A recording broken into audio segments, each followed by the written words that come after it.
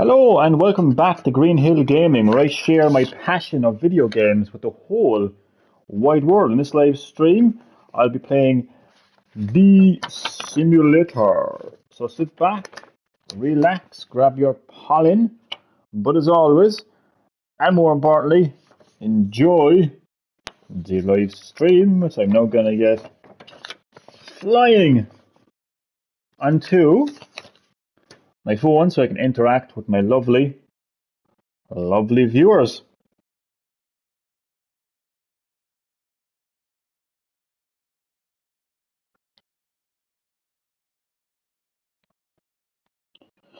Would you believe I've been playing this game? Oh, wait a second. Let me rephrase that. Would you believe? Ha ha. So funny. Now, all joking aside, would you believe that I've actually been playing this game for a week and I've only just realized that there's actually a compass system in the game? I have been looking for challenges. I've been looking for little bees. I've been looking for all sorts in the game world, desperately trying to figure out where they are. And then I realized earlier today that there's actually a compass. I mean, you couldn't make that up, like, could you?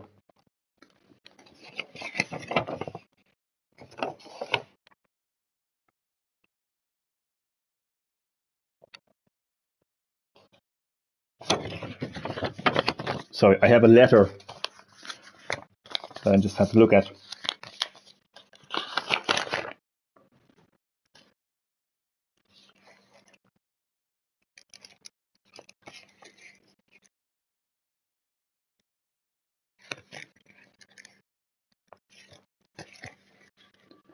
So just give me a minute and I'll be right back.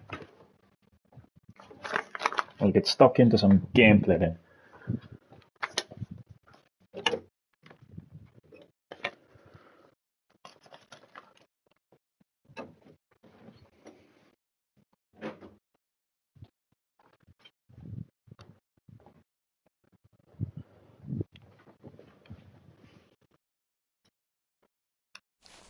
Alright, so have a look at the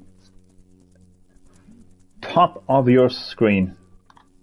That's the compass. And I had no idea that was a compass.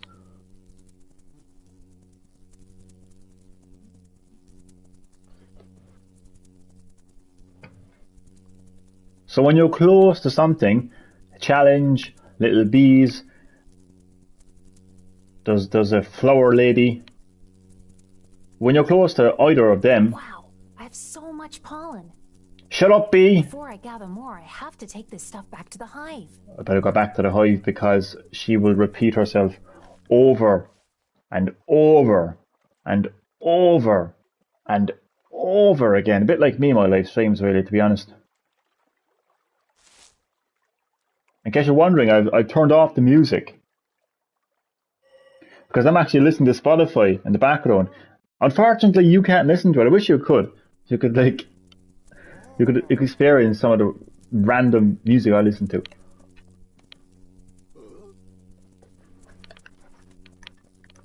But unfortunately, because of copyright issues and stuff like that, licensing, you cannot listen.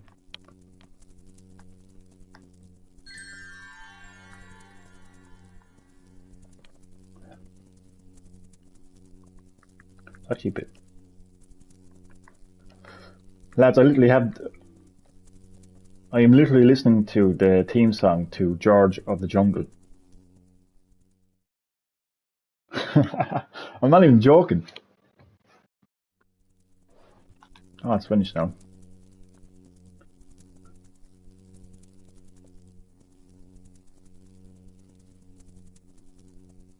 I always find Be Similar to be such a relaxing game. And it therefore makes for quite a relaxing live stream, actually. I might actually platinum Be Simulator. It's definitely achievable. It's just very time consuming. But I think the fact that I know that I had a compass, I mean, I'm not gonna lie, I was wondering what it was. I was like, what are those bee wings? Like, what is that about? Like, I know it's bee simulator, but I was like, what is that? I never really took too much notice of it. Sorry, I'm eating a banana at the same time. How rude of me.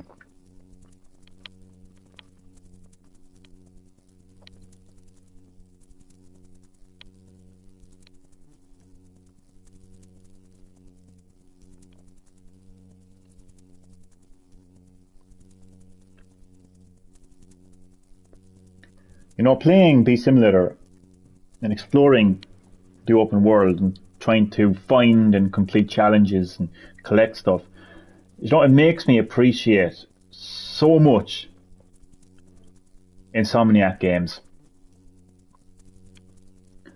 and their game Spider-Man. See, there's a flower basket on the screen. Well, it was on the screen anyway. See, that's the compass. So the closer I get, it's telling me that she's close by. I think she's going to come around the corner now any second. There she is.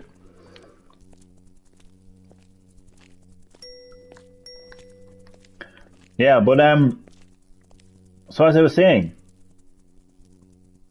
in Insomniac's Spider-Man, marvelous too, like obviously.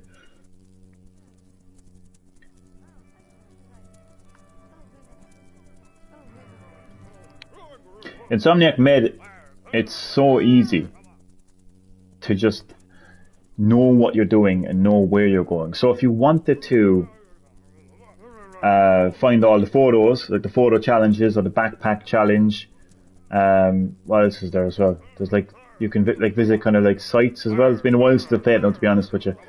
They're all there on the map, like crime challenges, whatever it is, it's all there, and it's not cheating. It doesn't make it like it's just like the challenge is you actually going there, kind of a thing. Sorry, it sounded a lot better in my head trying to explain. Trying to explain what I'm trying desperately to explain, but what I'm saying is, I just like how you navigate the open world in terms of its challenges and collectibles in Insomniac's Spider-Man. I think all games should actually be like that. Like, even though I have this compass in Bee Simulator, like, look at me. I mean, I could do with a map right now. I could do with like seeing on the map where all the challenges are, and then going to the challenge and completing it. I could do with that, like, but it is what it is.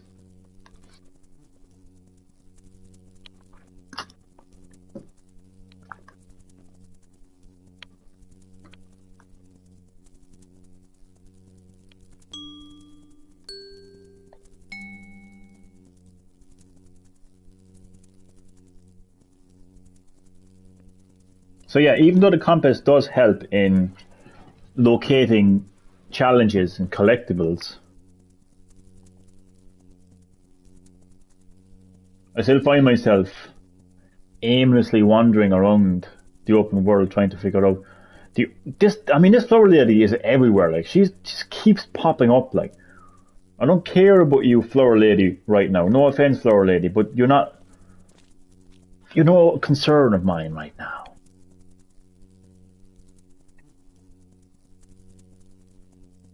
I go for a walk again after.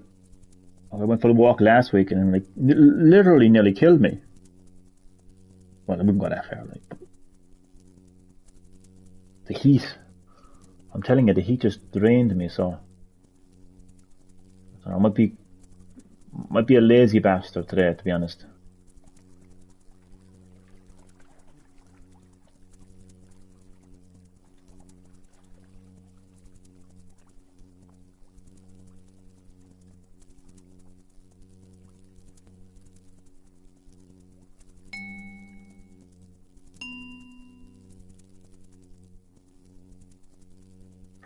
Nothing has showed up on the compass now for a while.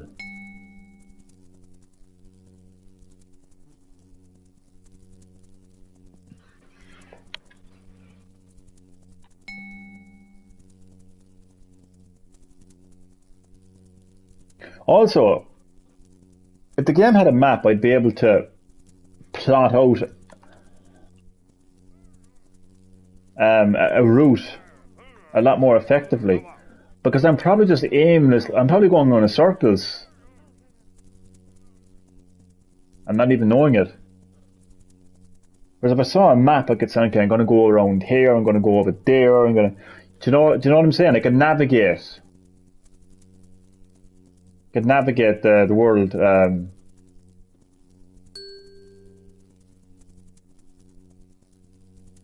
more effectively.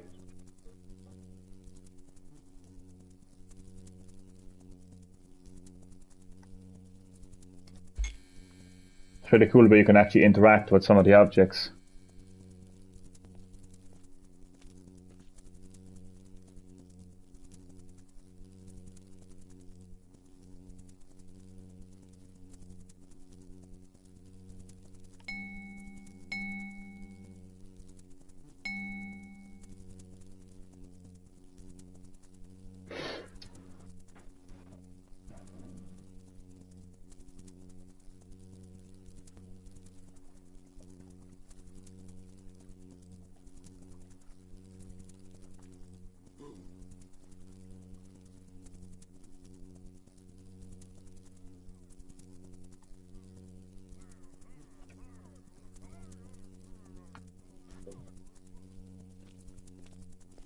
I'm going for a nice, comfortable stroll.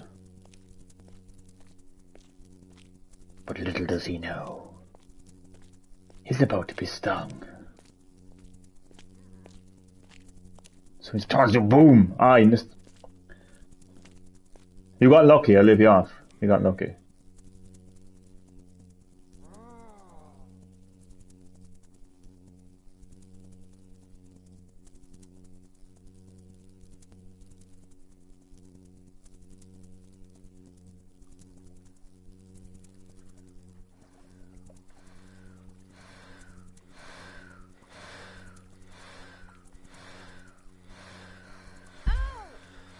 Ah.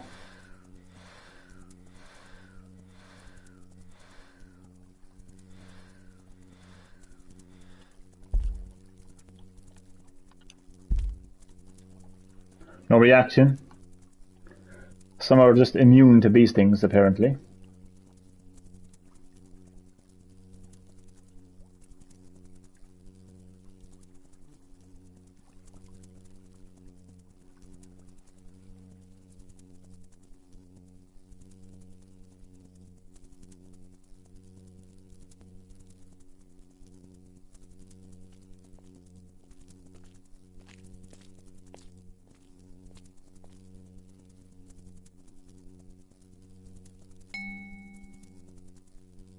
There was lots to do in Bee Simulator, apart from the main story. There's lots of different challenges. There's fighting challenges. There's collection challenges, like collecting pollen. There's dance challenges. They're not what you think. Not actual dancing. There's chase challenges. There's bully challenges, where you have to sting a bully, which is fantastic. There's... Oh, wait a second. What is that? The hell is that? It's a bee fact, is it? There's a bee fact. Oh, there's a few things here, actually. What the hell? Let me go over here first. There's multiple things here. Okay, what?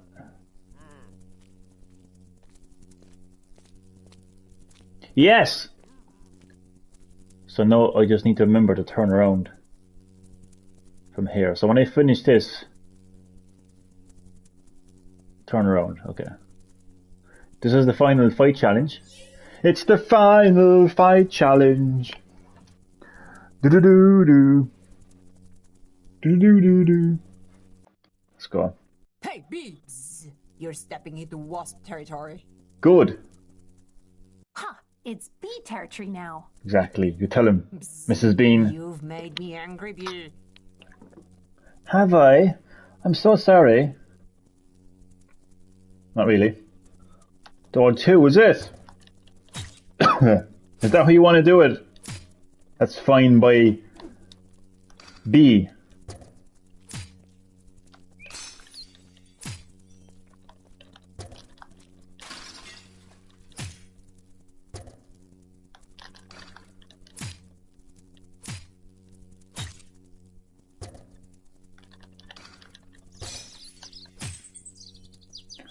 One down, one to go. Bring it on, Wasp. Let's go.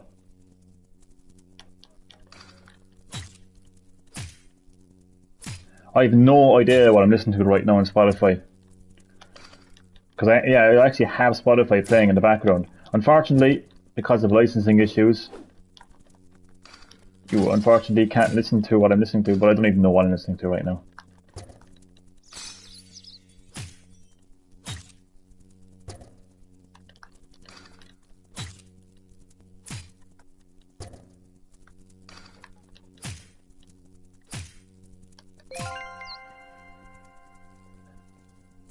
And I just completed the final fight challenge, which will give me a trophy as well. Alright, you win, B. Yes, I got a silver trophy for that actually. Furious B, complete all the fight challenges. So now we head in this direction. What is that though? To the left of me. I think that's a... I don't know what that is. Oh, I think that's actually... Oh, it is too. That's the dance challenge. And there's something else as well. The hell is there? There's like a big massive fist. What the hell is that? I'm gonna... Oh, it's a bully challenge as well. I think these are my final challenges actually. Let's go. Oh no, this is a collect challenge. Okay. I'm gonna get lost for this, like. Let's do no for now because I need to... Okay, so it's directly behind this building here. Okay. Alright. Let's go. What are we collecting this time? White.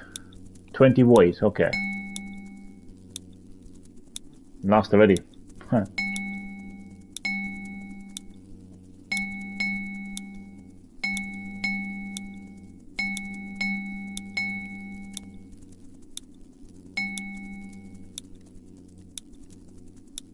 Don't know what, no, I probably should have done the bully challenge first.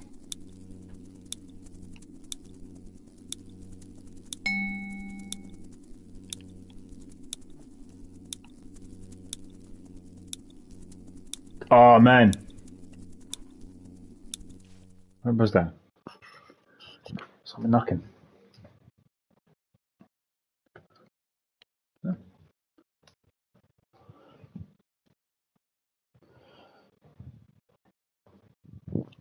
I thought there was someone knocking.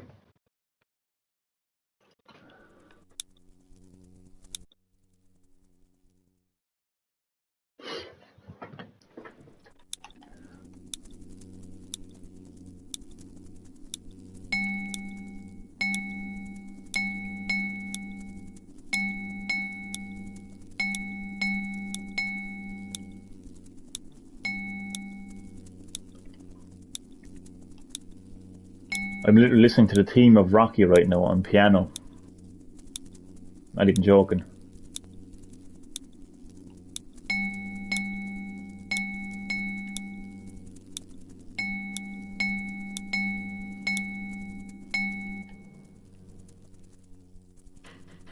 Alright, fuck, 2 seconds. 2 seconds there, Damon, 2 seconds.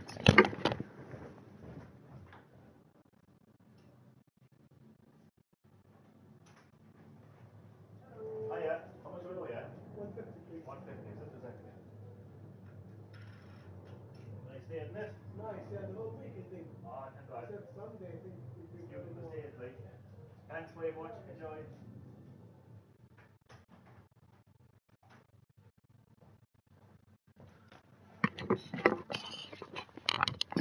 Sorry, Damien, the chemist called. They always call at the most annoying times. I'm telling you. I was tempted to turn around and say to him, "Do you know what I'm doing?" I'm doing a live stream, god damn it. Put it in the letterbox. You bastard. Damien, you are very welcome back to Green Hill Gaming. The fuck is this? What, man? This is Go Simulator. This is the new DLC that got released. Nah, all joking aside. This is Bee Simulator. How are you keeping, man? Did you just say thanks very much? Enjoy. Oh yeah, I was talking about the weather. I was having a bit of small talk with him. I was like, it's a beautiful day, isn't it? And then he was saying, oh yeah, it's going to be beautiful all week. So I said, enjoy. How are you keeping, man?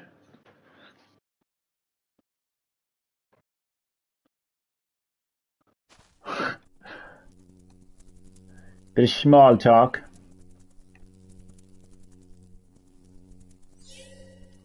I think this is the final bully challenge as well. Sting the bully in the face. Where is the bully? Where is the bully? There you are. But I'm not quite sure what makes her a bully though. Okay, so she's stomping on flowers or grass. Like, what has she done? I don't understand what makes her a bully. This is hilarious. Glad you're keeping well, my boy. And I am doing very well now, thanks for asking. Well, boy, how are you? Mark, I am doing very well, thanks for asking. How are you doing? You are very welcome to Green Hill Gaming for a live stream of Bee Simulator.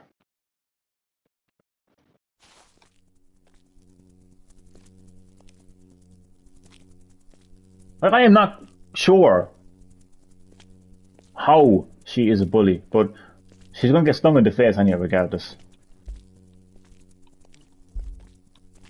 Run! I mean... Run and never come back. Trophy! Complete all the bully. I mean, if anything, I'm the bully there, like.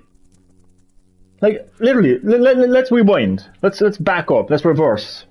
And let's discuss what happened there, right? You got a child playing in the grass. That's what I see, right?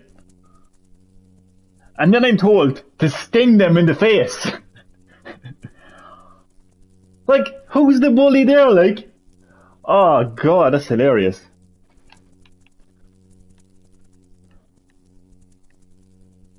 So, how many more challenges do I have now?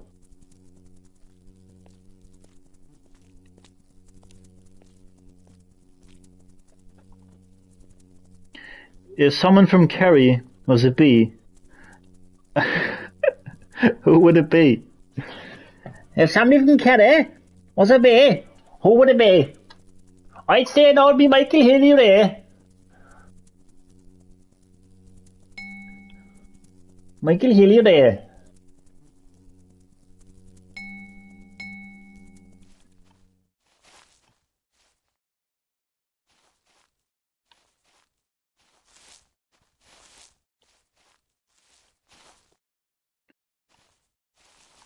Alright, so these are my Fiats. So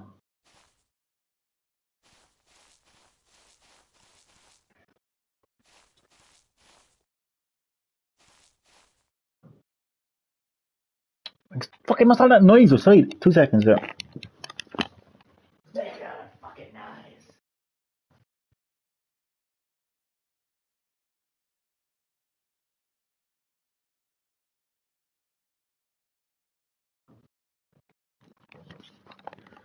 Some motherfucker keeps banging the side gate.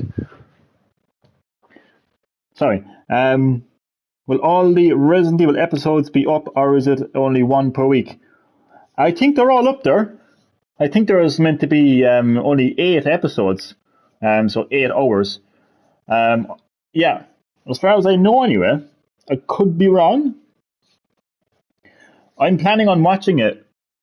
I'm planning on watching half of it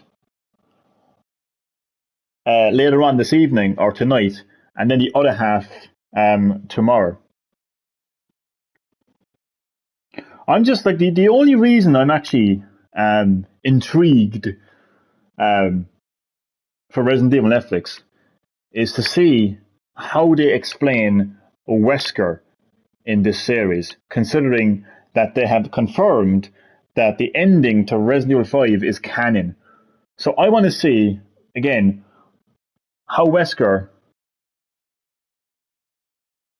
in Resident Evil 5, who got blown up by 2 missiles in a volcano, is now back as an old black bald guy.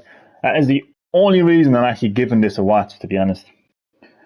What's your list of biggest fears? Mine. You're scared of bees. Bees don't bother me too much, but wasps do. But spiders are a whole different thing altogether. Terrified of spiders.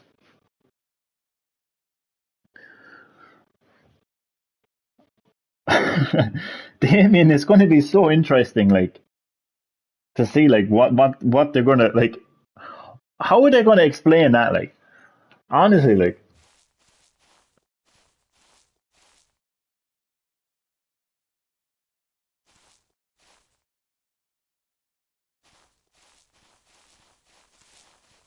I think I only have one more challenge.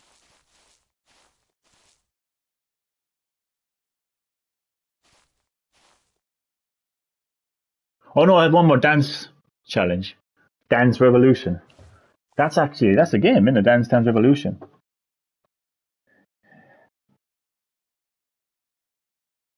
Yeah, there's like 2 timelines. I think there's 2022 and then there's like 2036. So yeah, there's actually a future timeline.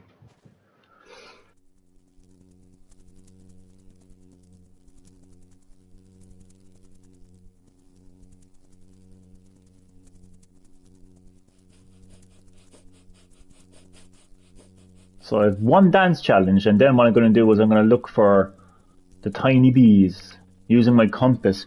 Damien, I've been playing this game for a week, and I only found out earlier today that there's a compass on the top of the screen. I didn't know what it was. I didn't take any notice of it. It has actually helped big time. I was actually able to complete 2 challenges now already because of the compass.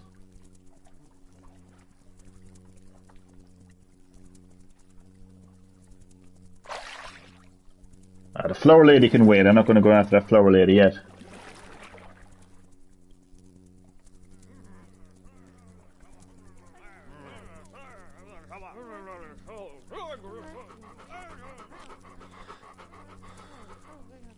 Feck off, Seagull. That's my cupcake.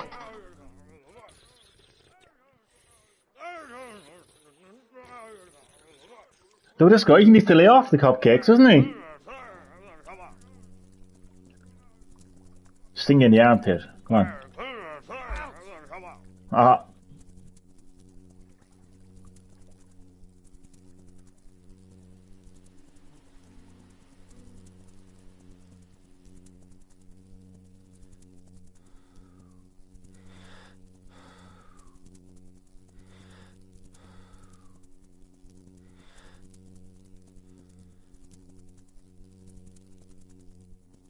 Sorry for the lack of music as well, by the way. I turned off the music because I'm listening to Spotify in the background myself. I'd love to be able to share that Spotify, my random playlist, but obviously because of copyright and licensing that can't happen. But hey, on the plus side, you get to listen to my lovely voice.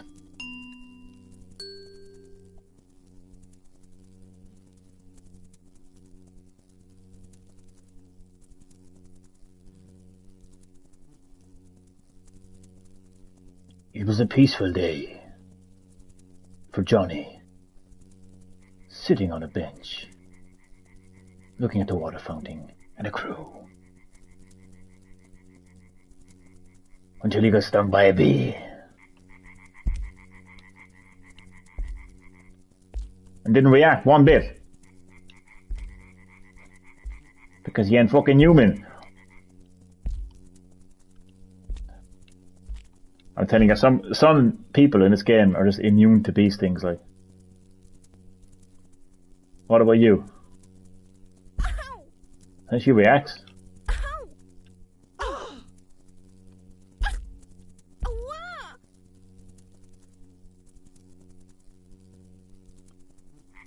Little frog.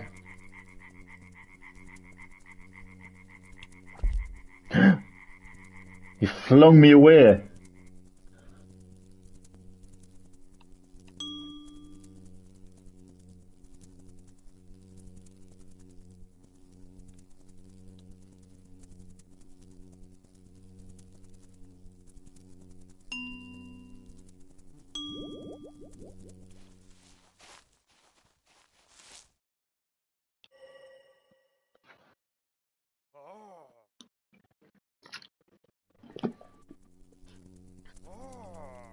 Good job, me. I've gathered tons of pollen.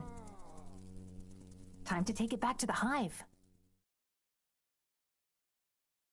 I feel like I'm in the Sims universe.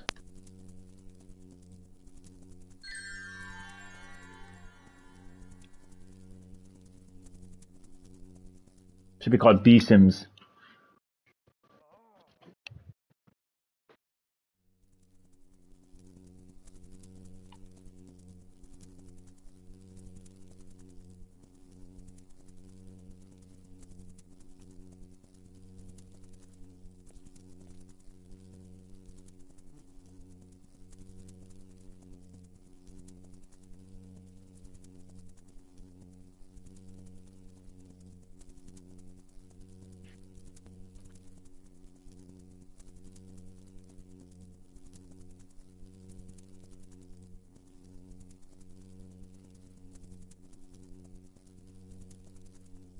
Yeah, this game could definitely benefit with a proper like map system.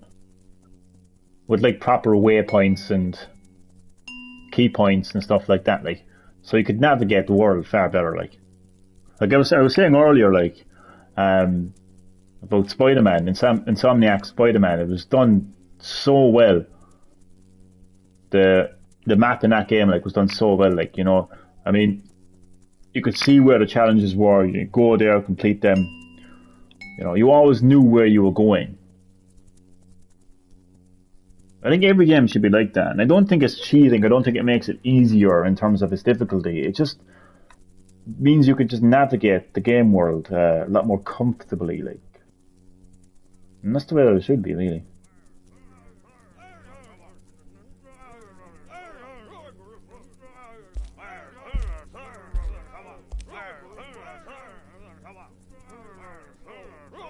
So I actually have another Rocky theme song in the background. I don't know why Spotify keeps on recommending Rocky to me, but listening to these two lads talk, gotta say, it literally sounds like Sylvester Stallone right now. Arabian! Oh.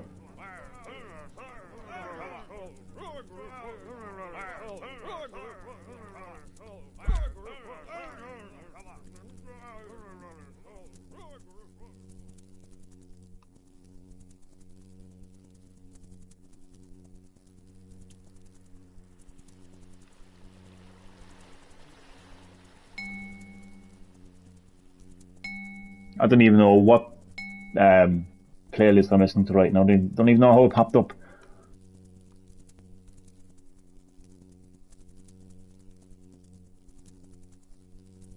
Khaki ES Postumus.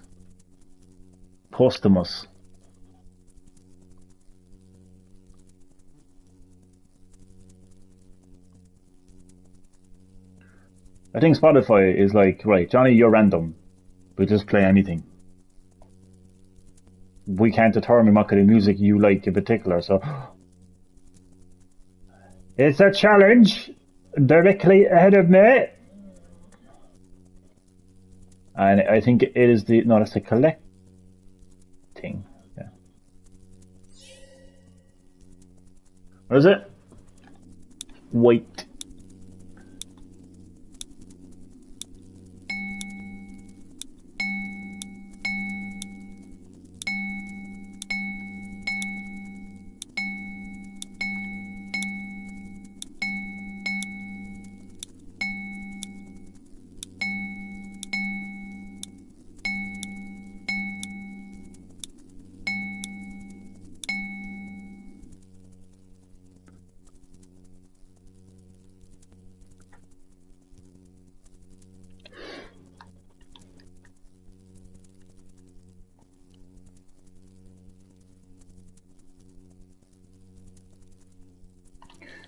The collection challenges don't show up on defeats.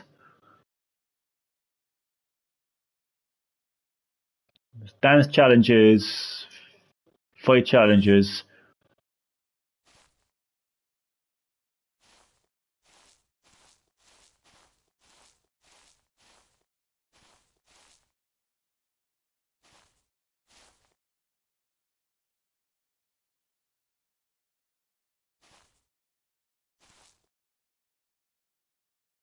That's going to be an annoying challenge, actually, because you have to literally go around finding spider webs. And again, if this was Insomniac now, right, they'd have a map, right, and you'd be able to look at that map and you'd be able to see where you're going, and you'd be able to just, do you know what I mean, go to the cobwebs and complete the challenges. I don't know why game developers feel like, you know, complete the challenge, but hey, you know, we're not going to tell you where it is. What's that? That's a mystery. Strange.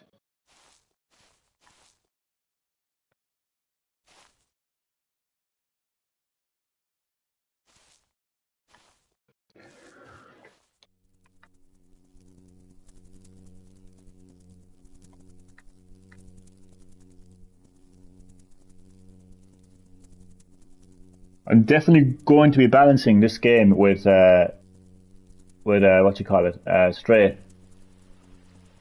because I kind of want to platinum it. Like I want to platinum Be Simulator.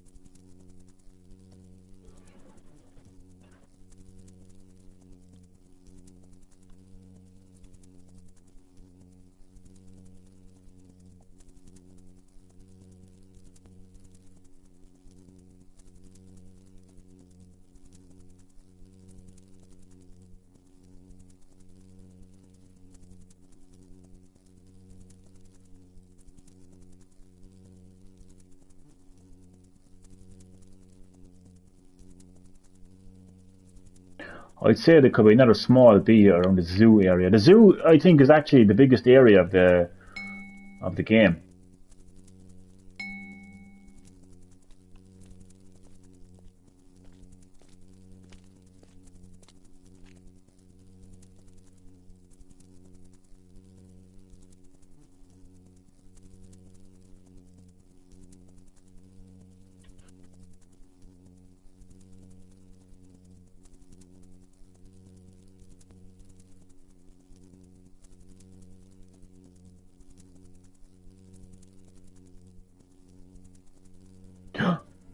That Flora bitch again, she confuses me. She keeps showing up in the compass. You can actually go inside this house. And it reminds me of Man vs. Bee, actually, a little bit. But you can't really do much. There's nothing really in here, like.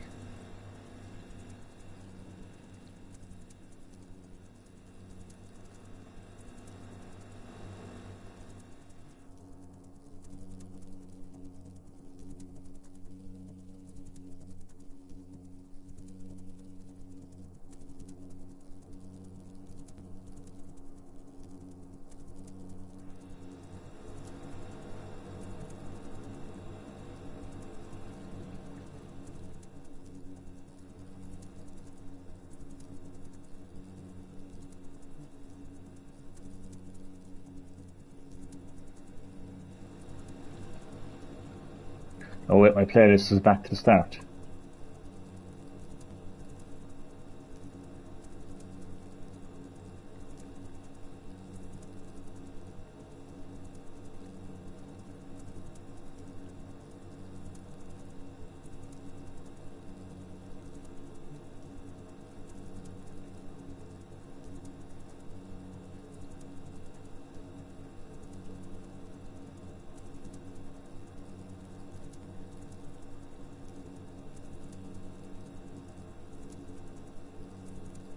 Spotify is glitched. Something went wrong. There was a problem loading it. Well, then fix it! Don't just tell me there's a problem. Fix that problem. God, like.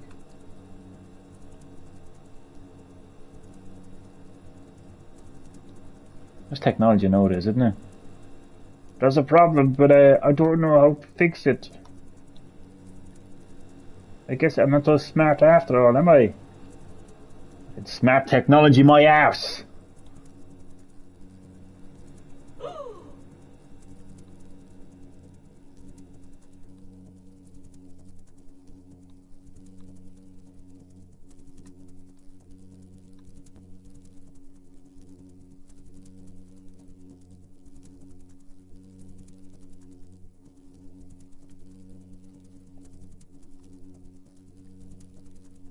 I don't think the spider challenges show up in the compass, which is kind of annoying. Because they don't really count as challenges as such, like there's no beacon. It's just a cobweb.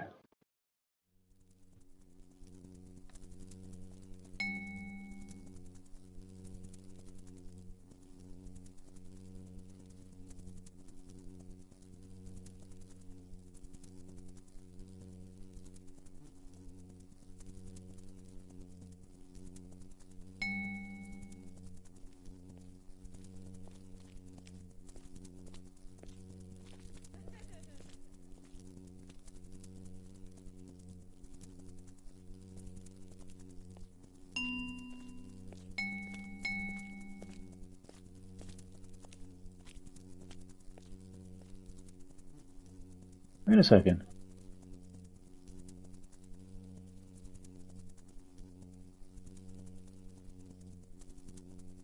Wow, they've been here. What is this place?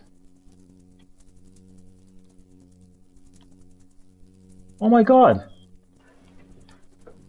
I've actually never been in here. Oh, there's gotta be a small bee here.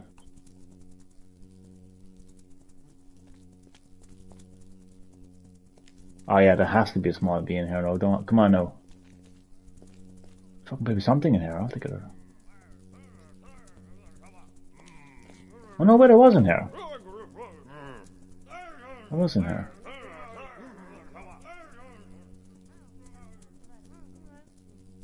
Just hadn't been in here for a while.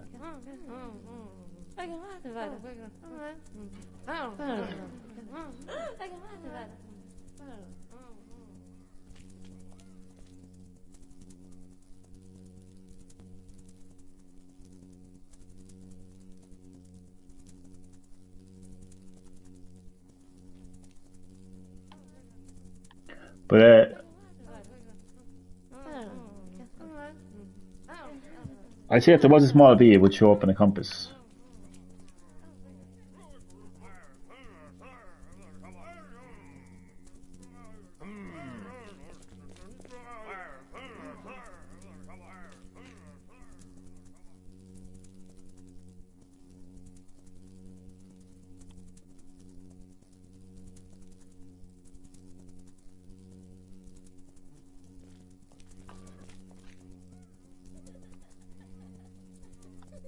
Where's the exit? Oh, there it is.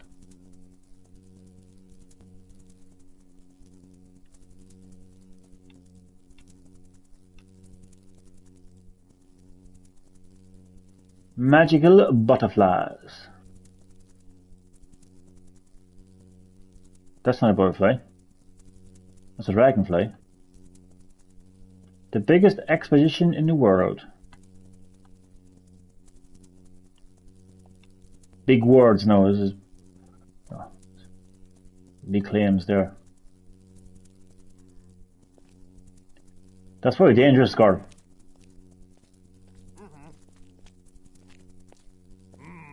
If you fall and break your legs, don't come running to me.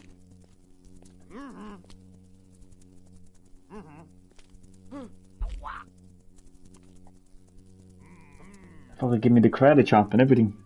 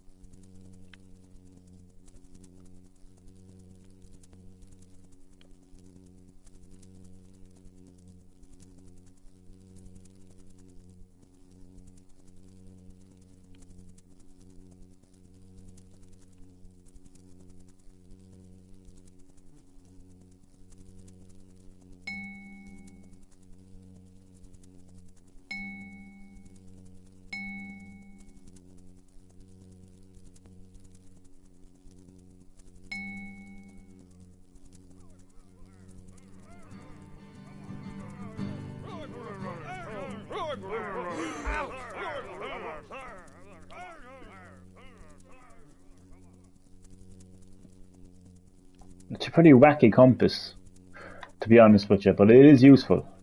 It does have its uses. I mean, it definitely helped now big time.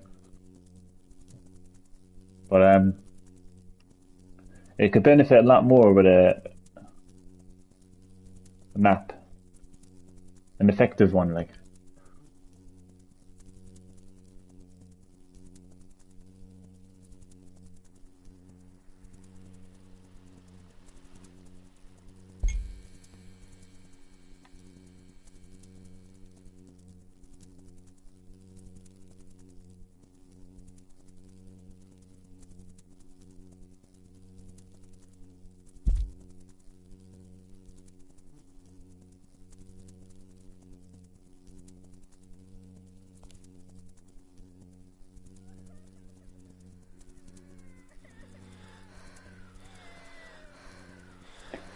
That's very dangerous there, buddy. Someone could walk past there, like, and get a whack, like. What I mean, I suppose it's up to them to watch where they're going, but still. The dog's like, will never hurry up. That's sick.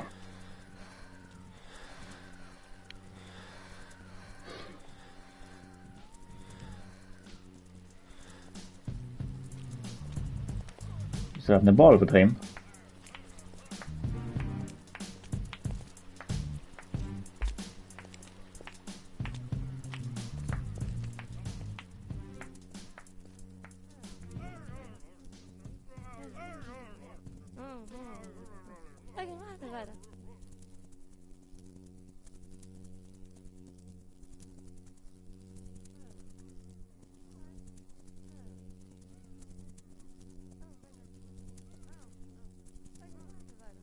Coming to get you.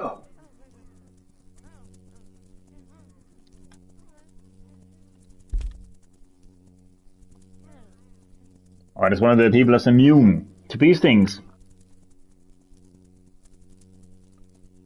Right in the eye. No reaction at all, like.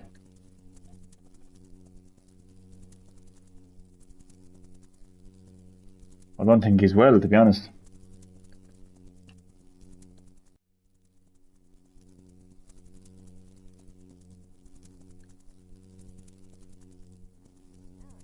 Too much Fortnite.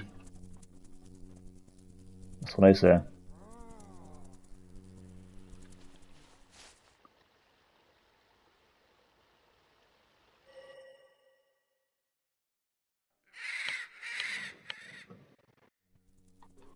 wonder if there's any more small bee. Oh, there is something here anyway. What is that?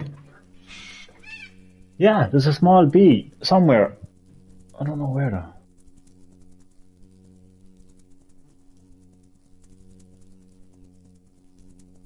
Where is it?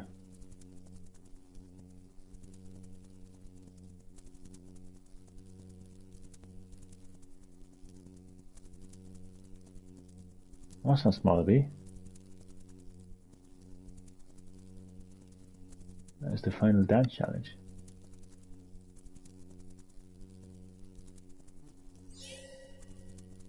Hey, what are you looking at? What are you looking at? Look at that flower! It's amazing! But it's so close to that big bear. I'm not afraid. I'll go there. Up, up. Okay, I was expecting more. Up, up. Down, down. Up, right. God, it's so simple. Left, right, up, down.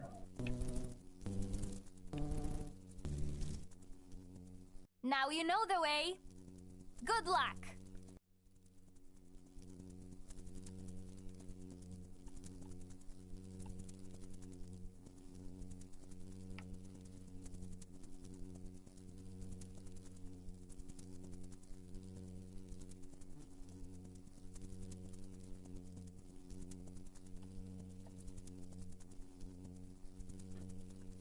I have to go looking for the bear part. Oh, there we are.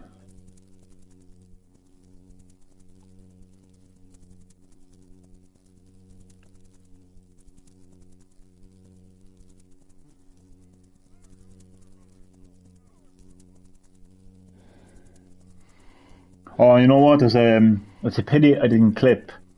2 seconds. Let me get this first. Another trophy. Dance Revolution. Now, it's a pity that I didn't clip this part here. Now, where is it? Right. So, I was playing this the other day. Nice and relaxed, right? And see this sleeping bear over there, right? I got a bit close, right? And, wait, no. Just like that. I swear to God, I actually shat myself. Look at that! Glitched!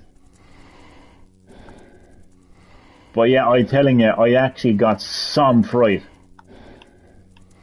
I wasn't expecting it, like. And you get a trophy as well for stinging it. Oh, and as well. Oh, let me find this.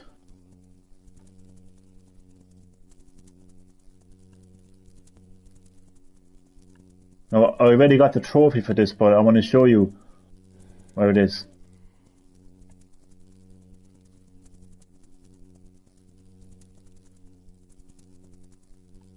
I mean, as you can see, it's a very, very big zoo.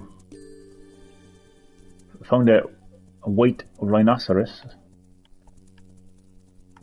But yeah, I want to show you where it was. Where is it? Where is it? Where is it?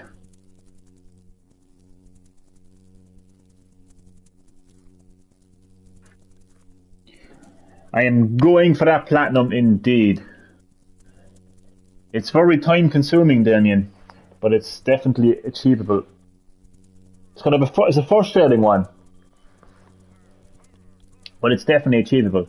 But I'm going to have to balance it between Stray as well. But Damien, I think you're going to love this, right?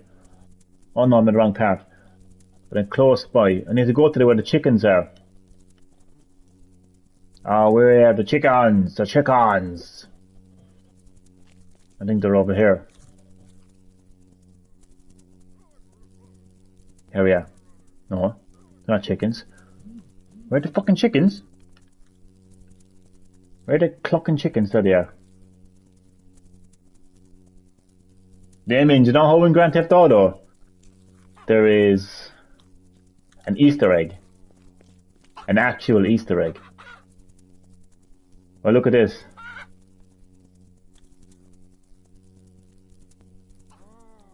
There's an actual Easter egg. You have to sting it. I got it there.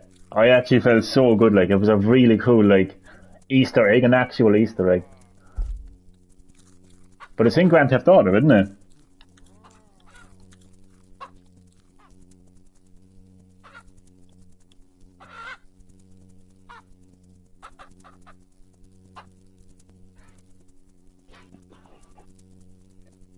Premium so far ain't worth it. I actually have to agree with you at the moment. I hope they're working on better emulation for PS3 games or downloads that will be worth it. I agree 100%. I'd love to be able to download the likes of Mortal Kombat 2009, like the reboot, among other games as well. Metal Gear Solid 4, lots of PS3 games I'd love to be able to download, like, and then as a result then stream them. I agree with you. I swear to God, man. Like, so didn't they announce the next batch of PS Plus extra games and not one mentioning of premium classics? It's a massive letdown so far in terms of the premium, definitely in terms of the premium anyway. I agree with you there. It was a Vice City, was it? Oh, I gotta go find that actually. I haven't found it yet. I knew that there was like an actual Easter egg in the GTA series, but I'm gonna go looking for that now actually.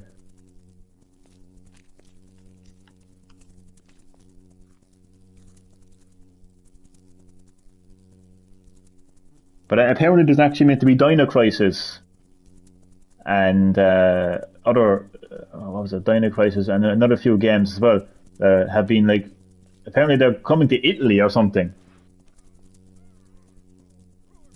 There's 2 PSP games only, and there are games, I never heard of them either. I never heard of them.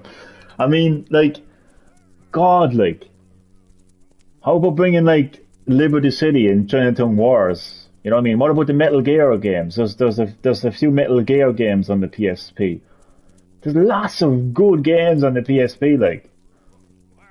And instead we get these wacky, unheard of games, like. Now, knowing me, I'll probably end up downloading them and loving it and streaming it and saying, "Oh, this is a game of the year." Knowing me, like. Next month is Dino Crisis and 2 or 3 PS1 games. Hopefully, I'd love to get stuck into Dino Crisis now, to be honest with you. A friend of mine had it, so I've seen him playing a bit of it. It's basically Resident Evil with dinosaurs, but I've never actually like played it properly like myself, and I never completed it. So, you know, it'd be nice to get that kind of different experience, like, you know, the Resident Evil experience, but with dinosaurs. Yeah, I'd be all over that one now. So hopefully that will get released now sooner than later. But do you know, I think though, do you know, like, I think Sony are kind of fucking it up, like, when it comes to the scheduling of the updates. Like, if this is meant to be the new PS Plus, well then, like, it should be. The game should get released across all the tiers. Like, there shouldn't be a separate time for PS Plus Essentials, Extra, and Premium. They all should get released on the same day. I don't mind once a month. Like, I'm not saying there should be new games every day. Obviously once a month, but across all the tiers. It's making it very confusing, like, do you know what I mean? Oh, Extra is fantastic value. I mean, there's games on there like that cost like fucking €80 alone, like, you know, you're saving a lot of money with Extra. 100%. 10 to 15 games next month, but Extra, but only 2 on Premium, which I'm telling you, man, Jesus Christ. So yeah, it's evidently so, like, it does appear to be the case, like, that, you know, PS Plus Premium, the classics are just not getting the same level of attention as Extra is, that's for sure. Well, you know, it is what it is, man. I mean, I am enjoying it so far. Like, I mean, I'm enjoying the games that are available at the moment. But I mean, yeah, like, it's hard not to pay attention to, like, when they're like announcing so many extra games a month, but not the classics. And they should release them all in one go as well. Like, Good job, me. I've gathered tons of pollen. Time to take it back to the hive. back to the hive we go.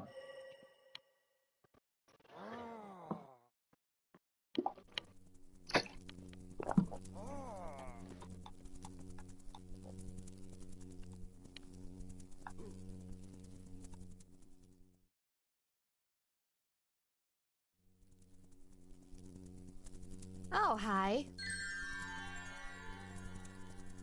It did. When I was naming my bee at the beginning, I didn't know the gender of the bee. So I had just watched Man vs. Bee on Netflix, which is hilarious, by the way. You should actually watch it when you get the time. So I was like, how I call it Mr. Bean, right? Spelt Been as opposed to like the regular Bean, right? So I wanted it like Mr. Bean.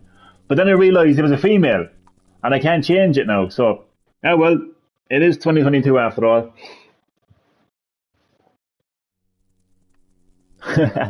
So yeah, Mr. Bean.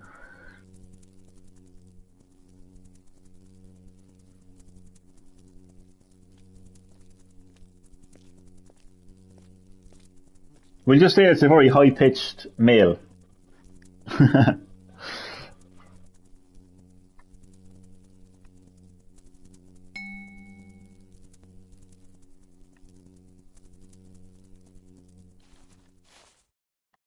Actually, where will I go? I'll go to the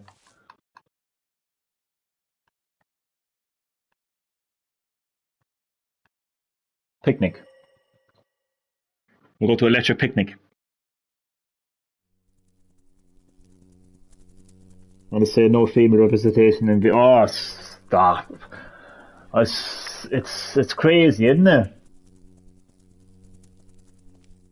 And what's hilarious is the people that are saying that, right? They're so young, right? And they're so in their self-contained bubble that they don't even remember. They can't remember because they weren't alive when games like Metroid, the original Resident Evil games, and Tomb Raider released, where all the characters, the main characters, were female. Metroid, Samus Aran. Tomb Raider, Lara Croft. Resident Evil 1, 2 and 3 were Jill Valentine and Claire Redfield. Mental, like, isn't it? People that are saying that they obviously don't. Because if they did, they would know about those female characters. And their lead roles, like Jill Valentine isn't some kind of support character. She's the main character in Resident Evil 1 and 3. And Claire Redfield is one of the main characters in Resident Evil 2, because like in Resident Evil games you basically choose which character you want. So in 1 it's either choose Claire or choose Jill or choose Chris. There's no like favoritism, like they're both main characters. And again, Samus Aran in Metroid, Lara Croft in Tomb Raider. And these are like, these are like late 80s, early 90s. Before anyone was even using the term woke. Before anyone was even cared about like gender equality, like, so yeah, these people need to get educated in terms of what is already there, like, And not just video games, movies as well. Look at the Alien series. Christ, wasn't that like, man, that was the early 80s, wasn't it? Alien, right? I mean, Ripley. Female. These people, man. These people, man. And even like mid-2000s, which was pretty early when you consider the whole like woke movement. I mean, the entire Resident Evil, Paul Anderson Resident Evil, I mean, Alice, female. She wasn't a support character, she's the main character. I don't know where people are going like, there needs to be more female representation. I mean, come on. I think what they really mean is they need to, I don't know. I won't even say it.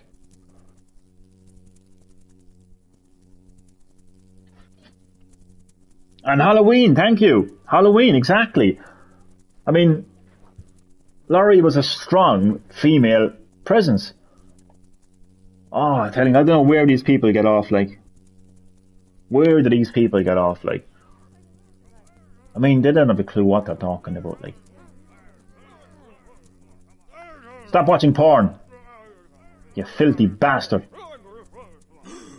Taking your cake now for that. I'm gonna and Kill Bill. So many, like so many. Not just the 70s, 80s, early 90s, but like mid 2000s and nowadays. Like there's so many, like.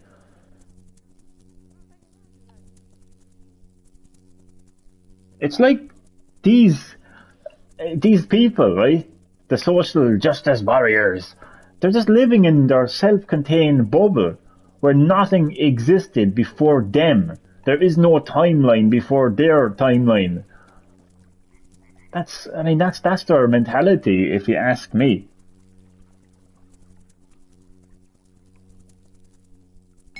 Because if that wasn't the case, then they'd be able to respect, in video games, they'd be able to respect Metroid, Tomb Raider, and Resident Evil for giving strong female representation. They'd be able to respect Hollywood for movies like Halloween and Alien, back in the day, and in the early 2000s, Kill Bill as well. I mean, we don't even have to mention music. I mean, I would argue there's probably more female representation in music than there actually is of male, in terms of like iconic singers. I mean, from all genres. So I don't know where these people get off. I mean, and they're the ones going around telling us to get educated. They want to educate themselves. Idiots.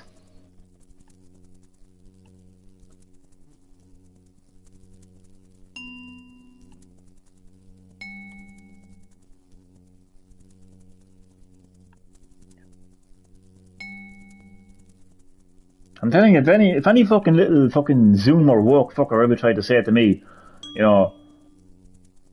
why isn't there any female representation in video games? I'm going to grab my copy of Tomb Raider and I'm going to slap it off their face.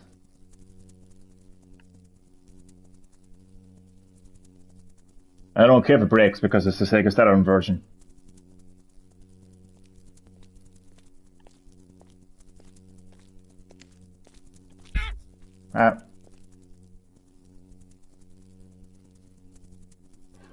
I downloaded Valhalla. Ah, lovely, man. That does look like a pretty good Assassin's Creed game, though, to be fair. Enjoy it, man. That's added to my wish list as well, actually. There's so many games added to my wish list.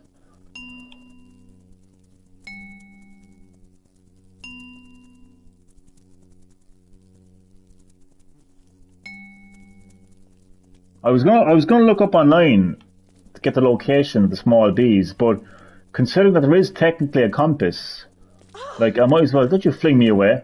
I might as well just have a look for them. You know, it is kind of tedious because a lot of the times I'm just going around in like circles.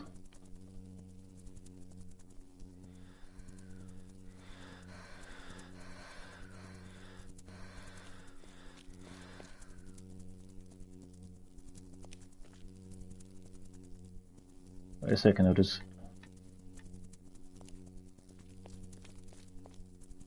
think this is showing me that there's two things on the compass. See that dot there on the left? Although I think it's the same fucking thing, to be honest. It is, yeah.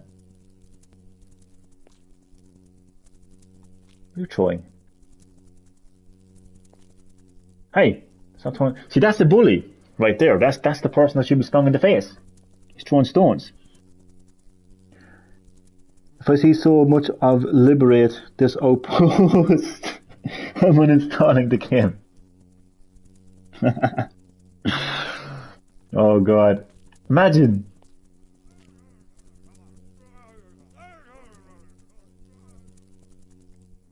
That's funny.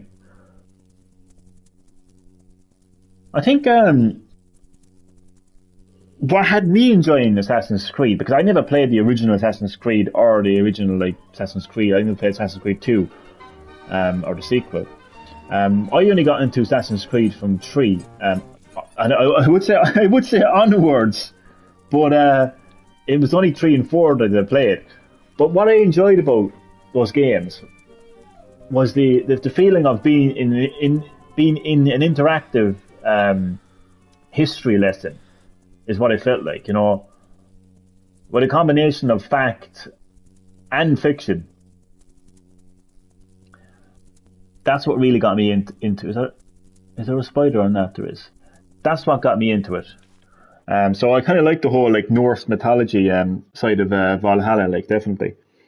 So let's take the Ubisoft games. Yeah, they seem to follow the same formula a bit too much, to be honest with you. 4 was the end of Assassin's Creed, according to the real. Ah, well, that's kind of good in the way. So I got lucky so with 3 and 4. It's one of the spider challenges.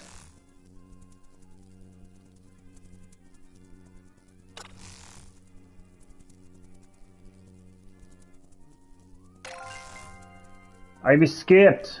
Fuck you, spider. Fuck you.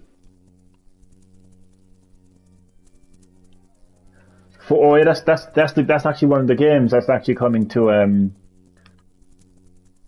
PS Plus Extra. I actually might play it again. I had it on the Switch, or not the Switch, but well, it's actually, I think it is available on the Switch now as well. But I had it on the Wii U originally. Not sure. I think 3 and 4 are available on the Switch now, and 2 as well, the Ezio collection. I played 2, 3, and a little bit of 4. I'd say 3 is, well, I haven't played 2 yet, but I think 3 for me was the best. 4 is okay too. Like, do you know who really hated 4? Lee, account of the what you call it, the ship parts. They are very frustrating, alright. Like, I actually did one of them for him actually, to a share play.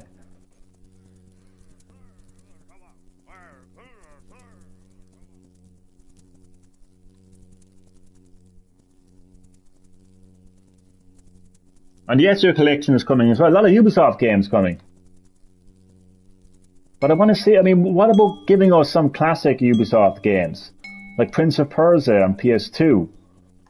Rayman on PS1. I'm sure they have other classic PS1 games as well. Like what about the classic Rainbow Six games? I mean, they're all Jesus Christ. I mean, Ubisoft can't go 2 fucking seconds without talking about Rainbow Six, can they?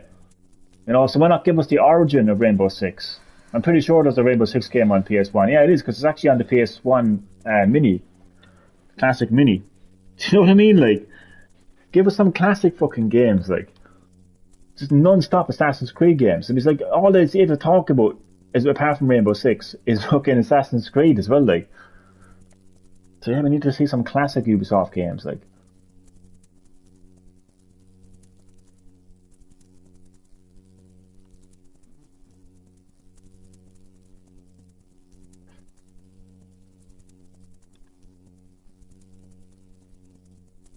Sorry, no, if the gameplay is getting a bit repetitive. Apologies. It is that kind of a game, unfortunately, when you're looking for challenges. So yeah, I've completed the main story, 100%. So what I'm doing right now is like finishing up the challenges, and it would be nice to platinum it. It's definitely there's a missable trophy. Unfortunately, I've missed one trophy, but I can go back and do it again, and hopefully. Oh wait. Yeah, I hope I can do that.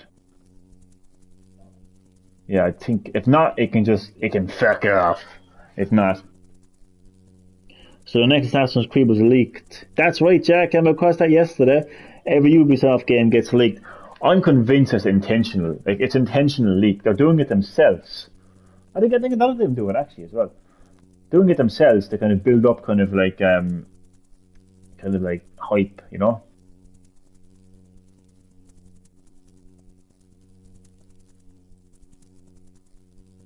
Bayonetta 3 got an official release date. 28th of October, or as the Americans like to call it. Like, do you know, we like at first, like 28/10, for them is 10/28. Like, they actually put that difference in the trailer and everything. Yep, just in time for Halloween, the perfect kind of game for Halloween. So now, finally, the Platinum Games guy, the director of Bayonetta 3, finally he can relax now. He doesn't have to block like 100 people a day for pestering him on when the game is coming out. He said to them, when the game is ready to be shown, it'll be shown. The game will come out when it's ready to come out, and finally the wait is over now, so he can relax now a bit. It does, yeah. It has bare asses, bare holes. But it actually has a family-friendly mode as well. It's a kind of it's parody, like it's a funny thing. Like, you can basically censor the game if you actually want. It's mental to see like the Nintendo and Sega logos at each side as well, because it's a very complicated ownership. Basically, Sega and Nintendo share the game. Basically, they're playing nice. They're playing nice. They're sharing the game at the moment. And then obviously Platinum Games are the developers. So Nintendo and Sega are basically the publishers. And the developer then is Platinum Games. Bare asses. That's actually so funny. It's actually 18s in America. But over here it's only 16s. Because apparently Europeans are okay with that kind of shit, like. I'm telling you, it's a very mature game, alright? Like, I've played 1 and 2, like, and they don't really hold back, like, you know, areas like language or, like, you know, sexual content or violence or whatever else. This stuff back to the hive.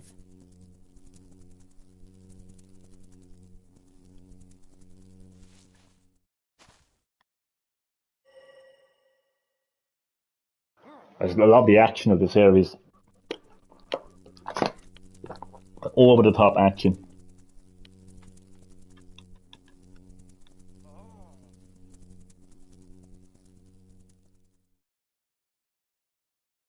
There's the collector's edition as well, but I'm not going to get it. I'm kind of gone off collector's editions now. Probably because I'm waiting over a year, literally over a year, for the collector's edition of Zombies Ate My Neighbors from Limited Run Games. I am never in my life getting anything from Limited Run Games again. Like, they can fuck off, like, with their, hey, look, you can get the game physically. Oh, really? When? In the fucking afterlife. I'm telling you, man, they can fuck off. And 2 weeks after Bayonetta, God of War Ragnarok. I love that so much, like, you know, something quality to play on my Switch, something quality to play on my PS5, and fuck all to play on the Xbox I don't own. And never intend on owning. And Pokemon at the end of November. There's a Kirby Fall Guys coming out this summer as well. It doesn't have a release date yet. Curb Guys. Poor Xbox, huh?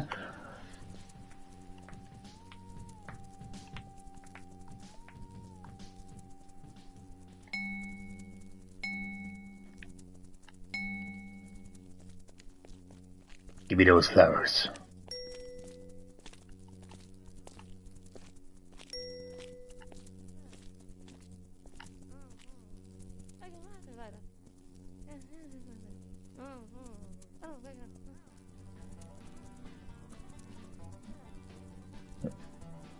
Let's go, Spider Challenge.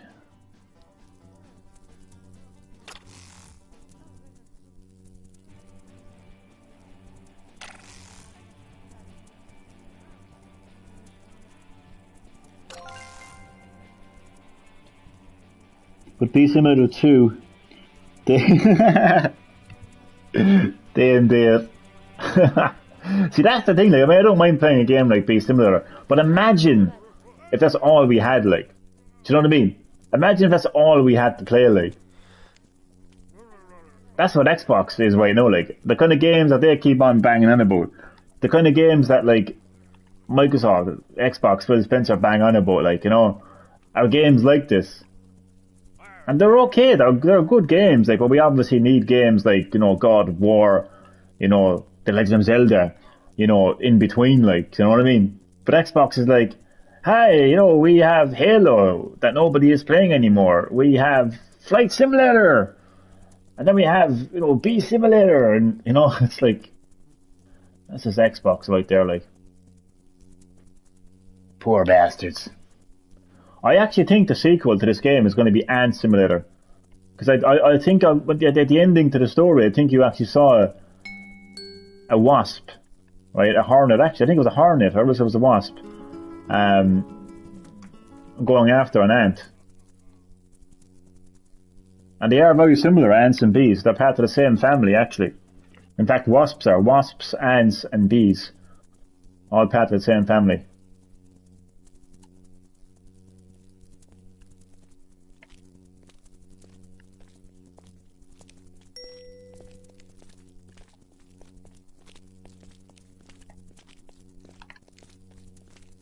Give me that pollen.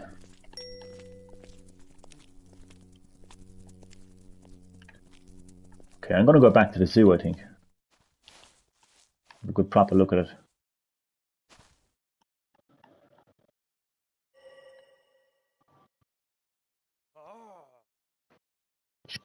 It's crazy how Rare has done nothing with Banjo-Kazooie yet, other than re-release the classic games. That is shocking. Like, that is, no, genuinely, that is actually genuinely and truthfully, honestly shocking. Like, that is an iconic 3D platformer. How they didn't take advantage of, you know, Xbox's modern hardware after Microsoft acquired them, after the N64, is beyond me. Like, you know, the original Xbox, Xbox 360, Xbox One, and now Xbox Series X. Like, it's just mental. Like, what was the point in acquiring that company, like? I only know they're actually working on a Perfect Dark, but the original guys aren't even involved. It's already in development hell.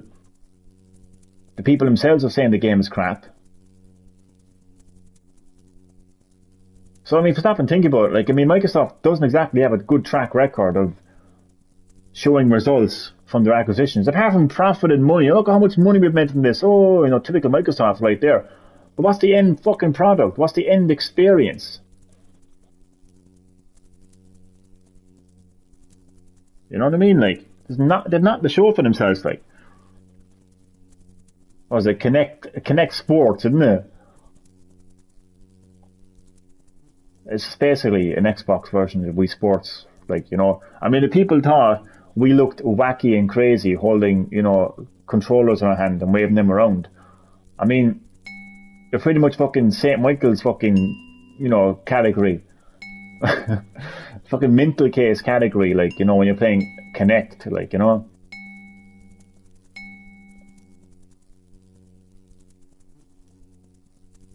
Man, I remember when Microsoft and Xbox were demonstrating Connect in Blackpool Shopping Centre. I was in there, man. I was slagging them to shit, man. I was like, look how stupid you look. Waving your hands and legs around. Who's gonna buy this? And I was like, it's just pure, like, rip-off of the Wii, like, but you gone away. I swear to God. I give them an awful time. Perfect Dark is being made by Crystal Dynamics, apparently. The initiative, which is an Xbox studio, haven't been doing a good job. Telling you, man, the game is dead on arrival. Like, it's already a flop. Like, it's already. Why do I keep on going to the zoo and then actually not fucking exploring? You know? Oh no, I'm at the wrong place. Go to the zoo. I actually have the original Perfect Dark.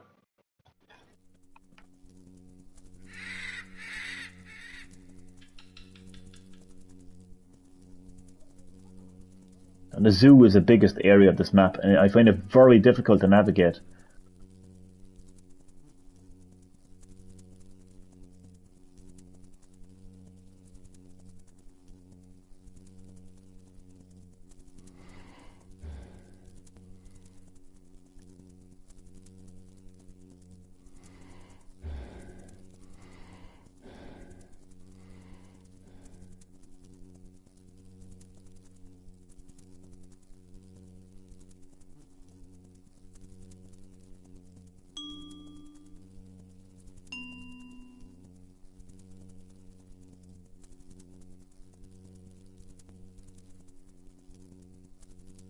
Come on, Compass. Something show up. Oh, good job, Damien. Completing Guardians of the Galaxy. Nice one, man. How did you find it?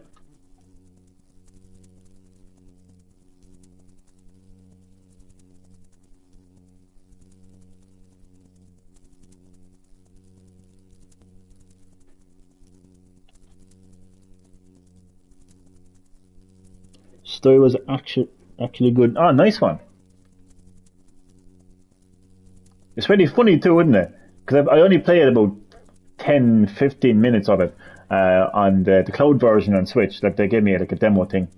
But I could even tell from those very, very early stages of the game, like, that it was actually quite funny. Like, I wonder will the compass still activate if I'm flying high above? Because this is the only way that I can navigate the zoo effectively.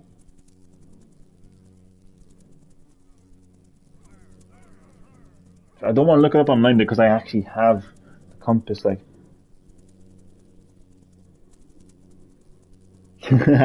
Groot got it. There's some pretty funny characters, alright, in it.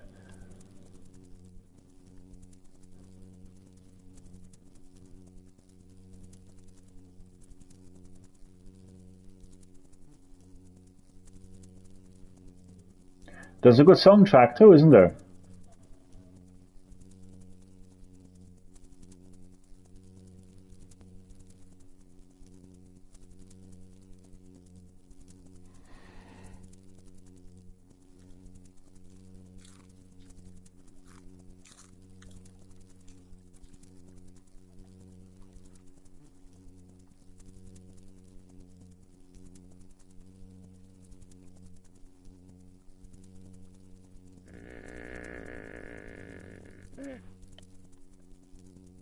Ah, nice one. It's always good to have a good soundtrack in the game. It gets you hyped. You really get into the gameplay, like, when you got a good soundtrack, like.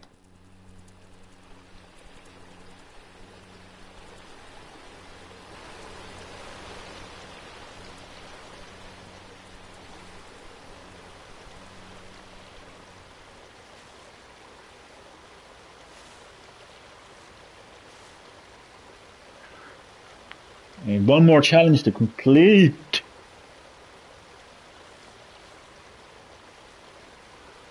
I need 4 more little bit. I thought I had 8.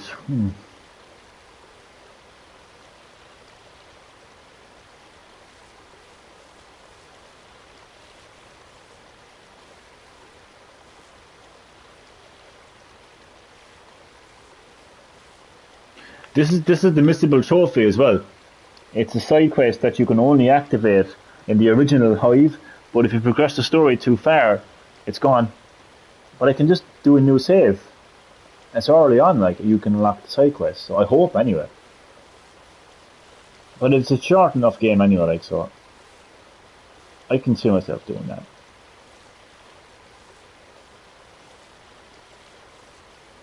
What's the challenge that I have completed then, though?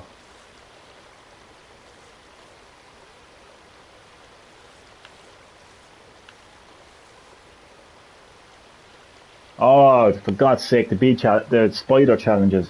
Ugh. Right, I just need 9 more of them. Oh! Sorry. There's a bee. I never thought I'd be so happy to see a bee in my life. Where was it though? Oh. Where did I go?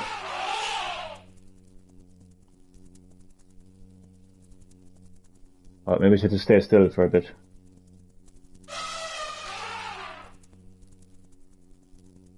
Where is it?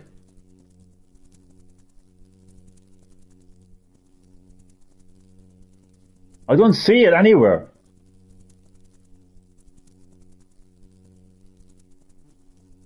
Oh, I'm gonna upside down now. Ah, it keeps disappearing. Elephant, be quiet. I'll find a bee. Shut up, elephant!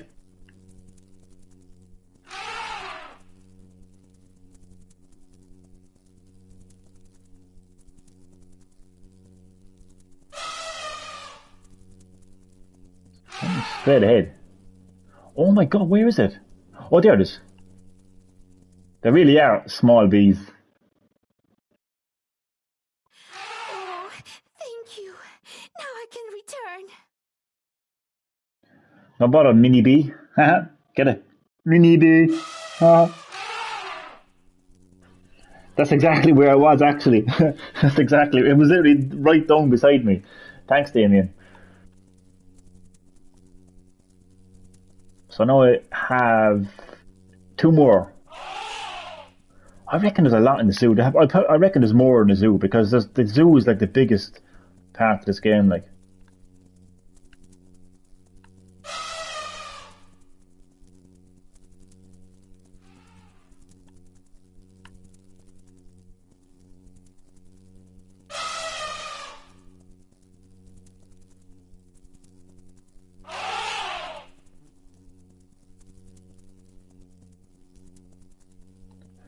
and look how still that elephant is.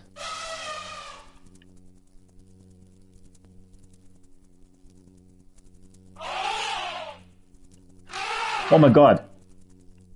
An angry elephant. Calm yourself.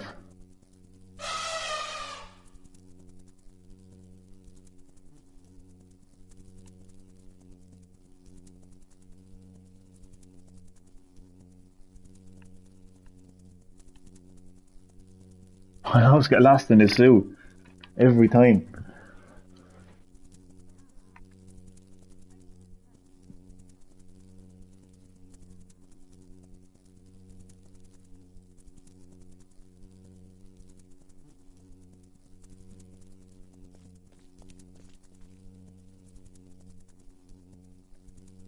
The red panda. There's one in on the photo as well. But they're very rarely out, like they're lazy. Also, there's hiding. I'd actually love one of them as a pet. I don't know if that's possible, like, but they're so cute, like.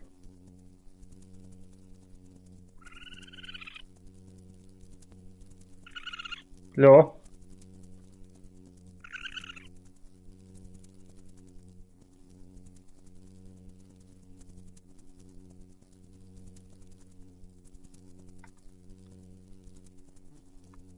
Why don't you go into a pet shop? So, do you have any red pandas?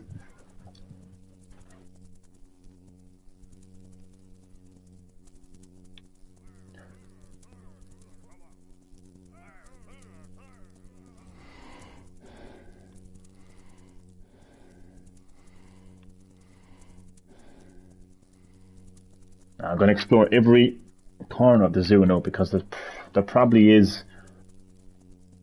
I say there could be at least one more small bee in the zoo, because again, like, it is definitely the biggest. Like, if I go all the way up here now, you can fly surprisingly high.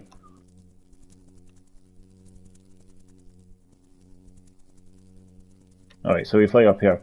So that's the tropical house right there, right? And then all around here, well, no, that's just like the entrance, right? But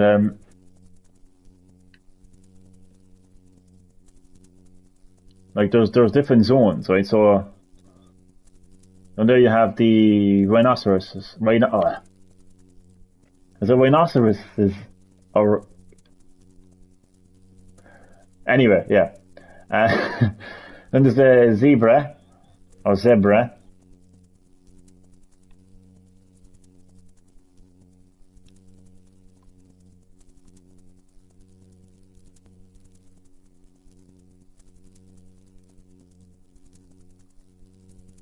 Hippopotamus.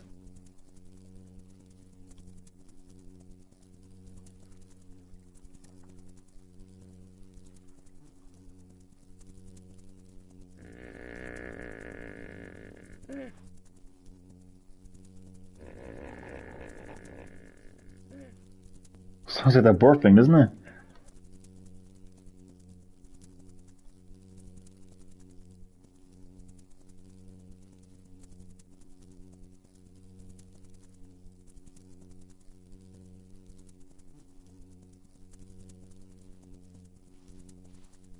There's tails.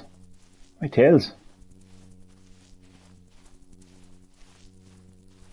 There's tails on the treadmill right now, walking out. Oh god. There's actually some pretty funny glitches in this game.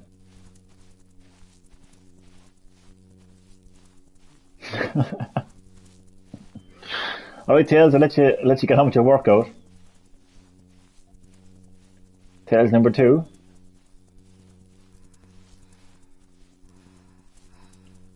They're red eyes.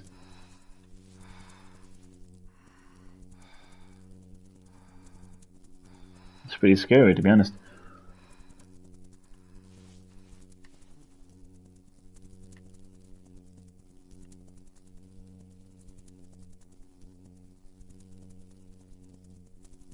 Do you know if there was any DLC for Bee Simulator?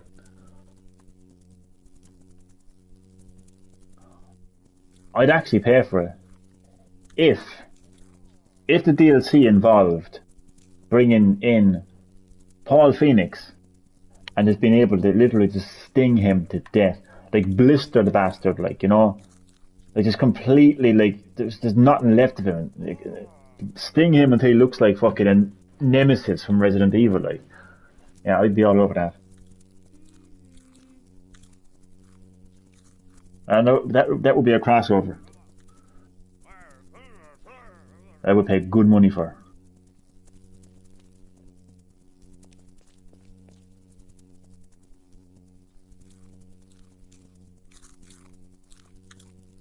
Hello, Momo.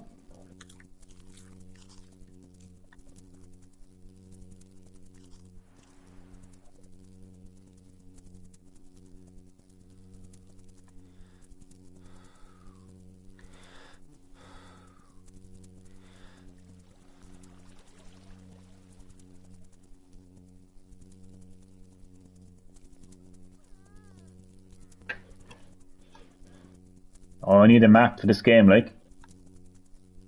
That's actually DLC I'd pay for as well.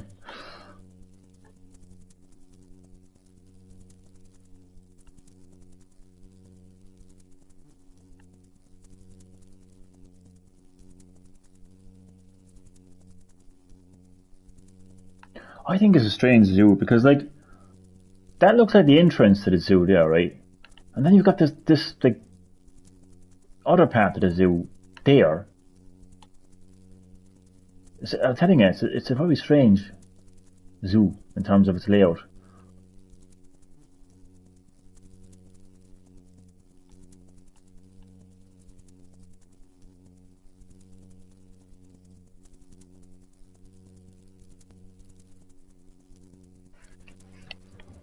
I literally have not Linkin Park, but Limp Bizkit playing on Spotify in the background.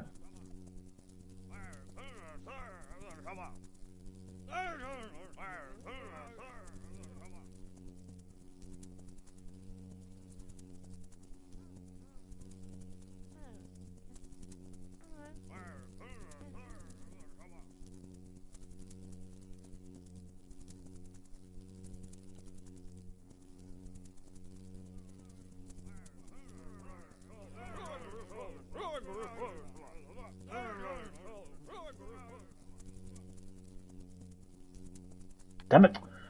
It was like me 2 weeks ago, coming out of the barbers. That was literally what happened. No, let's have a reconstruction of events, right? So this B is playing the part of Johnny, right? And we just pretend that this zoo is the barbers, right? So we just pretend this guy here is the barbers, right? So they're cutting my hair, I'm paying him, here's your money, and the hand, right? Get out, Johnny, he says, right? So I'm going out, right? Me thinking this is the door, right? Because it's just so clear. And whack! Just like that. Right into the glass. I was actually lucky it didn't break, to be honest. Imagine that.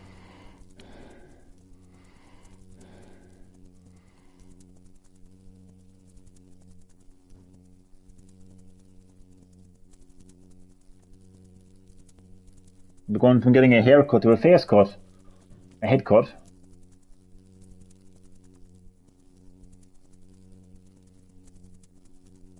I can't go back in there, like.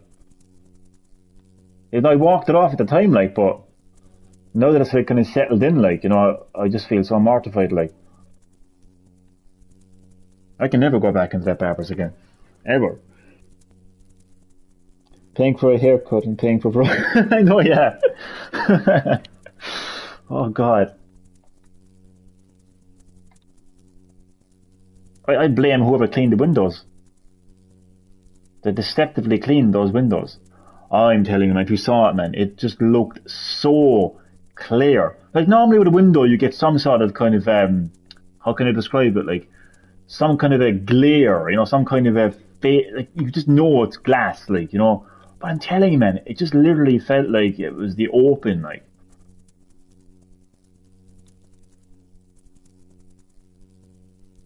I did have to change my fucking barbers, to be honest with you.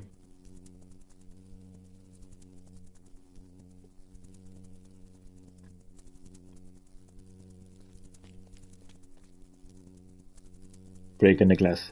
Yeah, I know what you meant.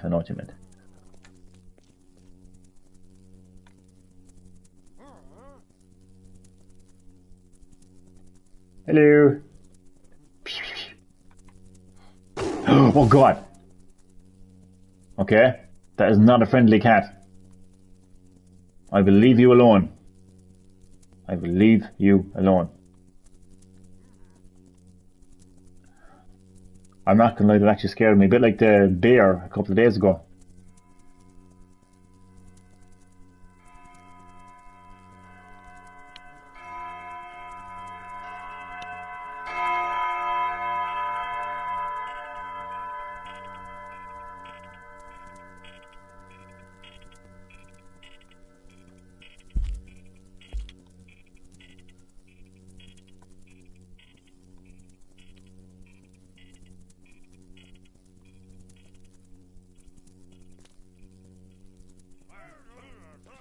How's Colin Farrell? Are you getting on?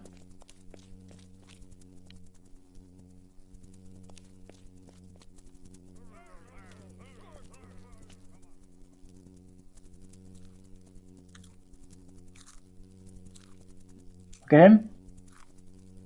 Headbanger.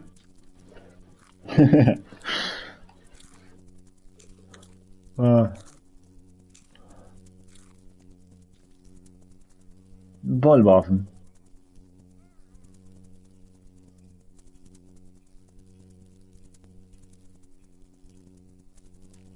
You'd think they'd be underwater, wouldn't you?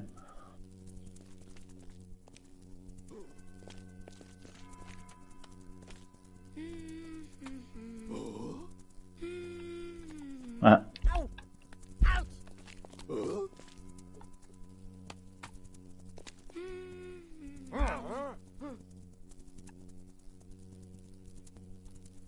I think I'll leave the zoo for now. Fast travel to the hill.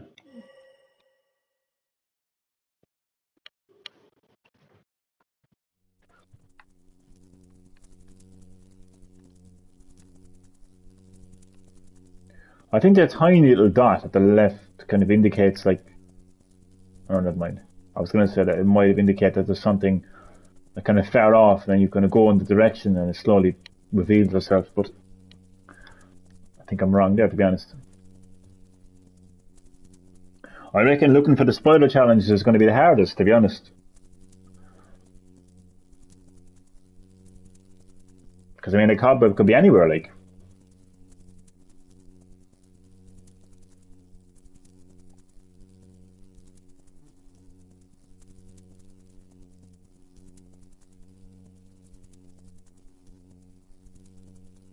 So I think what's difficult, I wouldn't say difficult, but what's annoying about Platinum, this game, is just finding the challenges. If I was completing them, they're not that difficult, really.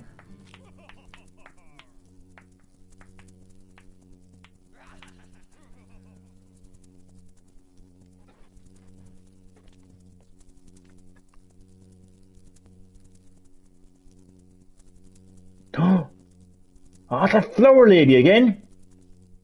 Because every time something pops up in the compass, I think it's the missing, or the small bee.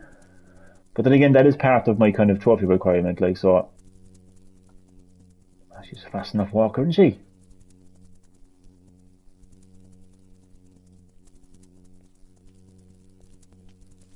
Oh, she's coming back.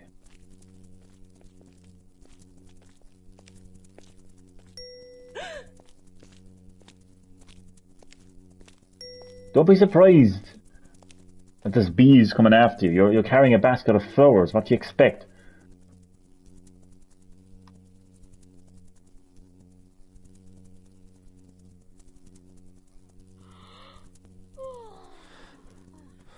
What's wrong with you?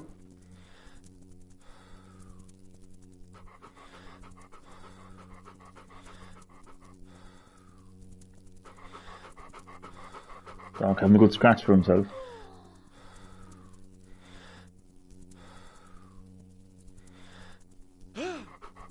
You smacked me.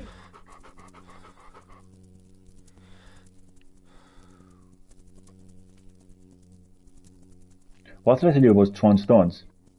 Hmm? What's your badge say?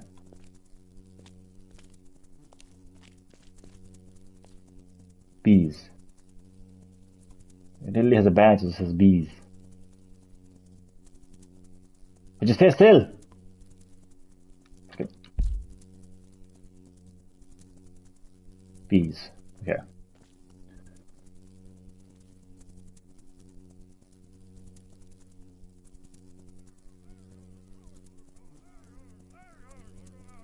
I'm gonna kill that flower lady, I swear to God.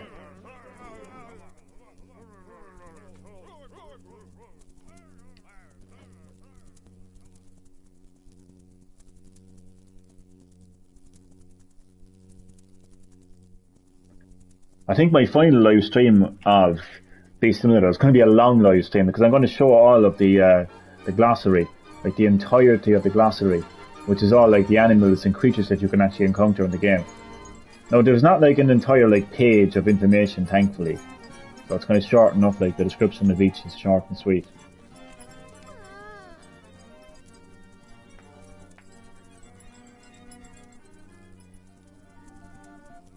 Oh, the compasses confuse me now.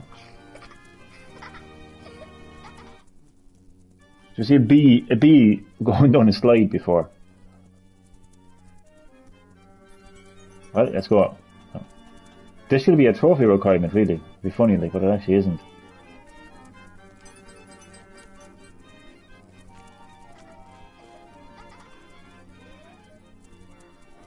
Imagine seeing that.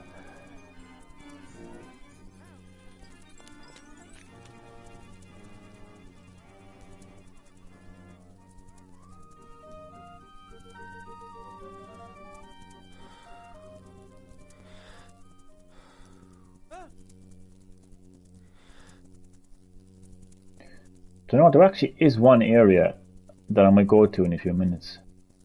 There's a couple of gardens outside where the main hive is. What video game or franchise would you like to see return?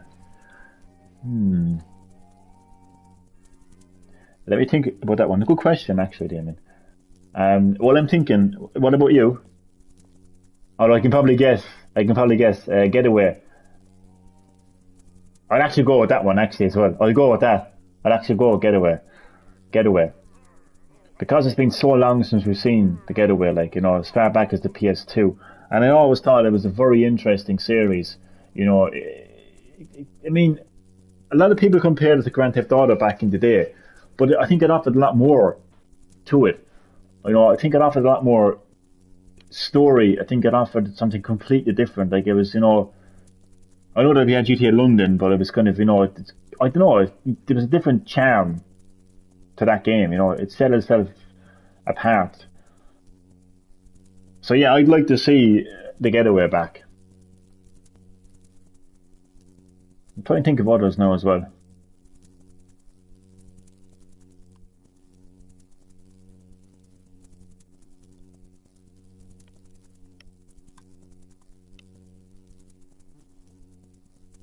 Oh, there's one game in particular. No, it's not a series, but it's a game. Comix Zone from Sega. That game was so ahead of its time. You know, at that time. Like, you're literally inside a comic. And just the way that plays out, like, it's just so fun to play, like. That needs to come back in some form. Remaster, remake, sequel, not quite sure. She looks pissed off, doesn't she? Is she being bullied? Are you bullying her? Huh? Stop bullying. He's just stuck in the middle and he doesn't have a clue what's going on.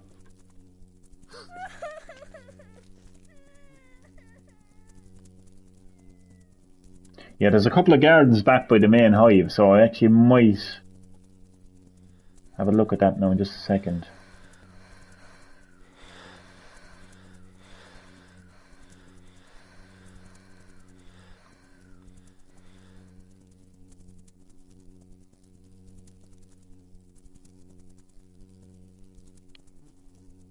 I actually have Nirvana on in the background as well, by the way. It smells like Teen Spirit.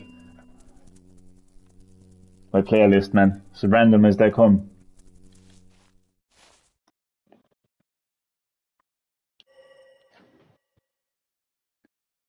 Oh, SOCON. I remember you telling me that, actually. Getaway, Manhunt. Condemned, and surely I can think of more. You can think of a lot more than I can. My mind is just completely gone blank at the moment. I'm surprised you never said, oh, definitely Spyro.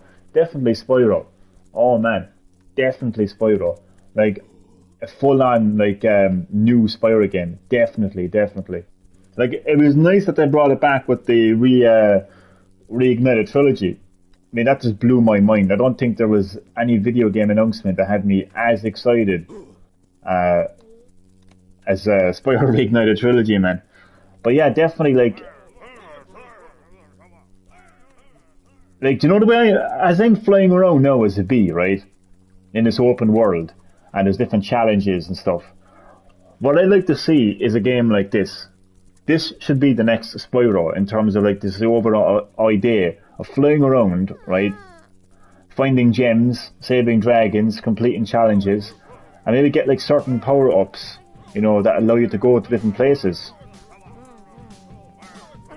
And where was the gardens I was thinking of? No.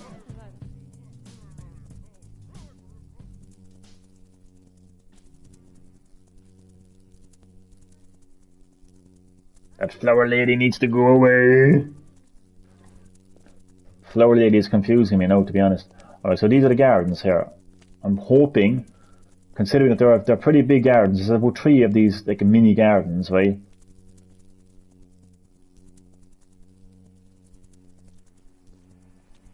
I'm hoping that at least in one of them there was a little spider or a little bee.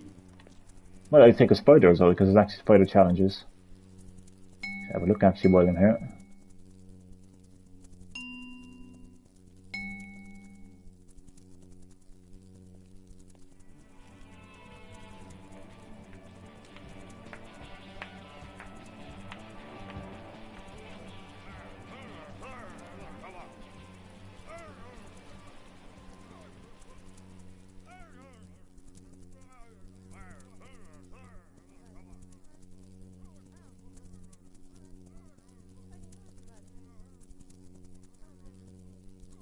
Nothing. Nothing in these gardens. Just great. Right, what about this last one here?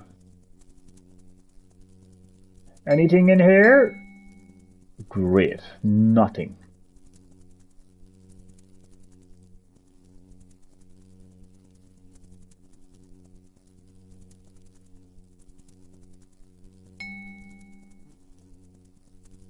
Now we have Marilyn Manson. Manson.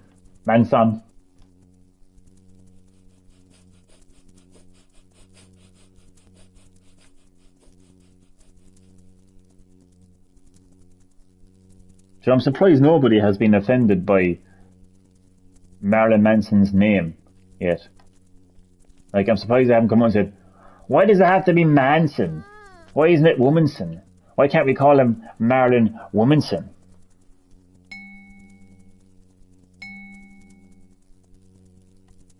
I mean, I'm actually joking, but at the same time, it wasn't there a big commotion actually about manholes? You know, the things on the road like that leads to the sewers. Like they were like, why are they called manholes? Why is it a man on the moon? Why can't be a woman on the moon? I'll tell you one thing. If I had my way, I'd grab every single woman, fuck them to the moon, and they can call it the fucking woman's moon. Joke. I can sense the rage of women right now. Wanting to kill me, I'm sorry.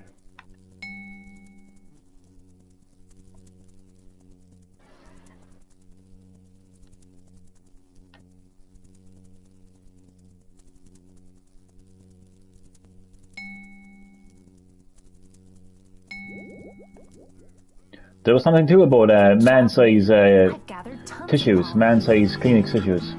Time to take it back to the hive. It's kind of funny like when you think of it. And why is it Marilyn Monroe, not Marilyn Manhole? Oh God. Marilyn Manhole. Oh Christ.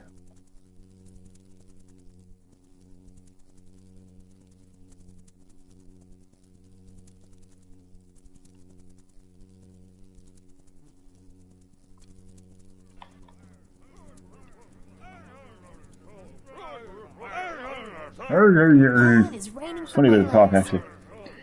I need to drop this stuff off. They changed the tissue name. Oh my God. Did he actually go ahead and change it? Jesus.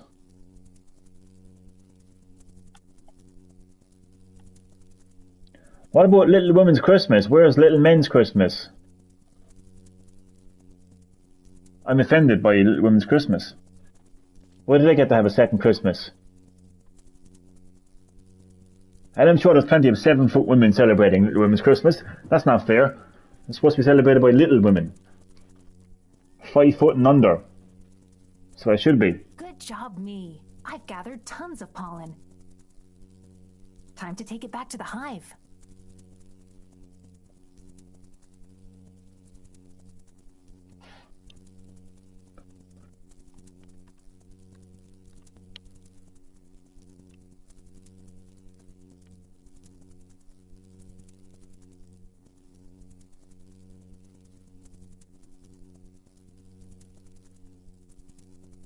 trying to think now of an area of the map that I haven't been to in a while. Because it is a big map, and then within the map, then there's like Wow, I have so kind of like much pollen. self-contained areas that you could Before I easily gather more, I kind have of to take this stuff forget back to about. the Like, hive. seen women complain online. There's a lot of men out that night, you know.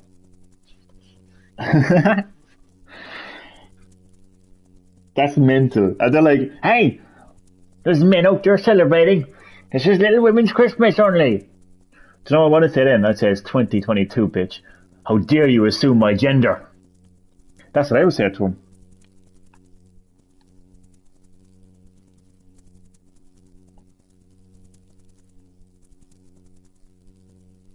Wow, I have so much pollen.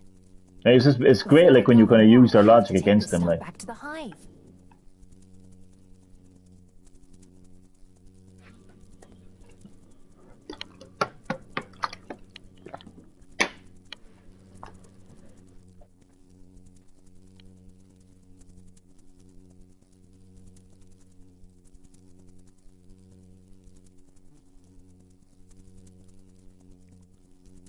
Imagine a game called Bee Stimulator that came with an accessory that replicates the Pollen is raining sensation from my of being legs. stung.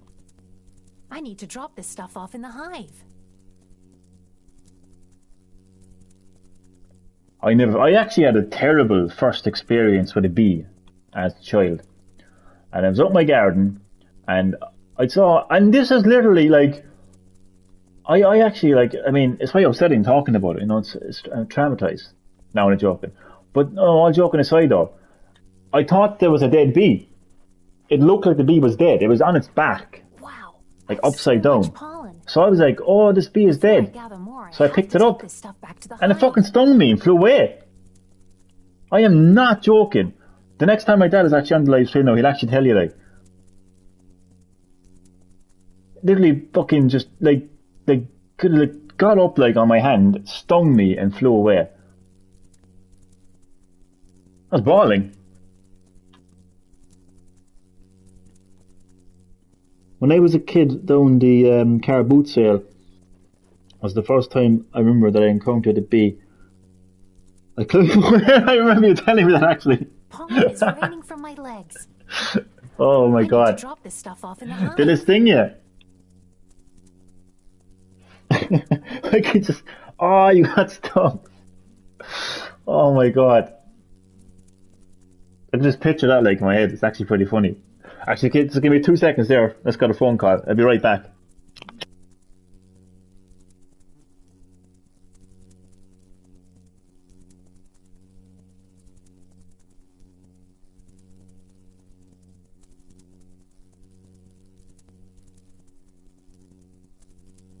Pollen is raining from my legs.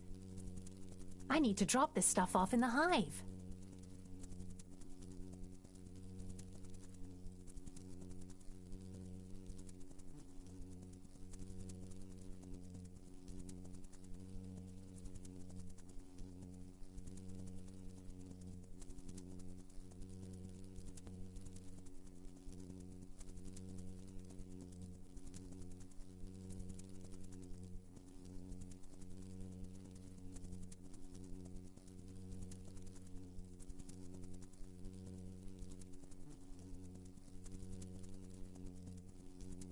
Pollen is raining from my legs. I need to drop this stuff off in the hive.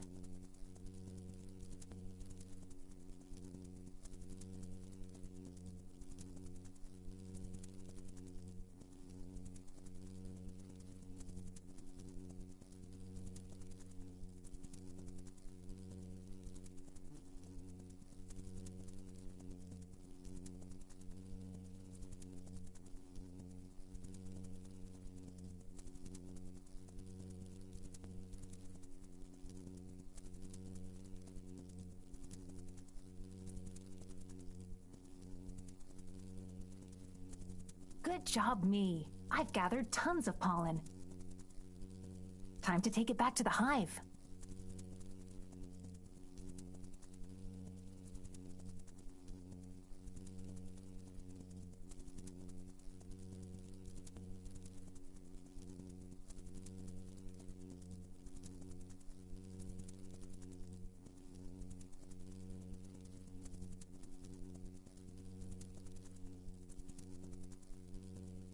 Good job, me. I've gathered tons of pollen.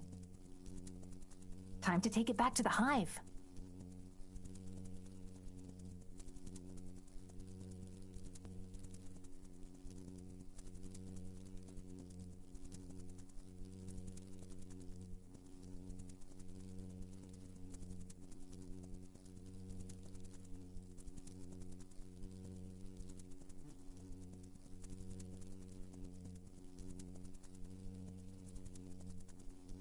Wow, I have so much pollen. Before I gather more, I have to take this stuff back to the hive.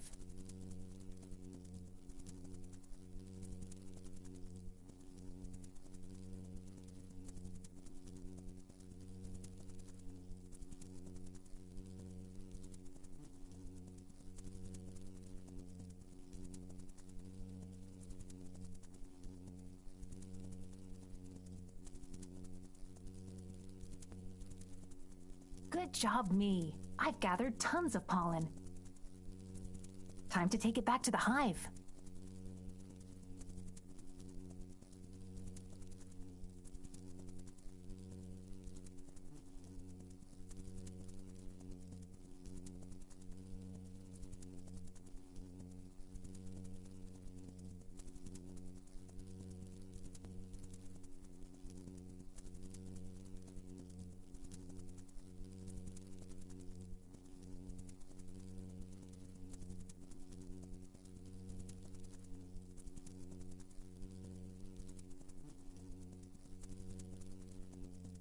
Pollen is raining from my legs.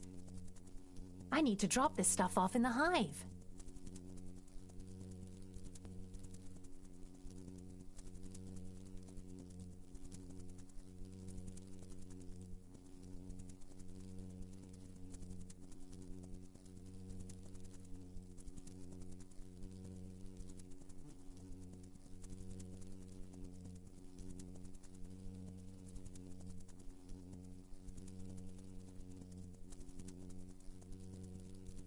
Wow, I have so much pollen. Before I gather more, I have to take this stuff back to the hive.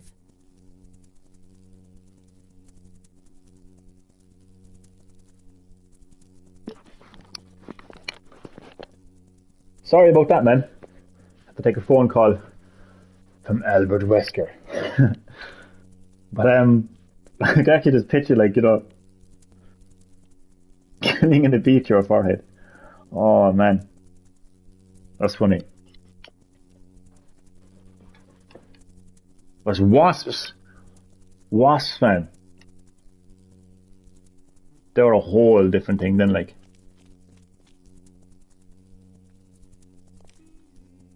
Pollen is raining from my legs. I need to drop this stuff off in the hive. It's Colin Farrell again. It looks like he had a black eye. Oh. Batman giving him a black eye. Oh. Black eye from Batman. 2 black eyes from Batman. Oh, I got a bad one.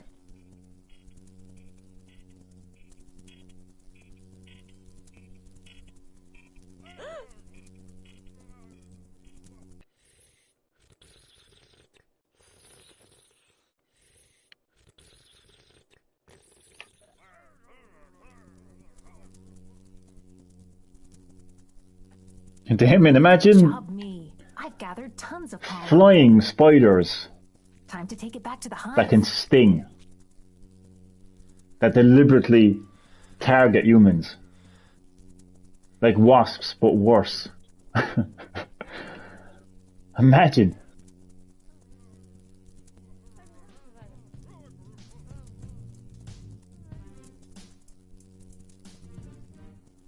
That's a terrifying thought, though, isn't it?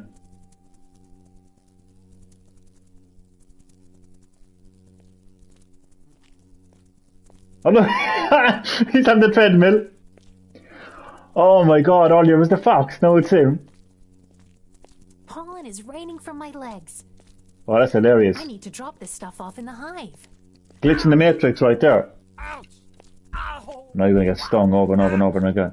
Over and over again.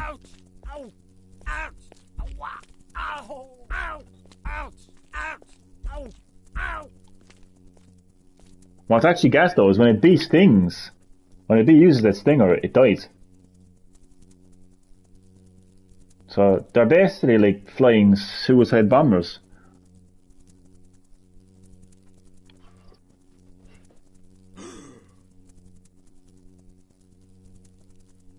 Seems happy enough that there's a seagull on his table. Wow. Breakfast I have box. so much pollen. Before I gather more, I have to take Breakfast this stuff back box. to the hive. That's some breakfast, isn't it? 3 scones and a can of Coke. That's a knockout breakfast right there. You know, you're jogging on the spot. Also looks like Fred Durst. Where is he? Where is he? Oh shit, where was he again? Oh, my direction, man.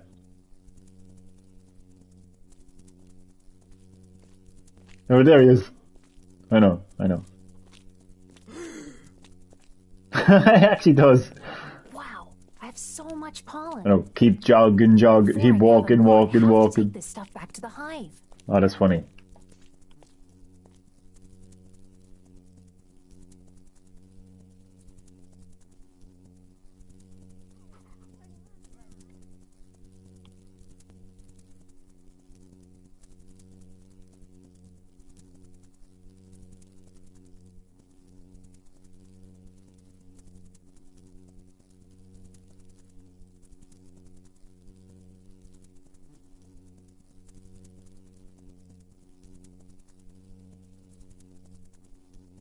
Wow. I have so much Oh, I'd love to know where the last 2 Before I gather more, I have to small take this bees stuff are. back to the hive. I still think that one of them is in the zoo.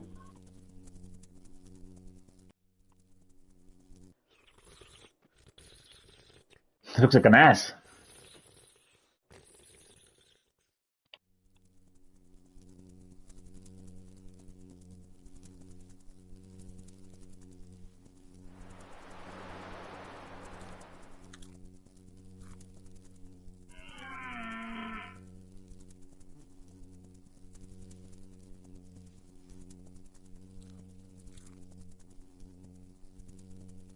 Pollen is raining from my legs.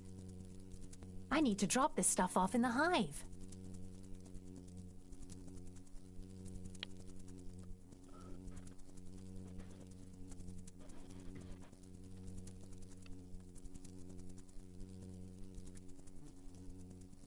It's gonna be in like an area, like a self-contained area.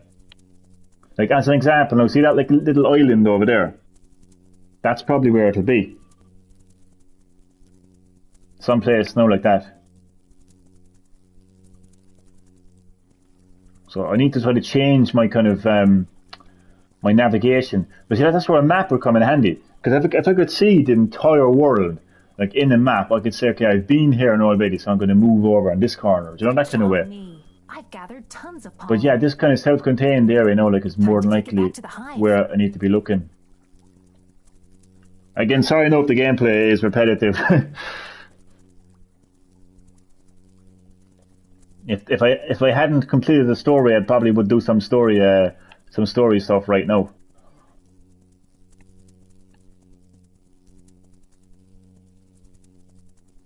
But when you're looking for like the last few things in a game, like challenges now and stuff, tends to get a bit on the repetitive side. No, alright.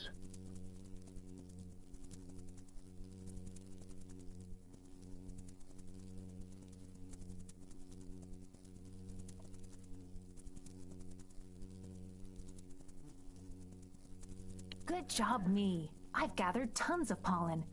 They should give like hints. Time to take it back to the hive. Like as an example, no. I think this is the. Alright, so there actually was, I got it already, but there was a small bee on top of this this drum, right? So like if there was like a hint,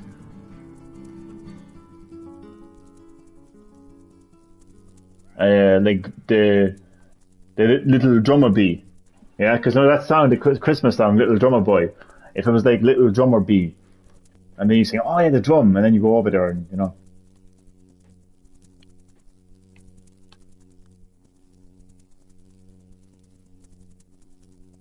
Wow, I have have so much I'm gonna pollen. fly right into his face. Before I gather more, I have to take this stuff back to the hive. Oh, it's no need. Turns around. He's gonna get a stinger right to the face. I'm gonna replicate. I'm gonna replicate your childhood, Damien. I'm sorry. Oh no. So this is on the car boot sale. Boom! Except he didn't pin it to his forehead. Oh god.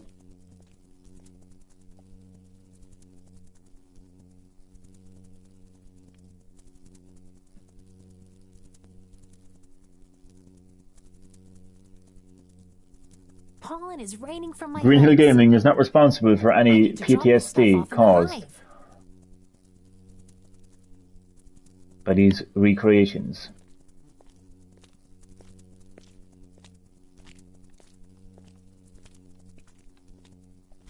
I can't collect the pollen because I need to go back to the hive. Let's just check to see this.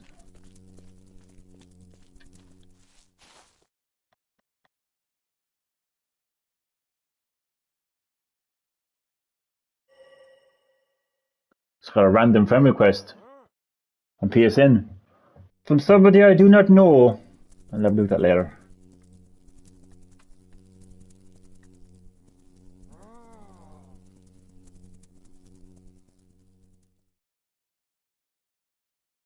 Bees give directions by dancing. Some of these bee facts are just fascinating, to be honest. Tons of pollen. Time to take it back to the hive.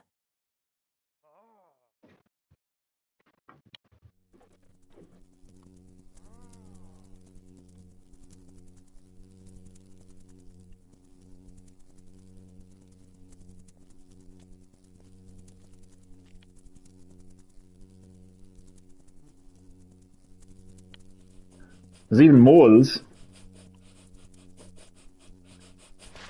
You can't go into their nest.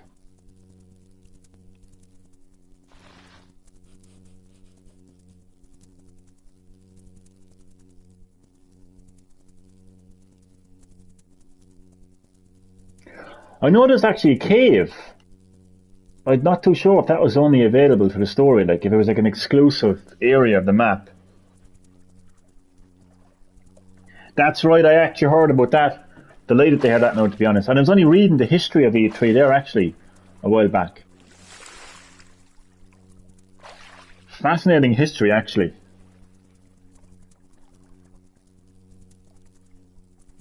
There was even Sony guys going around deflating Sega balloons, like balloons of like Sonic. Some fierce competition back then, like.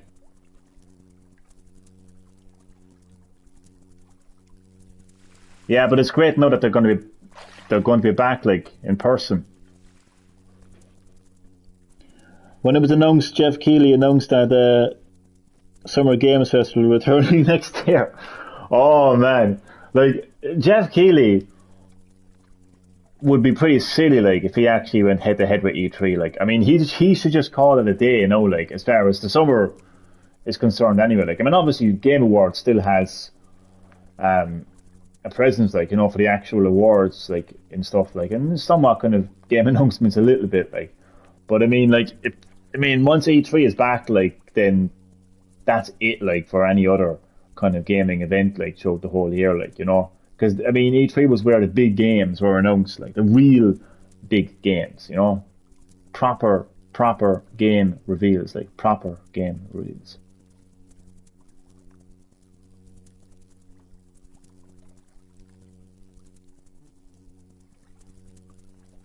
I reckon if I stay on track of this river, I might be able to find something.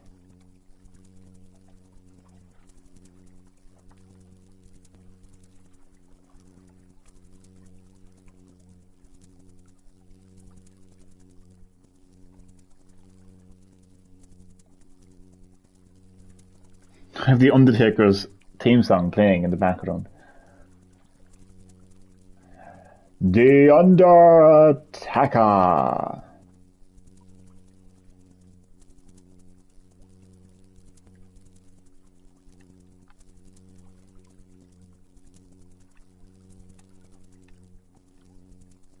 I seem to be in a different part now that I was thinking of. It might have been just exclusive to the story, I'd say.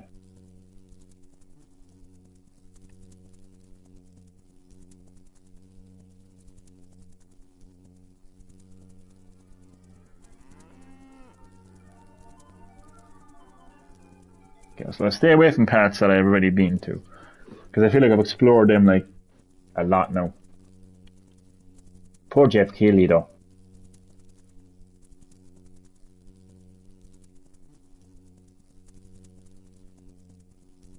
I mean, all he's going to have is like just exclusive updates on a game, like an exclusive interview about a game that already got announced or something, like, you know, like revealing DLC, like, you know, that kind of stuff. Like maybe like one exclusive indie game or something. But like E3 is going to be the place for the big game reveals. Like,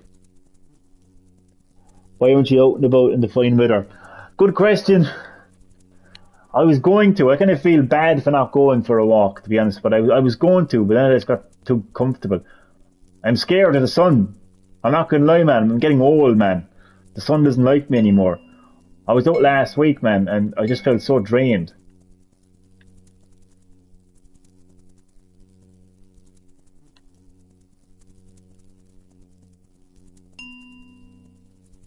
I might go in the evening or something. Ah, nice one, man. Whereabouts did you go? The flower lady keeps showing up. Nash's Arena has become my my local walkway. It's so relaxing up there, to be honest. Ah, not too bad, man. Not too bad.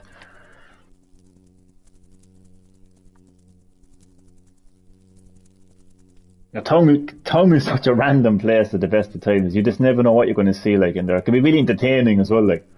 Some random people in there, like.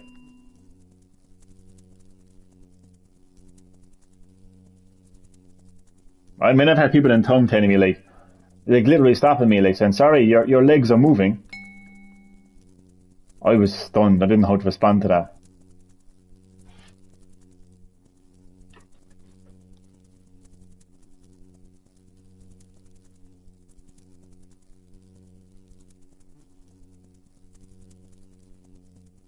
Yeah, I'm going to have to go for a walk now some stage today.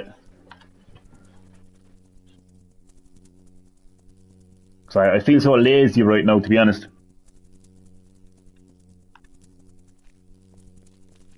John Cena's theme song.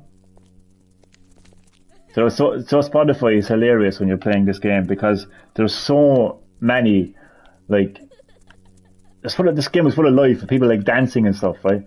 So I'm literally listening to John Cena right now. Well, this fucking John Cena as a kid is dancing right now. John Cena fan is crying.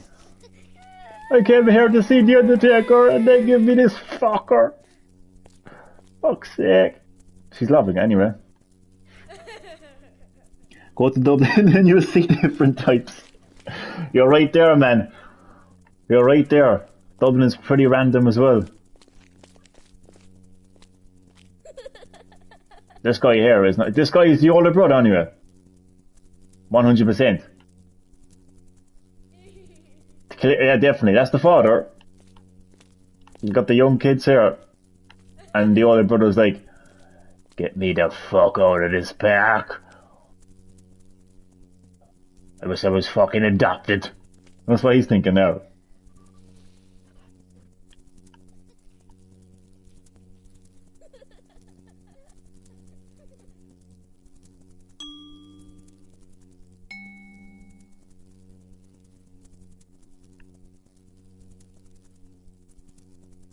I need to find that area that I was in story mode. Oh no, it actually wasn't story mode, actually. It was a side quest.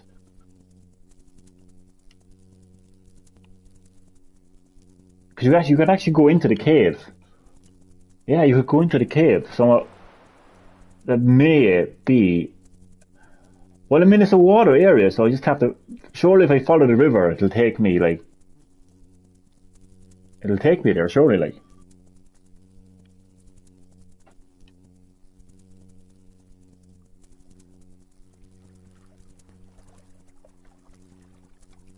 What a cobweb. I think I did this. I think you know if you've done the challenge if there's a spider in there. So there is, okay. So at least I can do a spider challenge anyway.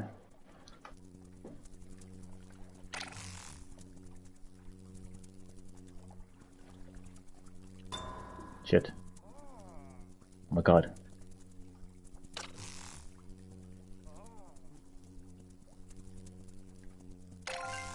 Yes. Ever see a movie called Orphan? I haven't, but I heard there's meant to be is it a sequel, reimagining or a remake of it or something? But no, I haven't seen it. No.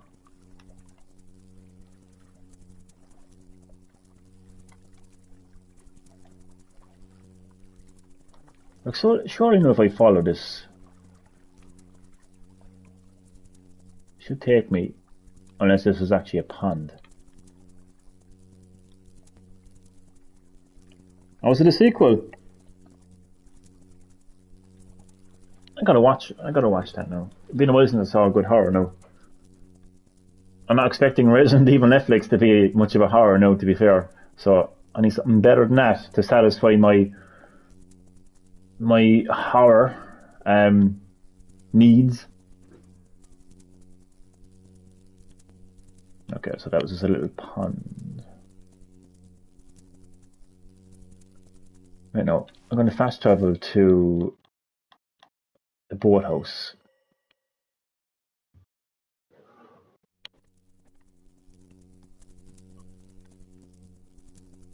Let's fly up high. Got a good view.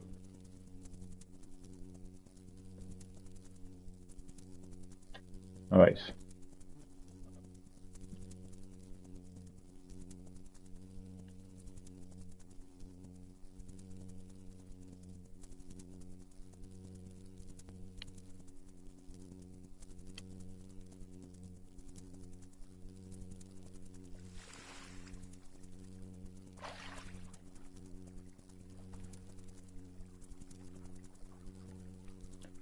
I don't know.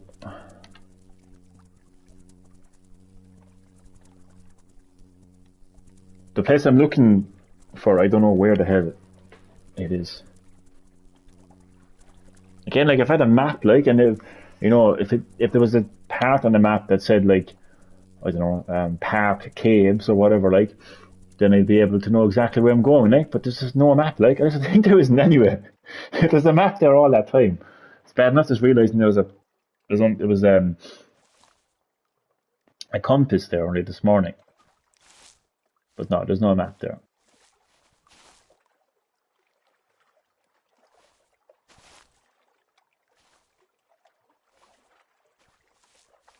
What hints? Well, not really hints like, are they?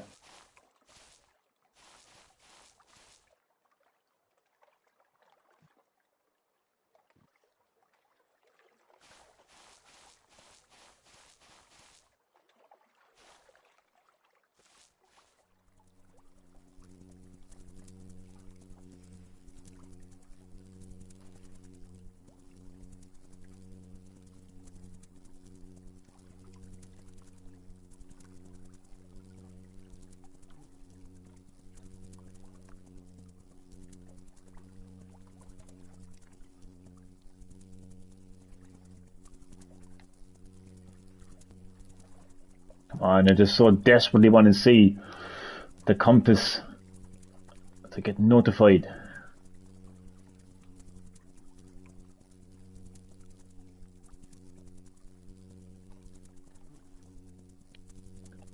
It's looking like the area that I was talking about might just be exclusive to that side quest.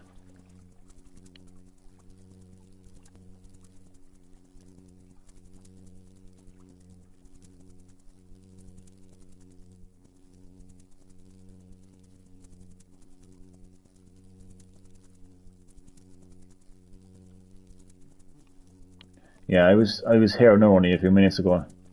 So I'm going backwards as always. Are you watching anything good at the moment on Netflix?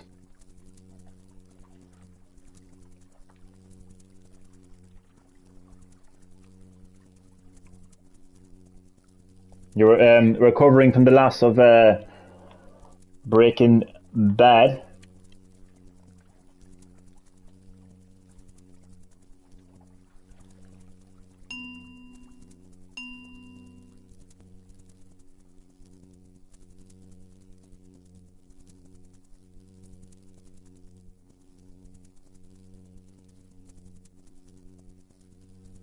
Oh, I need to change my strategy, like, when it comes to navigating. Again, like, I need a map. There is none, so I'm fucked. The only thing that's showing up is that bloody flower lady, which is part of my trophy requirement as well, like, to be fair, like, but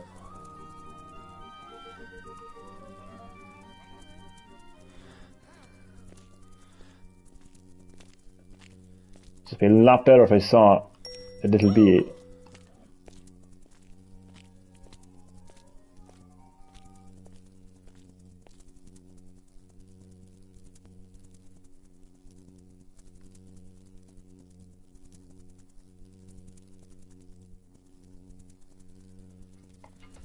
Yeah, that's what's taking so much. That's what's taking so long. That's why it's taking so long. It's because I've just not been able to effectively navigate the map. Like, I could look it up online to get the exact location, but I don't know. Considering that I do have a compass, like, I would prefer to use the compass. Asha, Fast B Jordan with the easy 501. The legendary Fast B Jordan. Asha, welcome back to Green Hill Gaming for a live stream of Bee Simulator. How are you doing today? Great to have you in the live stream as always. And the Air Force Max 1. Well, as fast B Jordan was, I outran him. So right now in the game, Asha, I'm just I'm actually attempting to platinum the game. Number one. I've completed most of the challenges, except for the web challenge, spider web challenge. And right now I'm looking for the two remaining little bees, and they're so well hidden, like.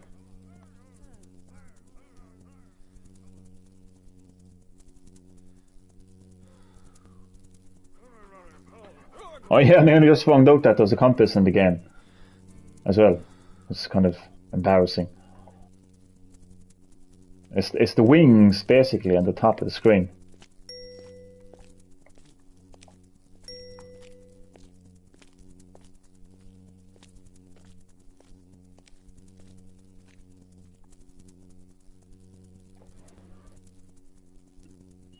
Niobe is wearing a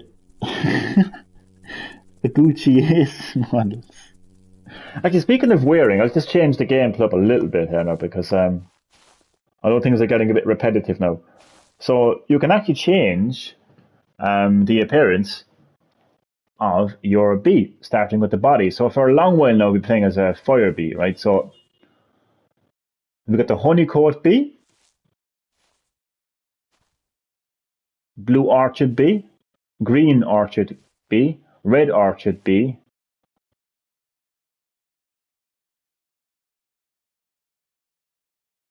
I can't even pronounce what that is. Cyber bee. Locked. Unlocked by spending knowledge points. Yeah, but can I just... Oh, there we go. I can unlock that if I wanted to. I'm not going to spend knowledge points, too much knowledge points though, but Cyber bee MK2.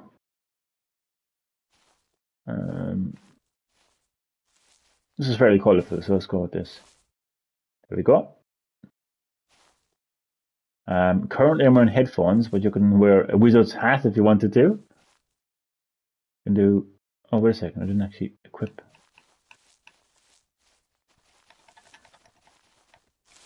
There we go. Wizard hat. Miner's helmet. Valkyrie helmet. Pirate's hat. Gas mask. American bee hat, cowboy hat, safety helmet, a traffic cone. This is do a traffic cone because it's so random.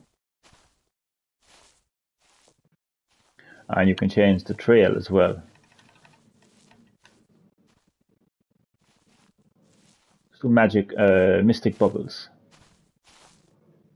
Right. So now we are a very, very different looking bee.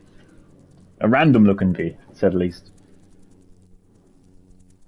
The bee has headphones. Well, had headphones. Sorry.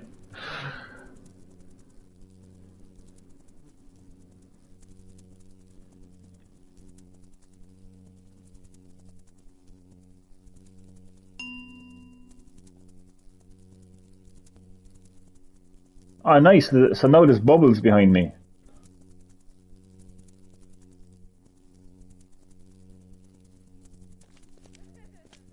Can I sting with the traffic cone? Poke him with the traffic cone. Poke his eye out.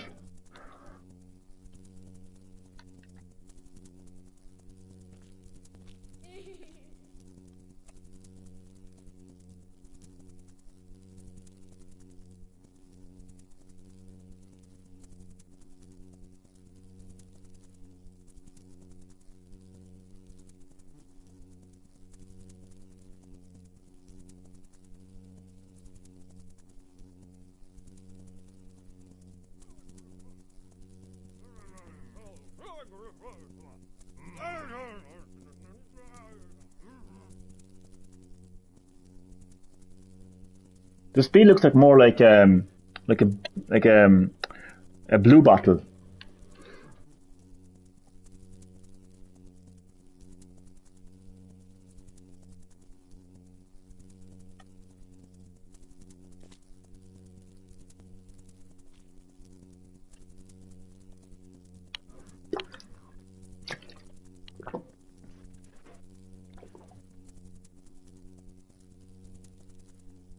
See, like when you have such an expansive world like this, right? It's pretty expansive, like considering you're a tiny little bee. That's what you have to take into consideration. Finding two tiny bees is a very difficult challenge indeed. Is this the same challenge, I wonder? I'm pretty sure I've done this already.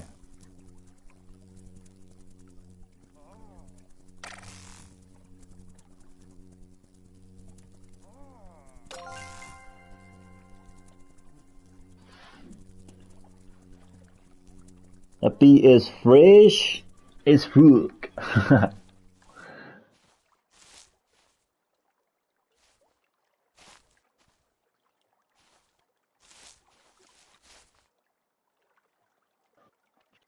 The 12 or 19. I think that was only one, I think.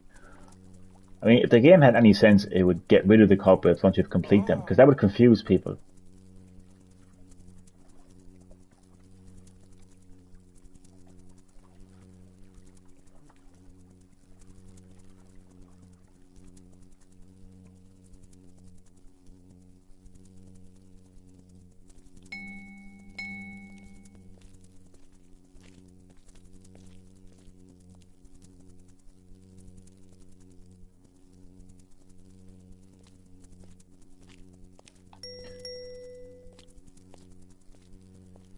Oh, it's got a trophy.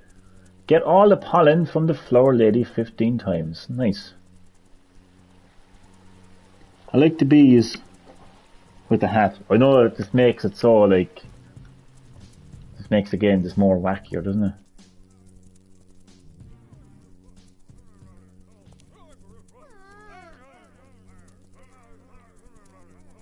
Looks a bit down, doesn't he?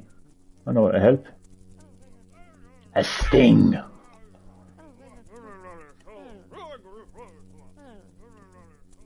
There's been a sting and run.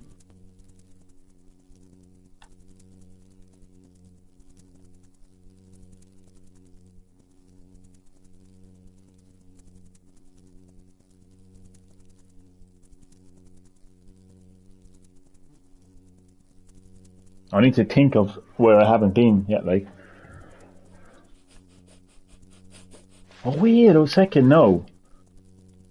I think I know where one of them could be. But I didn't take notice the first time around. You can actually go into, you can't go into the mole hives, but there is other, or nests. There is like nests that you can go into.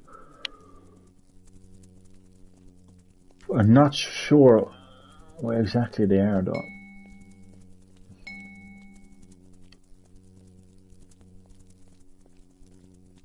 Again, that's where a map would come in handy, like. This game needs a map so much, like. Hello, rabbit. Or here.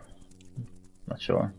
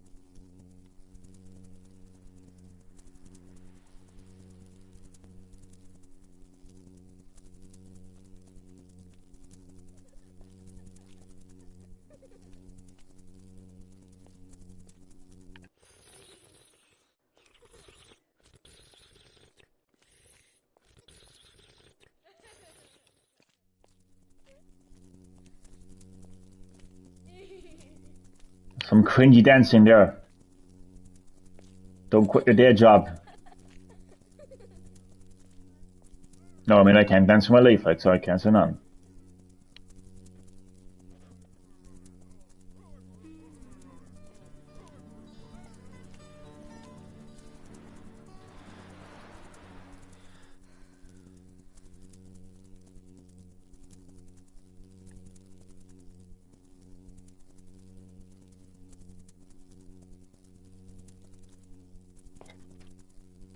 Stuck in the sweeties.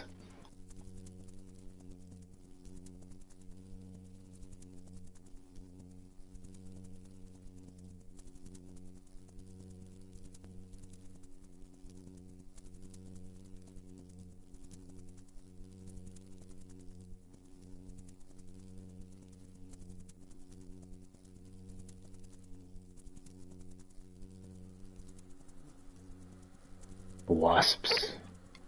They knocked their nest down.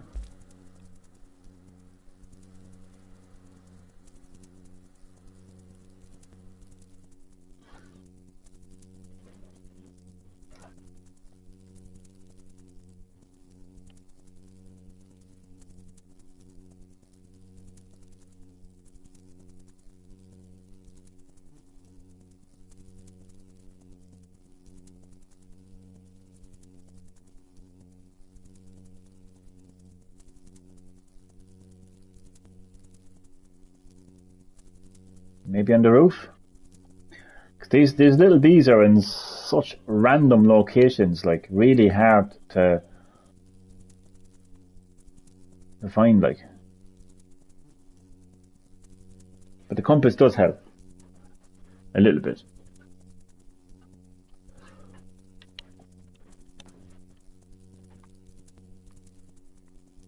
Oh, God.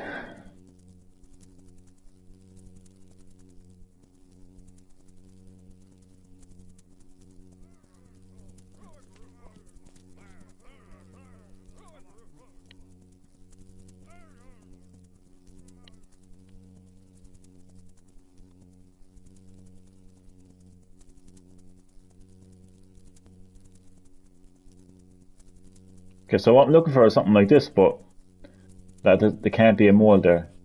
Because I can't go in if the mole is there. I'm not sure where it is.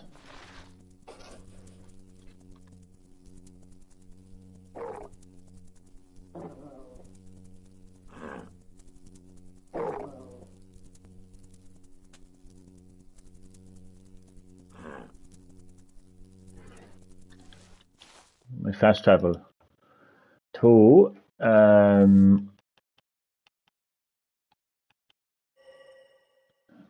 The old hive, my former home.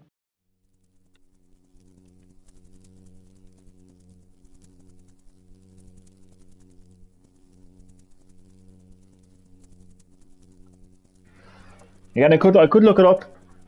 That is a possibility.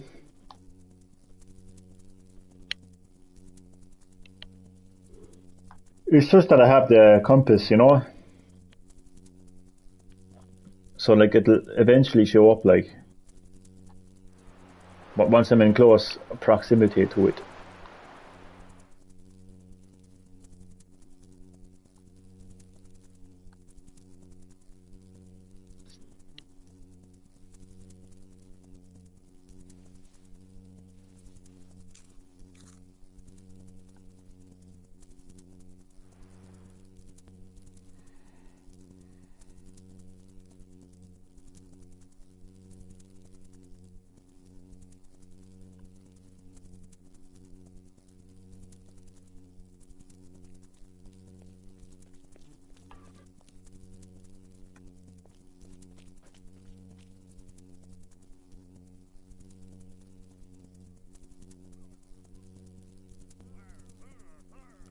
Again, apologies for the repetitive gameplay.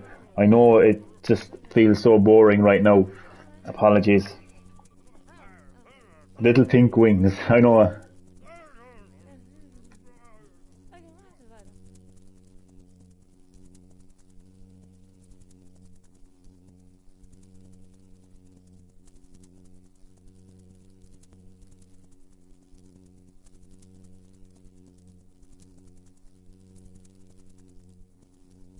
And sorry for the lack of music as well. I have the music turned off at the moment because I am listening to Spotify in the background. It's a pity that it doesn't come out on the stream. But it's you can be honest. You can be honest. It's just me like hovering around the same area over and over again. But I appreciate that. Thanks. I think the correct word is calm gameplay. Thank you. It's actually a nice way of putting it. Actually, I appreciate that. I suppose it's something different, isn't it? Normally, if I'm stuck in the game, I'm like snapping, like, like, where do I go? What do I do? Whereas I seem to be a lot calmer now lately. I think the sun, ironically, has calmed me down. I think, yeah.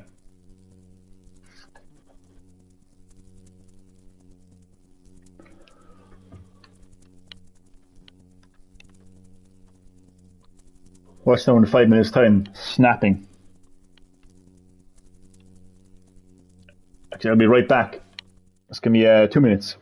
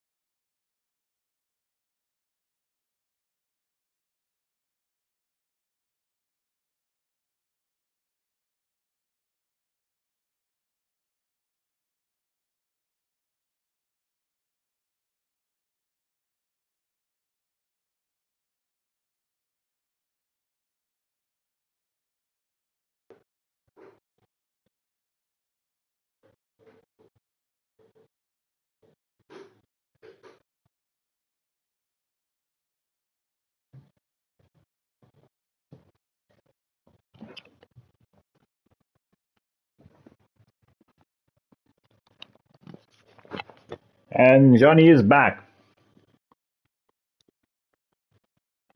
Back in the room.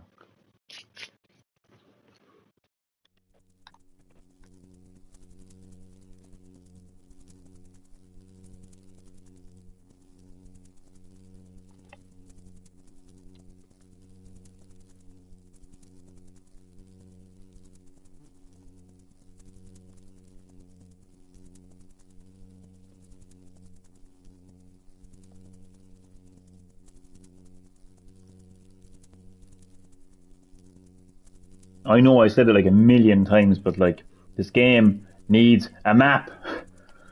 For God's sake, like.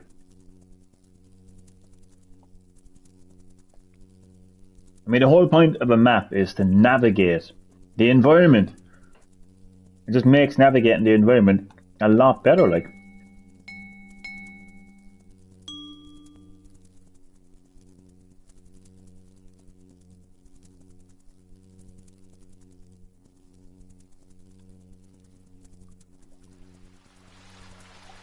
I need to think now. Yanni needs to think. Here's Johnny. Proceeds to smash a white door with an axe and put his face. I'm gonna have to do it eventually. I think everyone with the name Johnny has an obligation to do that at some stage of their life.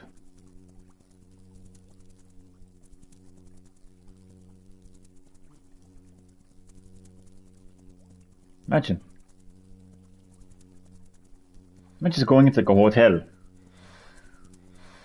just doing it to someone's room at like 2 o'clock in the morning. Oh God. And the police get called. Oh, what's going on here? My name is Johnny.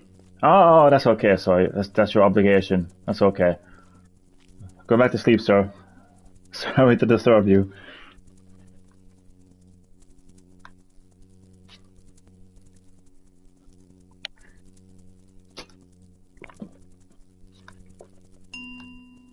Has anyone ever seen the sequel actually to The Shining, Doctor Sleep? I have it on DVD. Yeah, DVD. Should have got it's actually Blu-ray or DVD anyway, one or the other. And Stephen King does not hold back, like, when it comes to like horror and gore, and it's kind of. I mean, like, it's kind of, it's, I mean, I don't want to sound like a fucked up maniac, like, but it's a good thing, like, when you're making horror, because you want to generate a feeling of horror. But when that kid got killed, like, everybody was saying it, like, it's just, Jesus Christ, man. It was horrific, like, it was a scary moment, like. Mr. Chad Middleton, yes, Dr. Sleep is good. Chad has seen Dr. Sleep. Chad, how are you doing? Bear in mind, I have not seen Resident Evil Netflix yet, so please no spoilers of any kind. I know you wouldn't anyway, but apart from spoilers, I just don't want to hear anything at all about it. I don't want to hear what Wesker had for his breakfast. I don't want to hear what music he was listening to on his iPod. You know, I don't want to hear, oh, there's a cool action scene halfway through it. I want to hear nothing about it, please. But I know you wouldn't anyway. But you are very welcome to Green Hill Gaming, as always, Chad, for a live stream of Bee Simulator. How are you doing today? I'm going to watch, the plan is to watch half of it later this evening or tonight, and the other half at some stage tomorrow. So I'm going to have to desperately avoid spoilers until then. I'm getting the coffee soon. Lovely. Chad Middleton and his morning coffee. I have matched it too. No midnight showing. Oh, I didn't show up for you. Oh no. Like, I'm really intrigued. Intrigued is the word I would use. Yesterday I said excited. I suppose there was a level of excitement there. You know, there's a little bit of excitement there. The likes of GameSpot and others have come out and said it's the best adaptation yet. I mean, I don't know. I mean, when you think of Resident Evil Apocalypse, right, where showed the zombie apocalypse in Raccoon City, you know. Like, you even see Stars fighting off Nemesis, right? You see Jill, you see, you know, the Nemesis himself is there.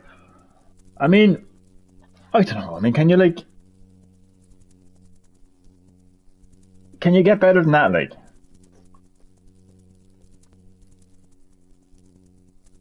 Netflix removed the Uncharted movie for tomorrow in the coming soon page. Oh, what?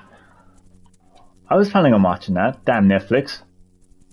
Damn Netflix. Probably Capcom.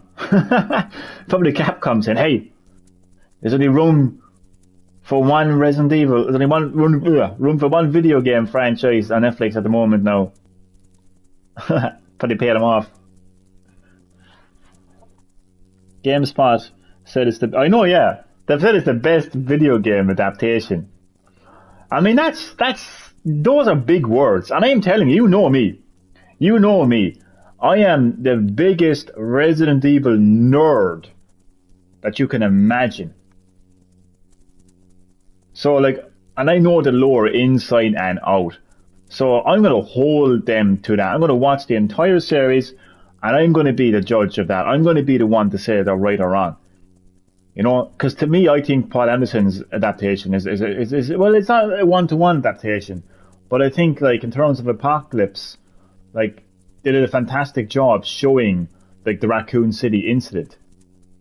So, again, like, I don't know, I mean, it'll be interesting to see how a series that has an old, bald, black Wesker with his two daughters set in the year 2036 is going to be the best adaptation of the video games. That is going to be interesting. Random questions.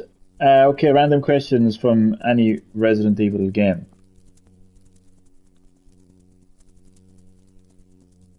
What do you mean? Are you going to ask me the random questions, or do you want me to ask the random questions? Or are you going to quiz me? Ah, here we go. What's the combination for the clock that has a music box in Code Veronica? What? I have to take this stuff back to That's a bit extreme though, Asher.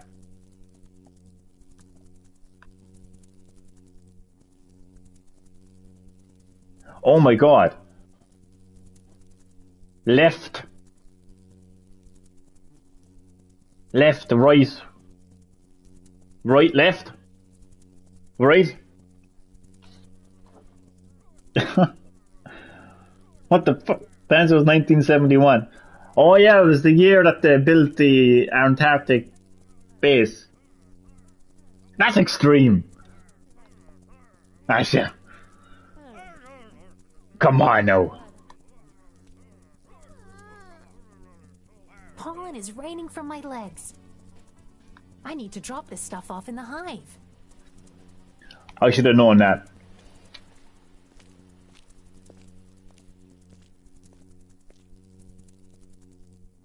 Wouldn't it be crazy if that was adapted in the series? And then they're like, hey look, we have the combination code from Code Veronica.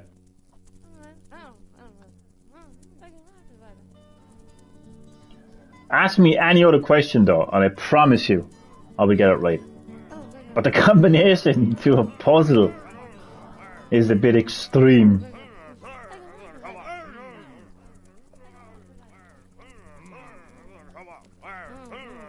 Pollen is raining from my legs. I need to drop this stuff off in the hive.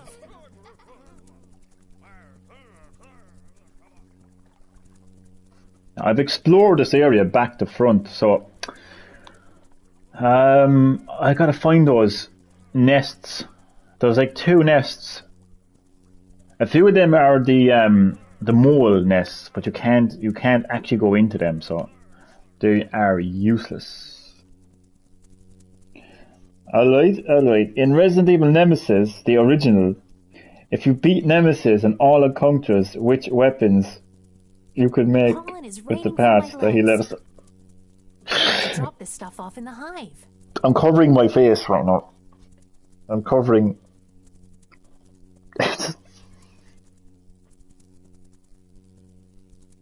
Um,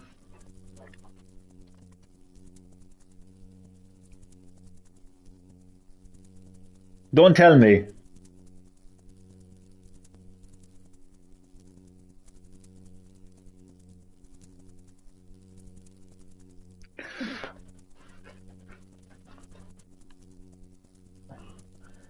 A powerful handgun? Pollen is raining from my legs. I'm not gonna lie, I'm guessing. I've need to never drop the stuff actually off in the defeated hive. Nemesis in all the encounters. I ran away like the bitch I was. I was a kid playing that game. I ran, Lord Jesus. Got no shoes or nothing.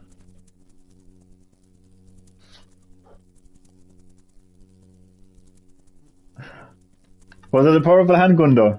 No, I'll be honest with you, I never actually defeated Nemesis in all those encounters. I'll put my hand up in the air and I'll admit it. I was though. I was terrified of Nemesis as a kid. I wasn't going anywhere near him. I need to drop this stuff off. I only fought him when I had to fight him at the end of the game. Other than that, I ran away from him. Traumatized me.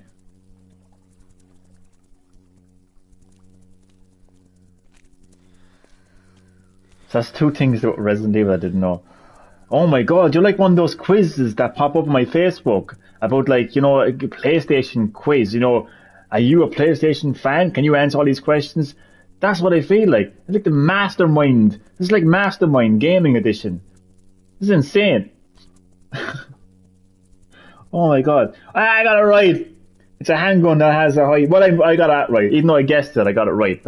All that matters is I got it right. That's all that matters. I got it right. I got it right. Boom. Oh, and then in Special Shotgun, I was going to say that. Yeah. I was going to say it. Special Shotgun, yeah. Special Shotgun too, yeah. And in the infinite package of ammo as well for one weapon of your selection. Yeah.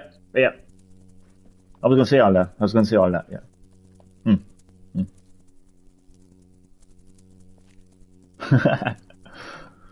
What about a question about the lore? Come on. As opposed to like the gameplay itself, no, like, you know, because everyone's going to play that game differently. But the lore is the same, right, for everyone. The lore is not going to change, but the gameplay will change for people depending on how they play the game, right? Ask me a question about lore. I guarantee I'll get it right. I guarantee I won't even have to think about it. So you passed with a B+. Not quite.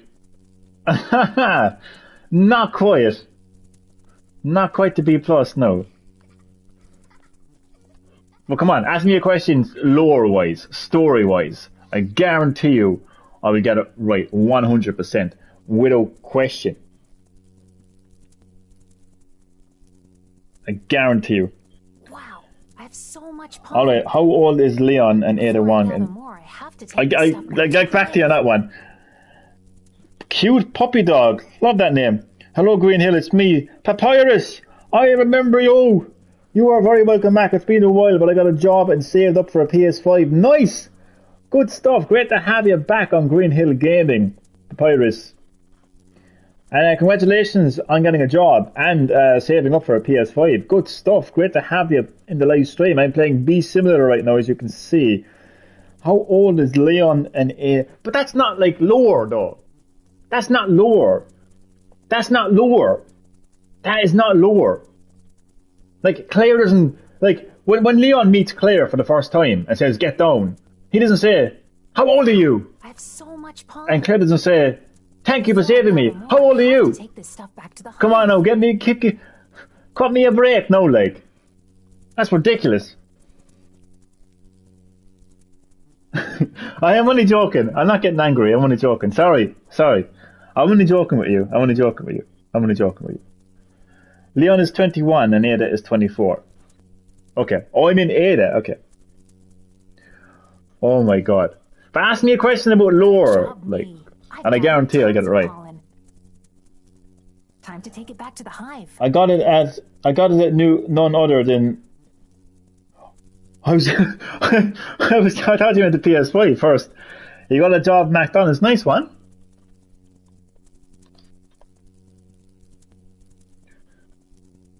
Good stuff, Papyrus.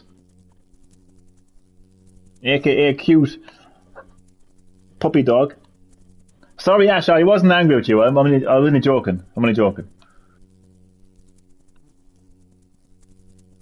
But I can guarantee you, I will get a question right about the lore of Resident Evil. But stuff like what colour jocks was Leon wearing, you know, when he first encountered Claire Redfield, or you know, how many eyelashes did Claire Redfield have at the end of the game?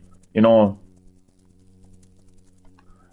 I mean, we'll kind of stray away from those kind of questions now, like, will we?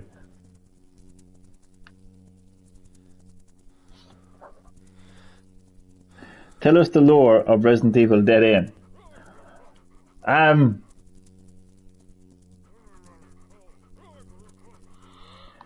There was some virus that literally made a man into a female tyrant on a boat. That's all the lore you need to know about Resident Evil Dead Aim. Very woke game. Very woke game indeed. Drop this stuff off in the hive. They pay well for a fast food restaurant. Well, that's all that matters, as long as you are financially secure. That's all that matters. Well, like at the end of the day, like I mean, what matters is, you know, that you feel comfortable in the job and that you like the job.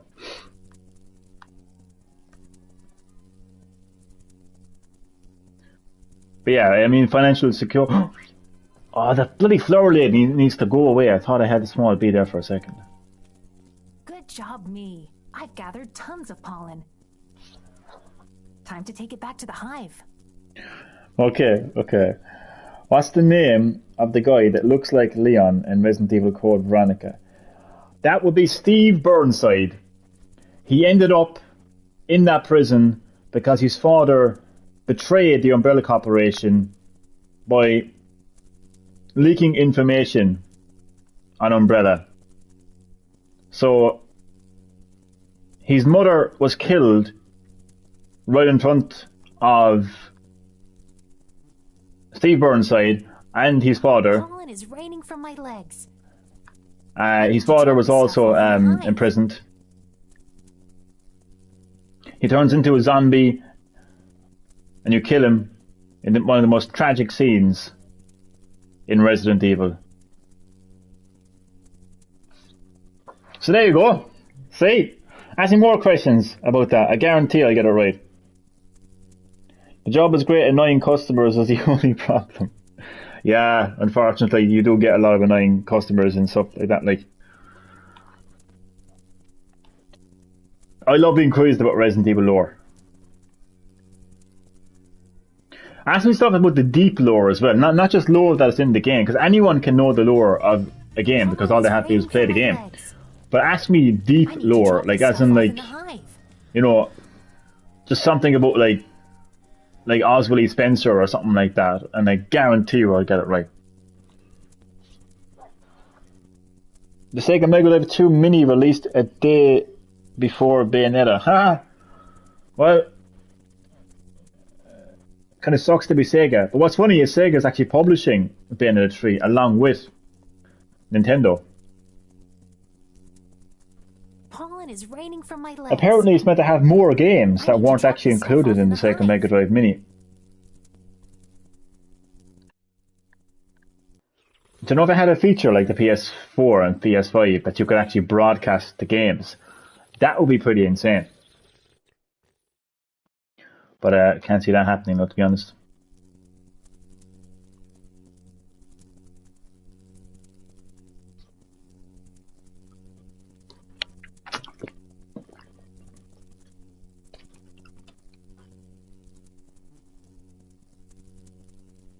Like, I could literally sit here for hours talking about the deep lore of Resident Evil.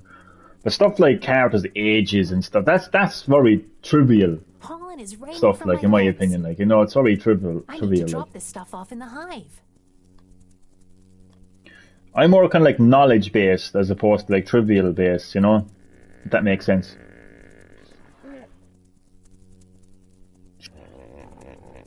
I got Sega Mega Drive Classic downstairs. Got that because I was bored and wanted to play Sonic the Hedgehog.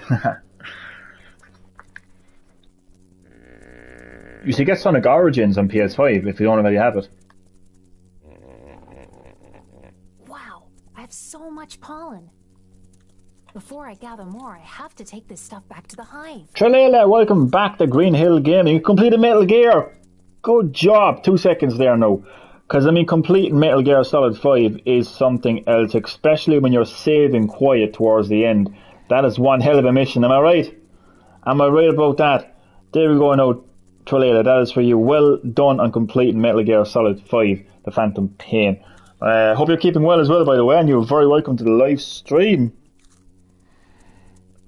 How did Ada Wong manage to be alive in Resident Evil 2 after she fell? Because she was actually working for the organisation along with Wesker. They were both working for the organisation, which I believe to be the Connections, actually, because the organisation has a group called the HCF, which Wesker was commanding, that actually played a part in the development of the Evelyn, the E001 series, which we know that they ended up in the hands of the Connections.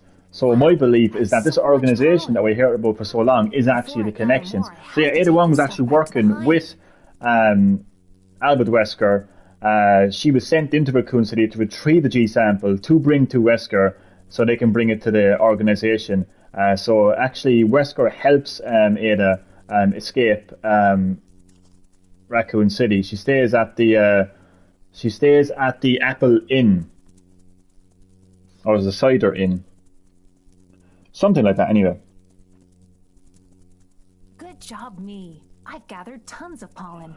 Ada loves Leon, and Leon loves Back to the Ada. hive. Or is it one side? It's a complicated love, is what that is.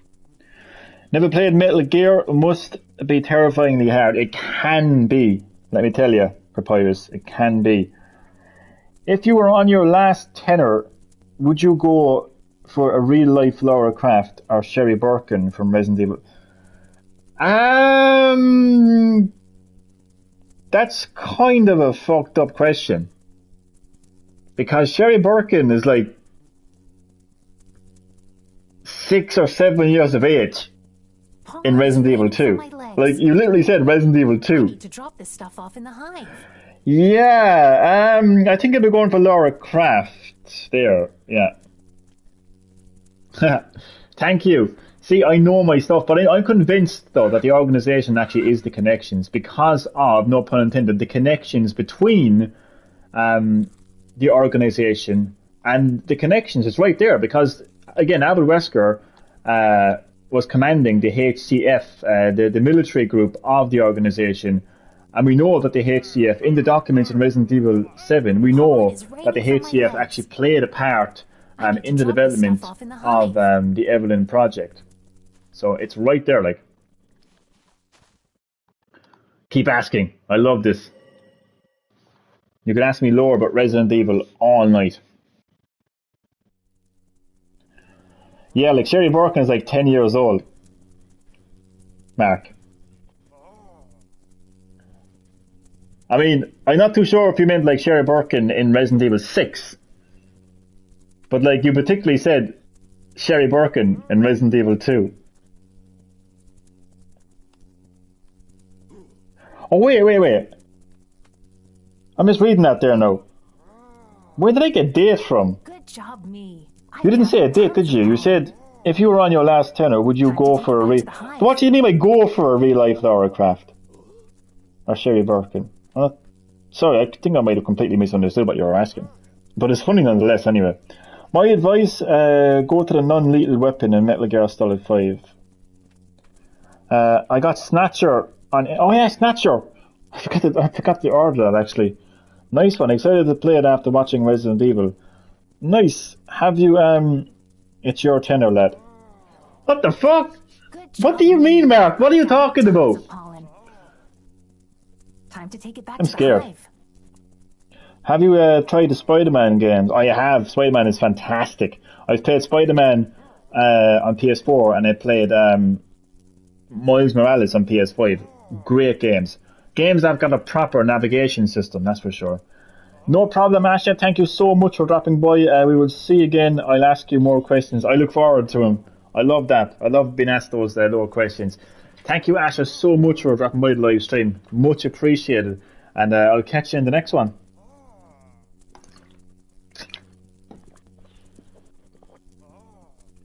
Good 10 job, out of 10 me. game. I've gathered tons of pollen.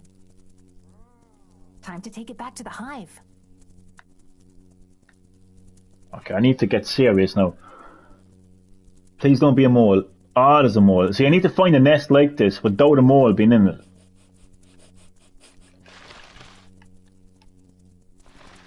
I can't remember where it is. Take care. Goodbye. Thank you. Goodbye, Asha. And again, thank you so much for watching the live stream. Much appreciated. Johnny, do you remember the spider? I do. I do remember that. I thought you were joking originally. Wow, I have so much pollen. Before I gather more, Whatever happened to that spider? to the hive. Miles Morales, I need to platinum. I platinum that actually as well. It's not that hard of a platinum, really, to be honest with you. Again, it's just one of those time-consuming things, really.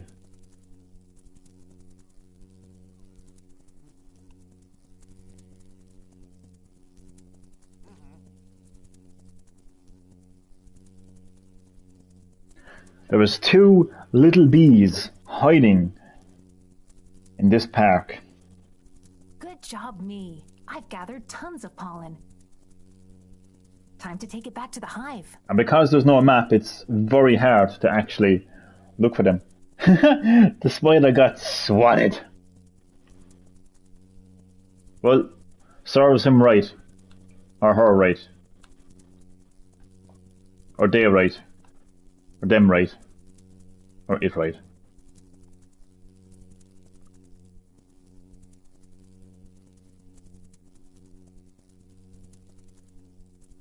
Oh my god, it's so late. Well, it's so long for my walk anyway, I think. Probably go tonight or tomorrow or something.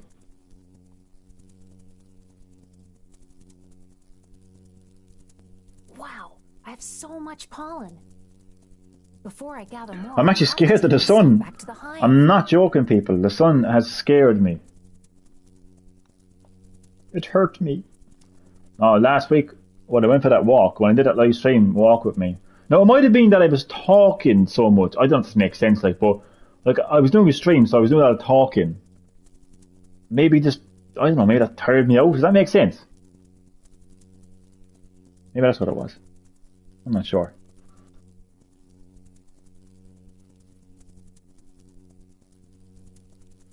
I think Spotify is trying to tell me that they're going to die.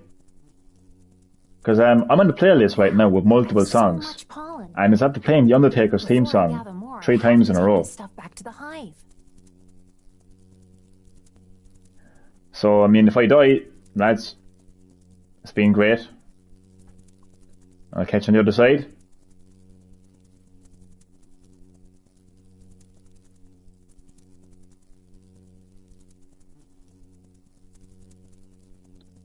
I mean, all I'm short now is for the next Spotify ad to be an ad for a funeral home.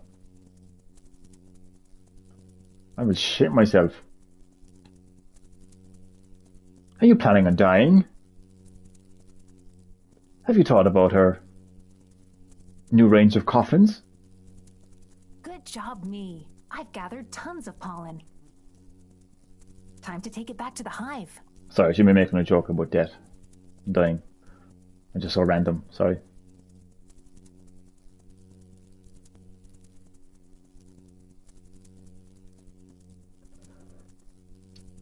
I am sorry for this gameplay being so repetitive and boring right now. Just to let you know, I've completed the main story of Beast Simulator, which is short but really sweet and fun. But then there's lots of like post kind of game content. Not so much post game content. You can do them before you complete the main story as well. But there's lots of challenges and side quests and collectibles and stuff like that that I'm trying to activate right now. Take it back to the hive. One of them is the small flies or small bees. I mean, and like the reality is they could be anywhere. Now there is a compass, which will actually kind of tell you if there's one in the area or not. But I really want a Platinum Prototype. Oh, I never played that game. I heard about it. I heard it's fucking hard. Best kind of games, really. I mean... Good job, me. I've gathered tons of pollen. I know how it feels to platinum a hard game. Back to the hive. Because I platinum Sifu. So, like, it's very, very rewarding. Extremely orgasmic. What the fuck am I saying? What's the word? Oh god. It's a good feeling. When you it was a really good feeling when I platinum Sifu. That's all I'm gonna say anyway. But yeah, I mean, the harder the game, the more satisfying it is to platinum it. Pollen's hanging from my legs. I need to drop this stuff off in the hive.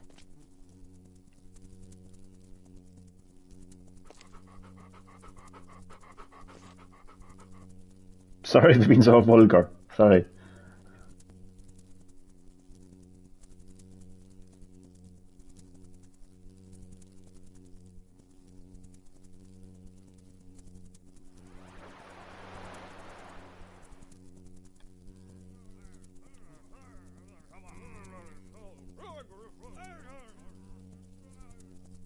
Did I mention this game needs a map? Good job, me. I've gathered tons of pollen.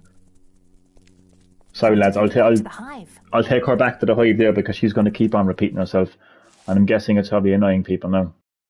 So, let's go back to the hive. Deposit the pollen. I never really got into Death Stranding. Oh, same here. But I finally got into the game a couple of days. But I'm glad you're enjoying it, you know. But I actually bought it. Fuck's sake. And the Director's Cut is free right now on PlayStation Plus Extra. It's definitely not the kind of game for me anyway, that's for sure. What's your favourite game? I suck at those questions, Papayas. Let me tell you. I am not good at answering those questions. I really, really am not. I honestly... It keeps changing.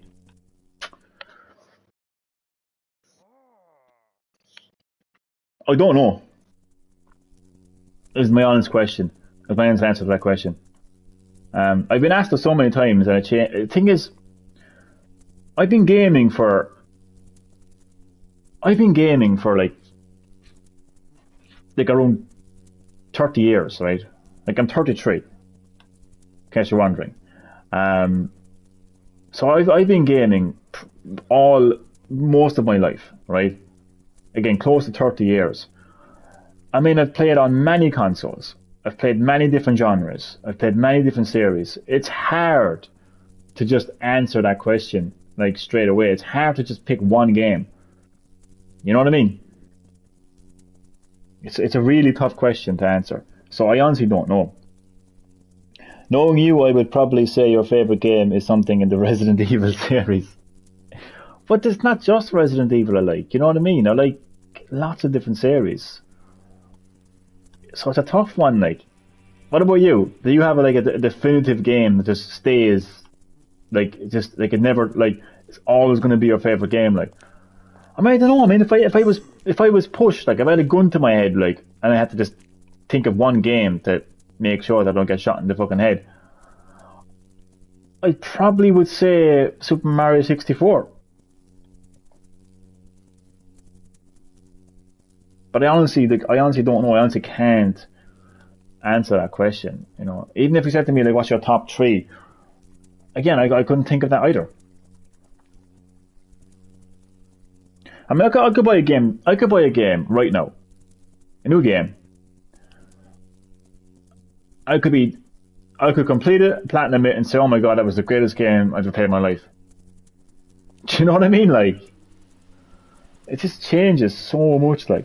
My favourite game is Spider-Man Miles Morales. Yeah, but but that's a new enough game. That I think it's cool, by the way. I'm not gonna like tell you what game you should and shouldn't like. But I suppose the way I would look at it, like, I mean, if it was me, I mean, that's a new enough game. I mean, there's probably going to be another game that's going to come out, like... But what about Spider-Man 2? What's going to happen when Spider-Man 2 comes out? Like, what happens if there's Spider-Man Miles Morales 2?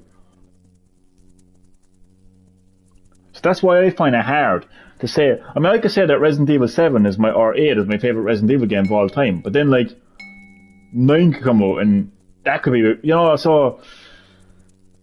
Yeah, it's... For me, anyway, it's tough to answer that question. But Miles Morales is definitely a really good game. No question about it.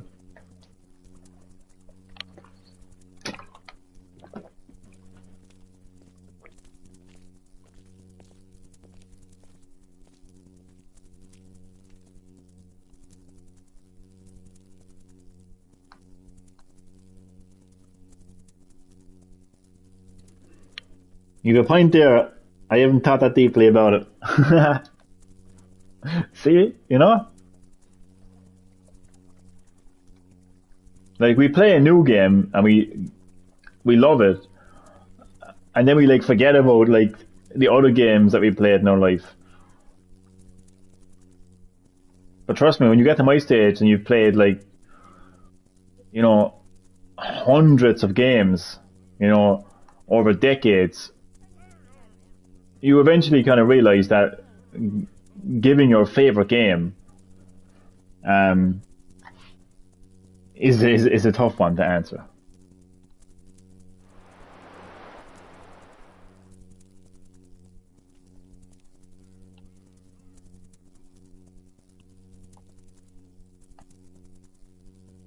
Where is that nest? Think, Johnny, think.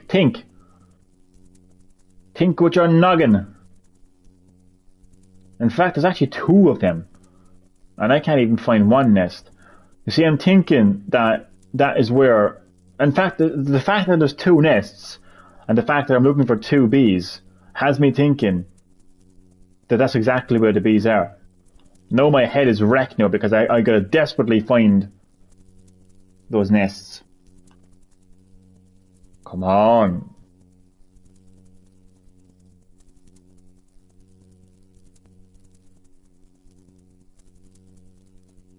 Okay, this music is getting boring. I'm going to change my playlist. 2 seconds. Oh, my battery on my phone is going to die any second. Oh, not phone. On my controller.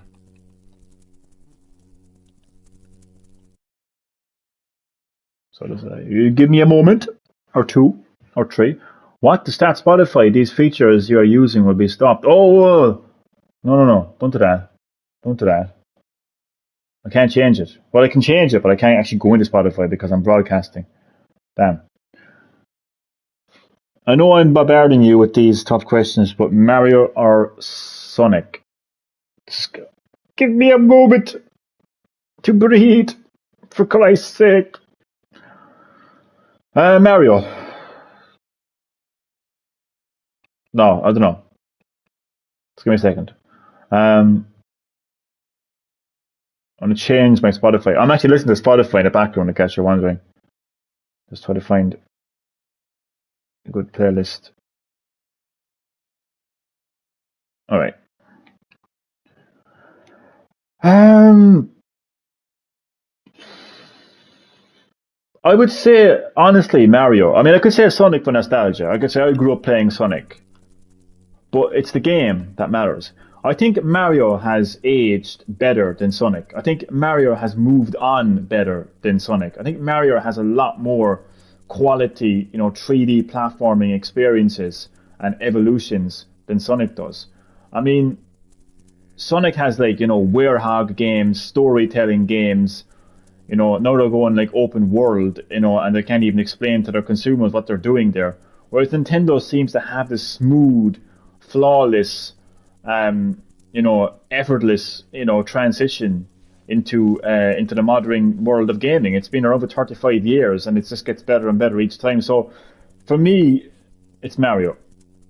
I could choose Sonic again for nostalgia because it was the first game that I played, but I'm not that kind of person. I just look at the game, this game that matters, not my fanboyism, So yeah, I say Mario. But I like them both though. You know, I do genuinely like them both because my first video game was Sonic the Hedgehog on Sega Master System, but I also have fond memories of playing Super Mario 64 on the N64.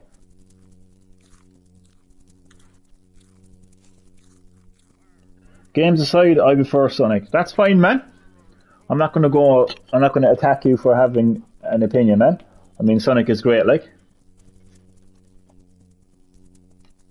I just wouldn't be looking at it from the point of view of like fanboyism. You know what I mean? I look at it from the point of view of quality. I look at the point of view of the craftsmanship of the games.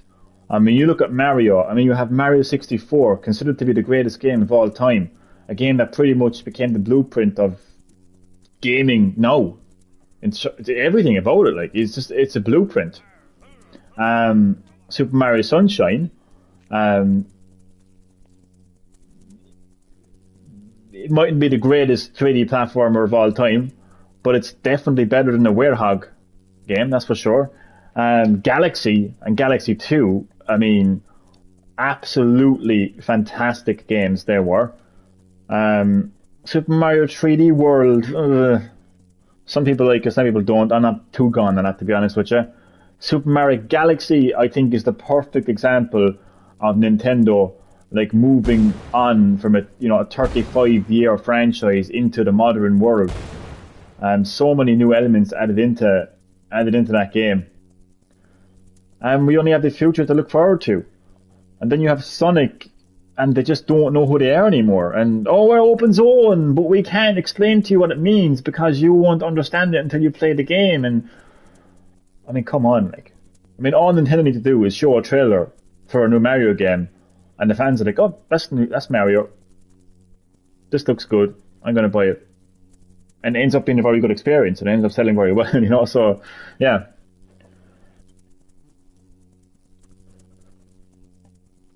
But I mean, I understand where you're coming from, like, I mean, obviously, like, preference, you know what I mean? Like, everyone's preference is different, and I don't mean, like, just in general, I mean, like, everyone's, like, view of preference is different, Like, some people, like, will wear a jersey, like, you know what I mean? Like, Sega written across their chest, or like Nintendo written across their chest, and that's why they, like, you know what I mean? It's like a kind of a club to them, like, like they're literally fans, But again, for me, it's about the quality.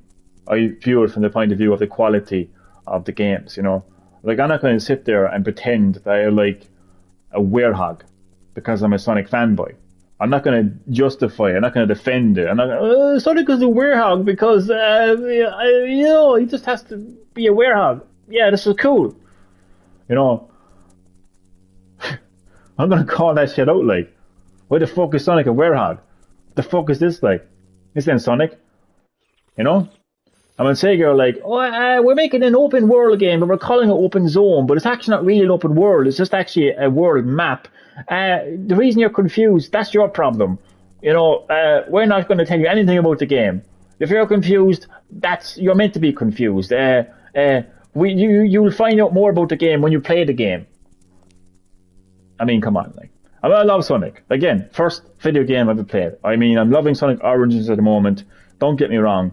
But you ask me a question, Mario or Sonic, it's going to be Mario every time. For the simple fact that Nintendo know how to make good 3D platformers.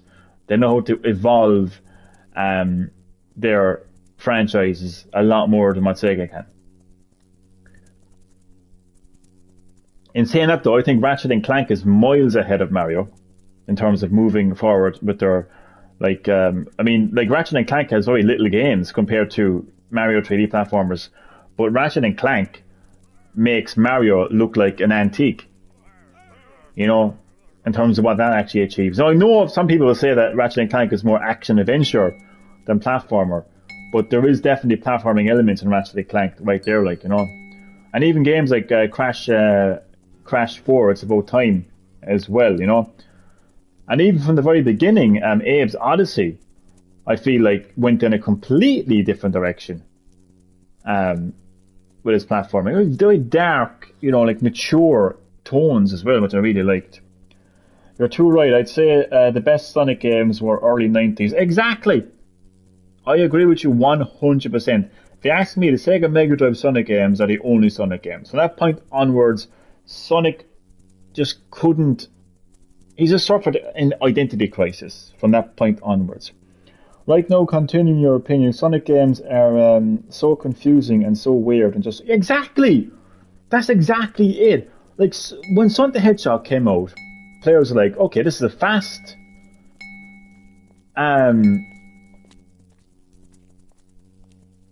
This is a fast platformer with an attitude. Miles apart from Mario, right? When Sonic 2 came out, the fans knew what they were getting. This is Sonic. This is what made Sonic 1 good, but better. Sonic 3, again, what we know, but better, right? Then you got like Sonic Adventure, and it's like, we're going open world. Now, can I just say one thing? This may shock people, but I think Sonic Adventure is actually overrated, if you ask me, and it certainly doesn't hold up in today's standard of gameplay. Then you've got like Sonic Adventure, and you've got like, you know, all these other characters introduced. You're running around in a city. There's like humans running around and everything. And then from that point onwards, you just got these, you know, storytelling Sonic with Sonic and the Secret Rings. Sonic 06 where he's in the real world kissing a princess. Then you get Shadow the Hedgehog, you know, driving around on a fucking motorbike. Jesus Christ. Then you've got like Werehogs, and you've just got this Sonic Boom. Oh look, we're going to change his appearance now. And oh, look. I mean, they just completely went off the rails, completely. And now we've got Sonic Frontiers to look forward to. And I was genuinely optimistic about it at first, but now I'm like, this is the same old Sega again, isn't it? Like, you know. So they're saying like it's open world, but then they went from open world to open zone, and then they're saying, oh well, the open zone is actually just a world map. It's the confined levels that matter. You know. And then the fans didn't understand what was going on, and they're like, "Oh no, that's okay. You're not supposed to understand. You'll understand eventually." And I'm like, "Fuck off." You know what I mean? Fuck off. Like, I mean, Sonic. When I saw Super Mario Odyssey, I knew what I was getting. You know, it made sense to me what I was getting. You know. But again, I love Sonic. Like, don't get me wrong. Like. And as I said, like, I mean, you know, in case you think that I'm like Mario this and Mario that, like, as I mentioned, like, Ratchet and Clank is miles ahead of anything that Mario has done, in my opinion, in the last 15 years, possibly more. I mean, it's just so vast. The storytelling is quality. The graphics obviously are quality, but that's down to the fact that Nintendo don't, you know, care about hardware anymore and specs. But yeah, and again, like as I mentioned, Abe's Odyssey as well is there. Sonic Frontiers will probably sell, but won't be well received. I think that is probably what will happen. I think because Sonic is such a big hitter now, account of the movies. So I think what you're going to get is you're going to get a lot of young fans, like kids, like actual young kids, like, you know, from 5 to about 12, you know, that will run out and get that game. Their parents will probably buy them that game, you know. Oh, little Johnny, you know, watched the Sonic movie, so, you know, he's going to love this. And so it'll sell well, but I think as far as it being, as I said, like, perceived, I think it'll be perceived pretty badly, you know. It looks like the open zone is just nothing more than, as Sega said, just a big, giant, interactive world map, for Christ's sake. Even she's laughing there, like. And in between them, like, you're going to have these like smaller, like traditional Sonic levels. So on the surface, it's not going to really be any different. The only thing different about it is going to be the open zone, which is not more than an interactive fucking map. So I don't know. Why couldn't they just make Sonic Mania 2 like? That's what I can't understand. Sonic Mania 2 was a return to form for the series. It was exactly what the fans wanted. For Christ's sake, it sold really well, it perceived really well, it was classic Sonic in every way, and then they followed that with Sonic Frontiers. Like, what the hell, like? I don't know. I mean, Sega are a strange one. And then again, you've got like Insomniac Games that are just leaving them in the dust, leaving Mario and Sonic in the dust by just pushing forward in every area with Ratchet and Clank Rift Apart. You know, and Oddworld is still around, you know, they reimagined Oddworld Abe's Exodus, Again, a darker toned platformer, not more slow paced and calculated kind of experience as well. Lads, I am so lost right now. I am so sorry for it. Thank you so much, everyone, for still watching this live stream. That actually means a lot, like, because I know that the gameplay right now is like fucking all the pressure's on me right now to start talking and, you know, keep things interactive, which I will definitely do, I promise. Because the gameplay itself is nothing is happening right now, gameplay wise. So I'm sorry about that. So we'll keep the conversation rocking. Is what we'll do. Johnny's favorite platformer is a free game. Astro as well. Another one. Thank you. Oh my god. How could I forget Astro's Playroom? I mean, that is just the most warmest experience you could ever get from a platformer, particularly revolving around PlayStation, like, you know, because it just brings you down memory lane in the most like pleasant experience. I am telling you, just the references to classic PlayStation hardware, software. Oh my god! But then the gameplay itself, then again, like it's fun. I'd put it right up there with a quality Mario game, like, you know, I really would, like. But again, like in the area of like moving on, you know, I think Ratchet and Clank is definitely the one that has moved on the most. And again, I know, like technically it is considered to be an action adventure game with platforming elements, but still, I mean, I think a lot of people don't realize that Super Mario Land, which was the first Mario game to be on the Game Boy, actually had you in a submarine and everything, and you were in a spaceship shooting and everything. So incorporate that on today's hardware, like on Nintendo Switch hardware, and I'm pretty sure that Nintendo could make a very unique experience where you're going around in a fucking spaceship, like shooting enemies instead of jumping on them, you know, and stuff.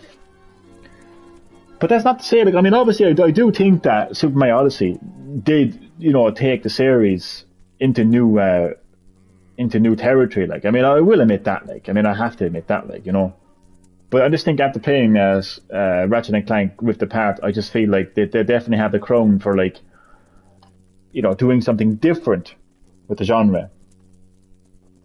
I think that the Sonic games we need are simple, straightforward games with no more than 3 characters, fun, fairly difficult levels, and an open world mode where you can... Well, I think up until the point where you mentioned open world, you pretty much described Sonic Mania. Why isn't anyone talking about Sonic Mania? Like, not just you know, sorry, not just you, but just like, why is everyone ignoring Sonic Mania? Like, that is literally what fans wanted. For years, fans were like, we want classic Sonic. We want 2D Sonic. We want the Mega Drive Sonic. Stop doing these 3D Sonic games because they're not selling well. They're not fun to play. We don't want 3D Sonic games, is what the fans said, right? Sonic Mania comes along, sells well, perceives well, and then everyone, including Sega, forgets about Sonic Mania. Like, what the hell is going on? Did the Men in Black come along with the flashies and just go, oh, you forgot Sonic Mania? What the fuck is going on, like? Honestly, it irritates me. Sonic Mania 2, make it happen, boom. But I agree, some kind of open world mode would be nice as well, like, you know. I'm back, I got the coffee. How's your coffee, Chad? What's up, Chad? Hey, Damien. God, you're right, how could I forget Sonic? Yeah, how could you? Shame on you. You ruined my day by forgetting Sonic Mania. Exactly. Joke. Sonic's dads are fighting. Oh, God. Sonic has 2 dads.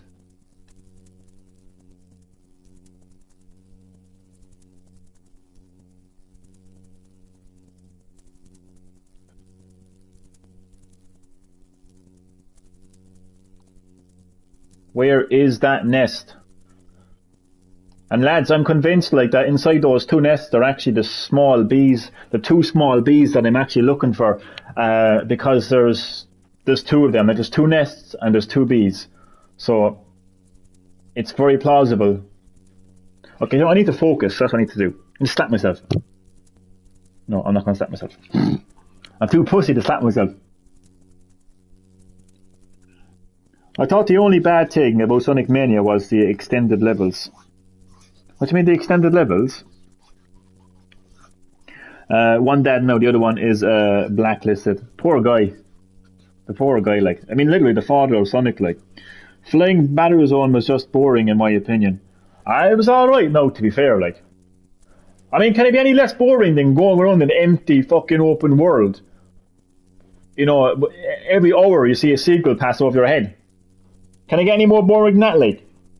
It's kind of sad that we can't be hyped anymore for third-party games. We could be let down by mediocrity, bugs, unplayable. Exactly. The quality is gone, Damien. That's what it is. You know, the quality that we once got from third-party games are gone out the window. It's like we can only rely on first parties now for giving us that quality. You're so right. You're so right. I mean, it's literally like you pay €75 for a third-party game nowadays, right? It's got like 10 patches on day one. And you look at the patch notes, fix an issue where the game blew up. You know?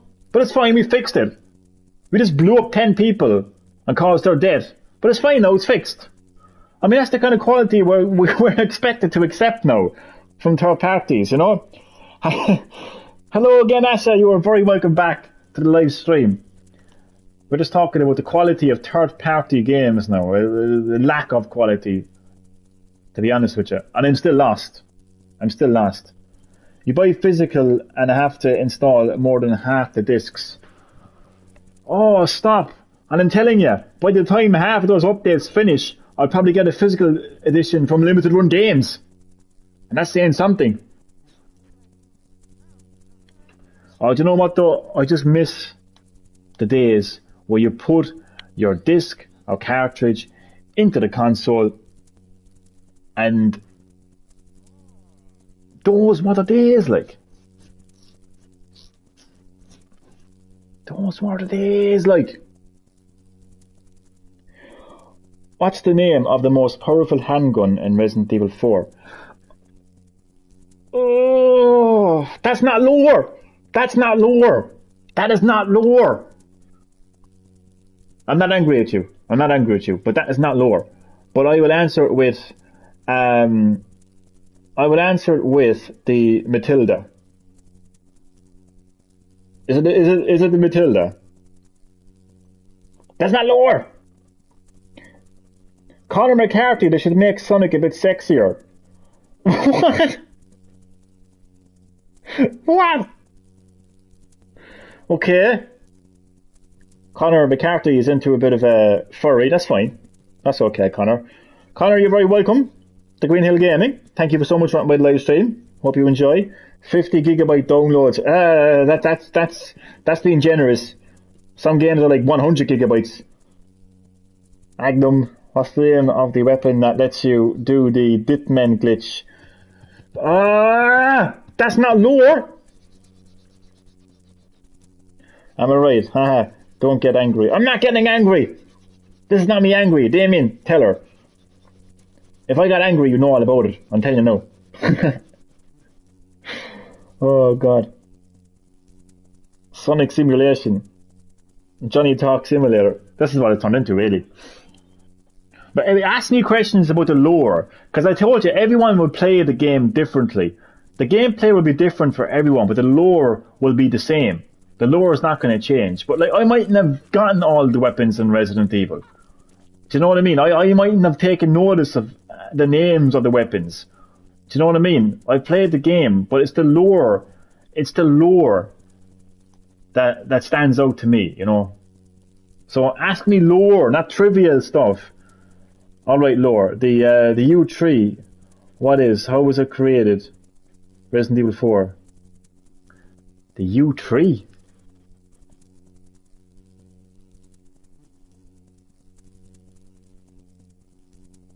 I'm not going to be like, I'm going to swallow my pride. I don't know what the U3 is. I'm not going to linger around that one. I'm not going to be salty about that one. Like, I literally don't know what the U3 is. I'll put my hands up in the air and I'll admit that. And I'm waiting for Supon to join the live stream to get his revenge. No, I genuinely don't know what the U3 is.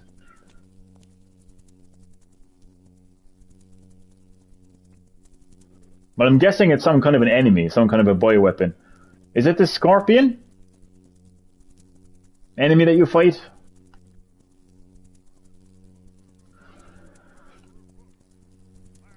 But fair is fair, that was a lower question.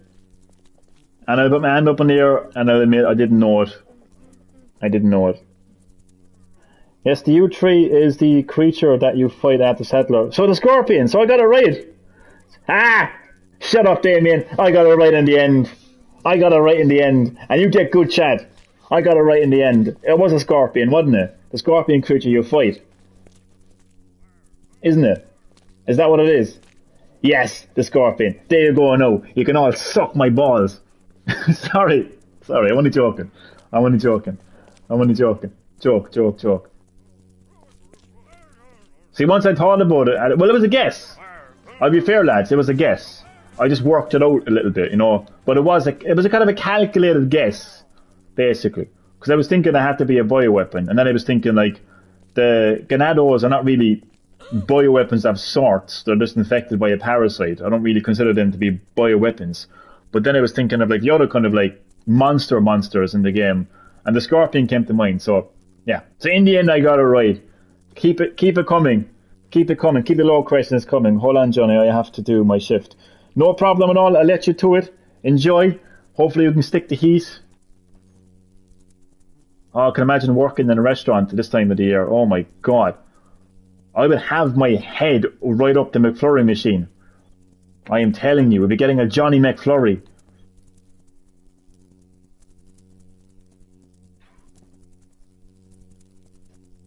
I'll be like 3 hours. I don't know if I'll still be here in 3 hours now. But thanks for dropping by the live stream nonetheless. And enjoy your shift. Where is Saber? Damien is here in the chat. Oh, he's actually watching Resident Evil Netflix. And I told him not to spoil anything for me. He's been good so far with that. He's been so good so far with that. He's just said that he kind of likes the show, is what he said. I'll give him, that's not really a spoiler. I don't want to hear anything about it though. So I know that he kind of likes it, but that's not really like, I won't be that crazy now. I won't call that like a spoiler, like, you know.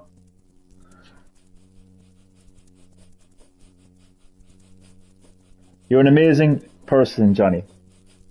Why, thank you. Appreciate that. You are as well. You're cool. I have to go again. Thank you, Esha. Listen, I'll see you again. Thanks so much for dropping by the live stream. We're all cool on Green Hill Gaming. We're all this cool family.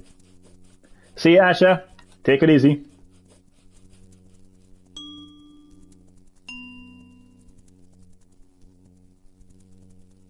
Probably going to watch it now, actually, in just a moment, actually. I'll watch half today and half tomorrow. Half and half.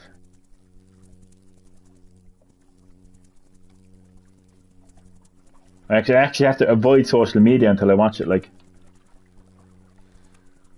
I'm only watching for Wesker. I just want to know what the hell is going on with Wesker. Like, I remember playing Resident Evil, like, Village, like the game, and saying to myself, oh my God, I can't wait to see what happens to Chris. Why is Chris, like, you know, he shot Mia, what's going on here? But, like, this is on the next level. Like, I mean, why is Wesker black? Why is he bald? You know what I mean? Why is he old? Why is he alive?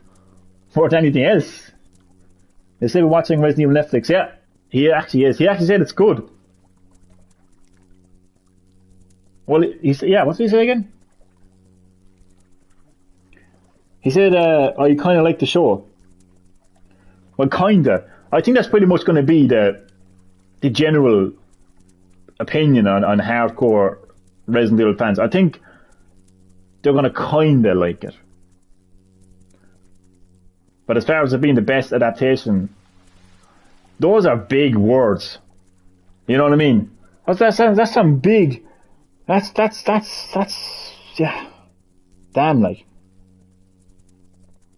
the multiverse Wesker.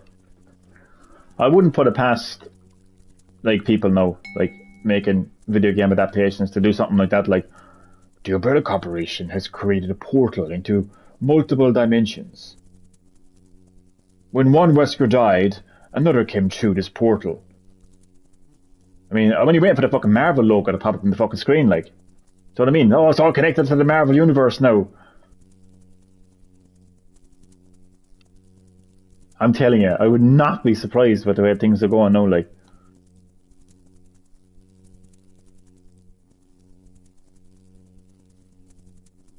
Fucking Doctor Strange to show up, like, you know?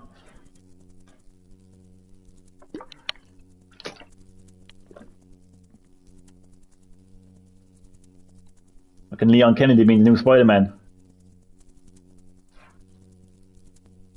The best video game. They're getting roasted, aren't they? Apparently, they're getting roasted for saying that, aren't they? By the actual like die-hard fan base, of course. I mean, I'm not gonna have a go at casual viewers. I wouldn't be like that. I mean, obviously, like, it's not fair. It is not fair on casual fans to be like bombarded and attacked for having an opinion about like a show that they never play the games. That's not fair on those people. Do you know what I mean? That's not fair on those people. Like, I mean, you might get like a 90-year-old granny who's never played a video game in their life and just wants to sit down and watch a horror. You wouldn't know, like, Better if someone says that, they're getting a slap in the face. I'm telling you now.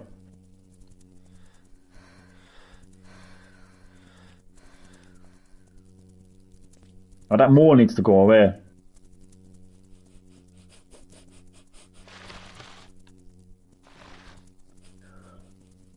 Oh, I need to concentrate because I think I have like about 10 to 15 minutes left in the live stream. Okay, so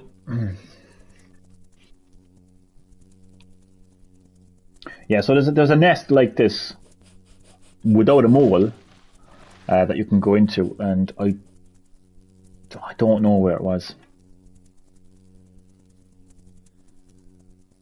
See, oh, my phone's gonna fall. So if you kind of think about it, right? Better put my phone down here beside me in case it falls. I actually forgot what I was going to say now, to be honest.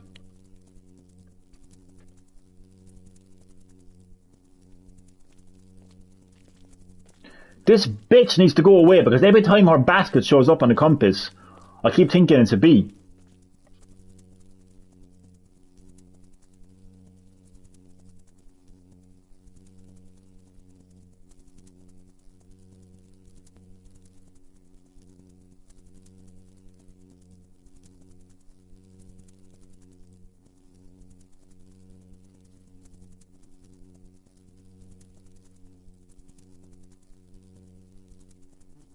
Oh, God. Well, I sing. Do you want to hear me sing? I'll sing the next song.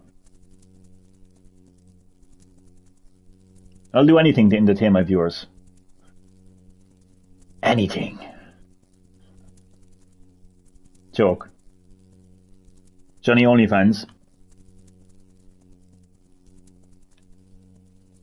It's got a ring to it, doesn't it? Johnny OnlyFans.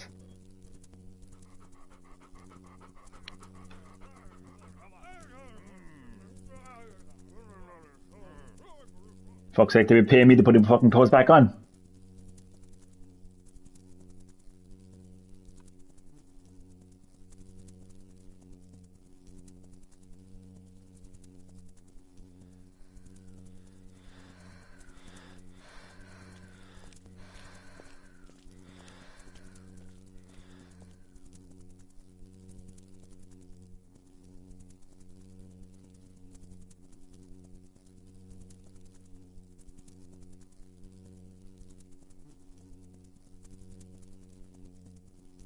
So it kind of looks like all the same. The map looks like it's a park, obviously, so it's just greenery, like it's just non-stop greenery. See, the reason it looks like a big park, it is a big park, but like it's just even bigger when you're just this tiny bee buzzing around, Like, I mean, if you were in a car, I mean, you could just pretty much cover the entire map in about a minute or two. Resident Evil Netflix series is the best idea since Resident Evil 6. Damien, you don't be quiet now. Then I will turn into a bee, fly to you and recreate your childhood. And sting you multiple times. This is what I look like. Big pink wings and a cone for my head. I'll sting you with a cone.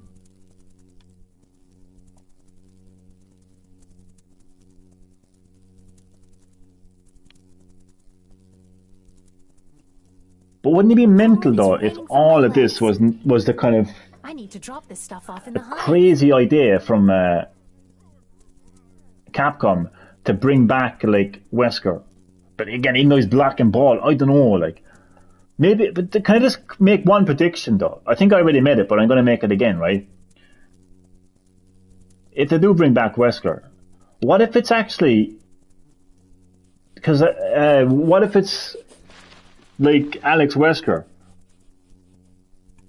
from Revelations 2, where she transferred her consciousness into another vessel? So what if that person is Wesker, Job me. I've gathered tons of pollen. but with another conscious? Time to take it back to the hive. And I swear to God, if Supon joins the live stream and says, "Oh," or something like that, I'll tell him one thing. I get my hands on him, and he'll be going, "Oh." Okay, that sounded wrong. Sorry, fuck me. Right. Delete that. But you know what I mean. He's here. Oh God. I was literally just saying, don't spoil things for me. I don't mind that. Black Wesker was so hot. That's fine. Supon is gay for Black Wesker. That's fine. You know the guy that plays Wesker in the series is in Horizon Zero Dawn. I've gathered tons Did of not pollen. know that. That's pretty crazy. Time That to guy take it gets back to the around. hive. I'm thinking Wesker wins after Resident Evil 5. I made a prediction, but I'm not going to say it. Because I'm scared that if I say it, then Supon is going to respond to it, trying not to spoil it, but somehow spoil it. So I'm not going to say anything else. I'm going to keep it in my head, and if I'm right, I'm right. If I'm not, I'm not. I know that he was also in John Wick. He was in a lot of stuff, actually. Supon, thanks for dropping by the live stream. Much appreciated. How are you doing? There's not going to be much left of this live stream, to be honest with you, because I've been streaming for like hours. I'll tell you exactly how long I've actually been streaming now. I've been streaming for 4 hours and 54 seconds. That's a long time to be streaming. Is the Netflix show the best adaptation? Pollen is raining from my legs. I still haven't watched it, Supon. Leave me Drop this alone. stuff off in the hive. Sorry, Supon. I did say that I would watch it later this evening. It's not later this evening yet in Ireland. It's for you. It is, but not here. I don't live in Saudi Arabia, Supon. I live in Ireland. Please don't spoil anything. Please don't say anything. Yes or no questions now, Supon. You can, Wow, I have so much you can, pollen. you can just say yes or no. Furthermore, I have to take this stuff back to the hive. That's okay, Supon. You can just say yes or no. But don't expand upon it. Just say yes or no. If you feel it's the best adaptation, say yes. If you feel it's not, you can say no. It's fine. I mean, I'm not expecting it. I mean, I know for a fact it's not going to be the best adaptation anyway, so it's fine. No, Ori series is available on your Netflix.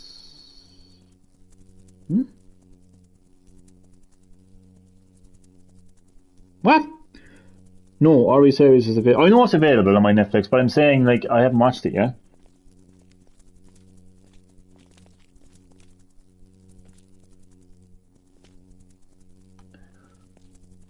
Goodbye, Monkey Balloon. Good job, me. I've Johnny gathered will tons forever of pollen. simp over Paul Anderson. I will. I'm Time to telling take you. it back to the hive. Always. Always. Paul Anderson for the win. Paul Anderson, the greatest of all time.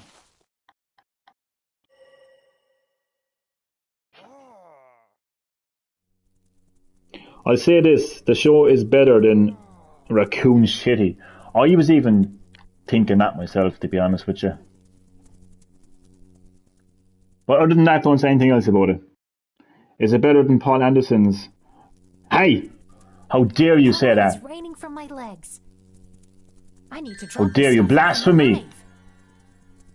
Blasphemy against the great Paul Anderson. How dare you?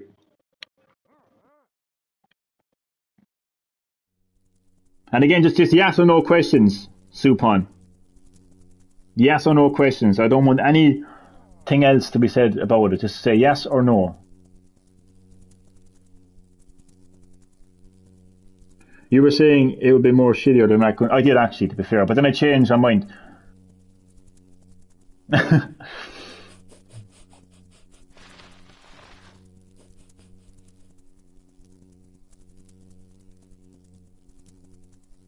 I changed my mind a lot. I still haven't fully watched the show yet, Damien, so ask me and Johnny these questions later. I feel like I'm a celebrity answering questions.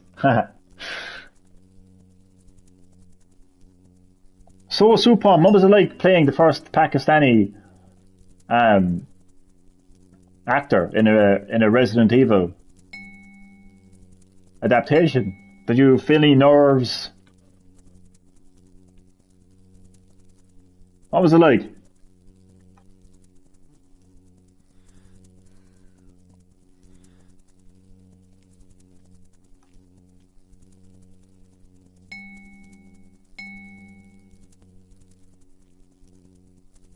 So just to let you know, Supon, the reason the gameplay is so boring right now is because I've completed the story 100%. I've done most of the challenges. I've filled most of the glossary. I've pretty much done everything there is except for finding 2 small bees. And as you can see, Supon, it's a pretty big world. And when you're a bee, it's even bigger.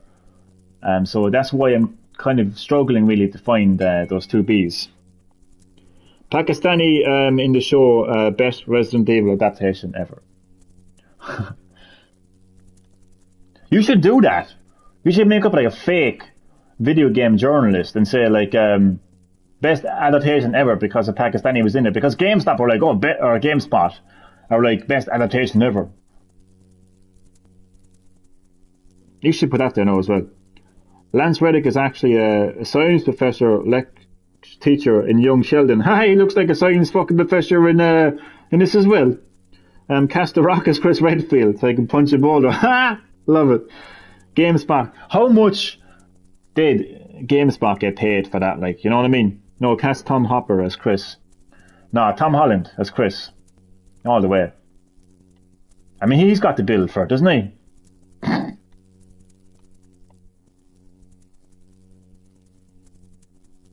He's got the perfect build, like.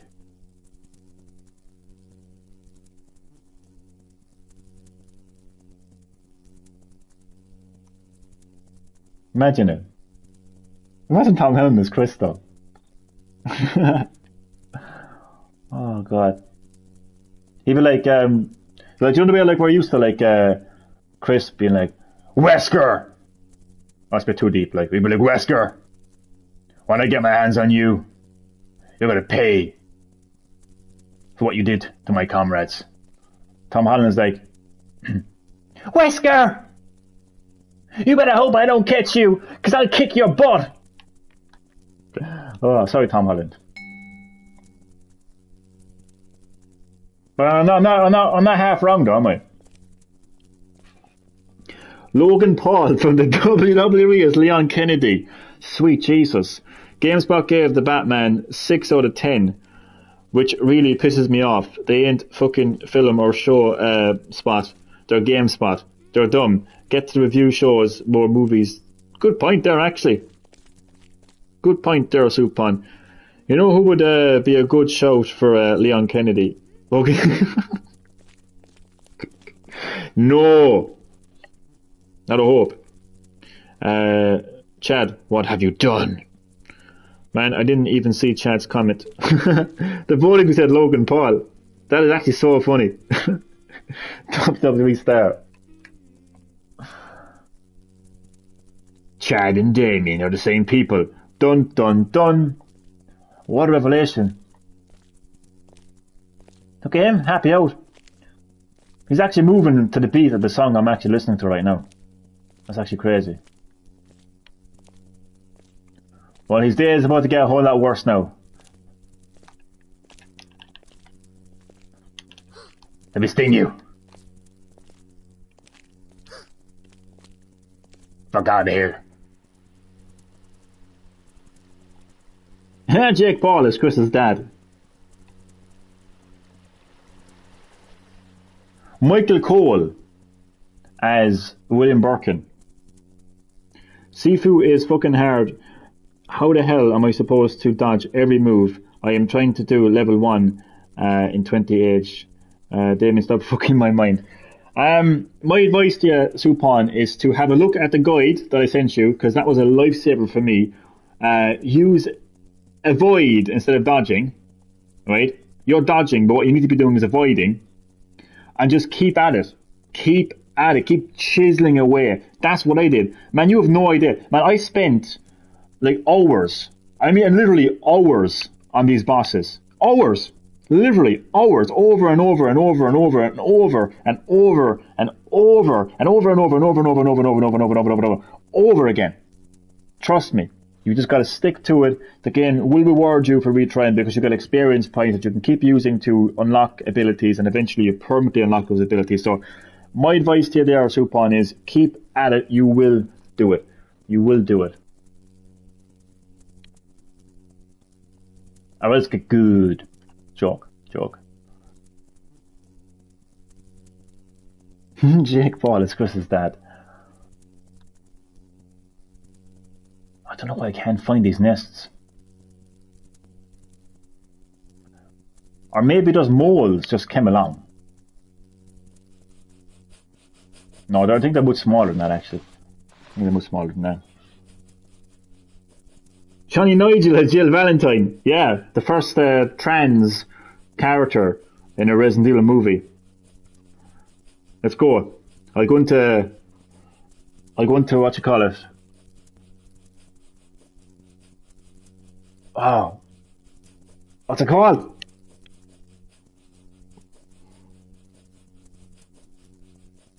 Oh, what's the place called?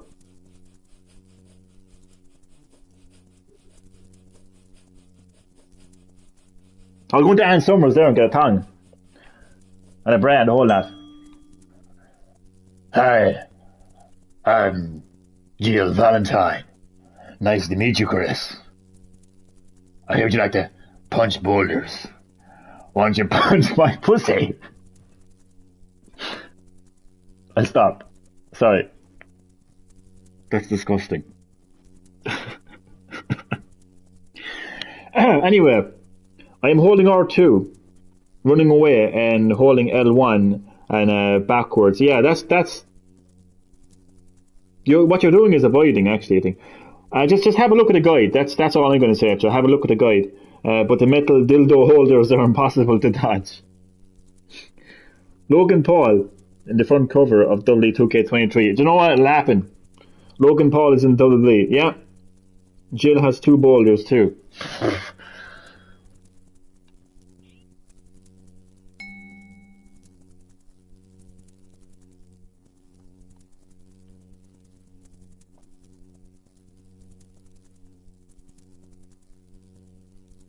How many trophies I have left, actually? Let me check.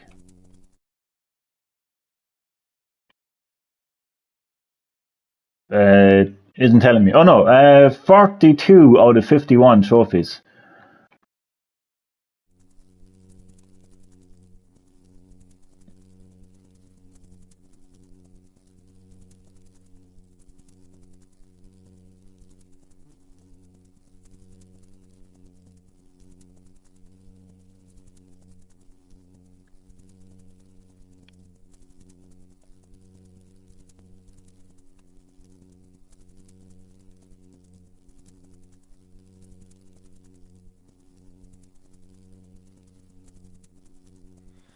This guy can play Brad Vickers.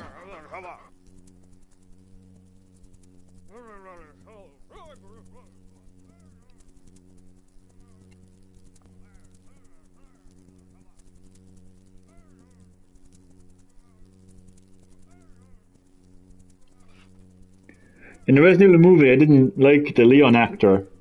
Claire actress, Jill actress, Chris actress, you know. Well, actually, everyone except Tom Hopper. I love Tom Hopper. Why did they make him Wesker? He would have made a far better Chris than the one they used. Can you sting people in the game? I can. Look. Let's see.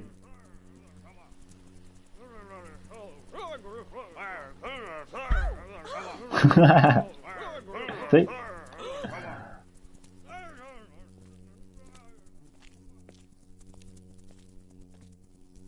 Sting him. Stop throwing stones. Stay still.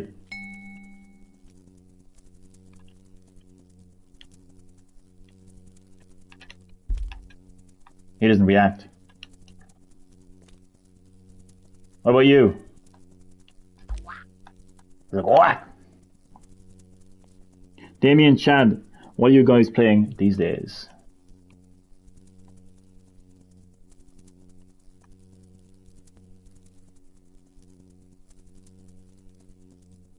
Okay, I'm going to stream for 5 more minutes. It's been a long live stream, 4 hours. It'd be nice if I found at least one small bee before I ended the live stream. That would be a nice way to end the live stream, wouldn't it?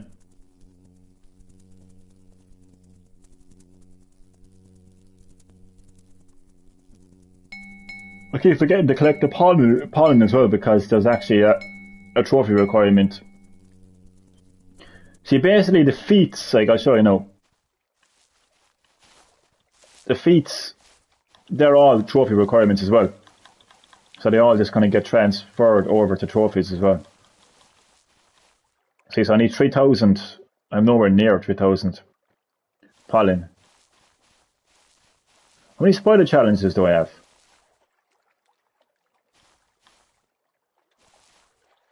12 or 19, not too bad. I'm going to play Snatcher, Sega CD version. Nice one, Chad. Supon is thinking, what the hell is Snatcher? So I finished the 2 Archstones in Demon Souls. So 2 or 4 left when the game is finished. Oh, nice one. Good stuff there, Supon. I mean, I gave up after the second. I couldn't defeat the third boss, the giant knight guy. I just said, fuck it. I know when to walk away from the game when it affects my health, you know, so I'm like, I'm done.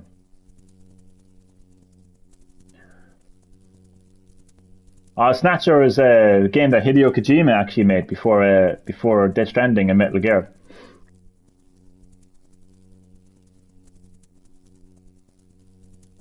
Hideo Kojima click and point cyberpunk adventure game Blade Runner meets Terminator.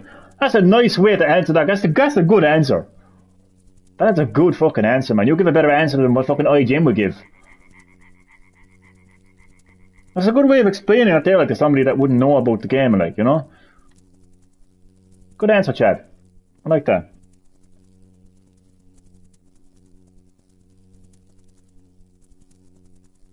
Now, this is not happening, is it? It's probably been about 2 hours since I've actually made some bit of progress. Probably more. Probably more than 2 hours since I've actually made progress. I still have a bottle of fucking water beside me. I haven't even drank it.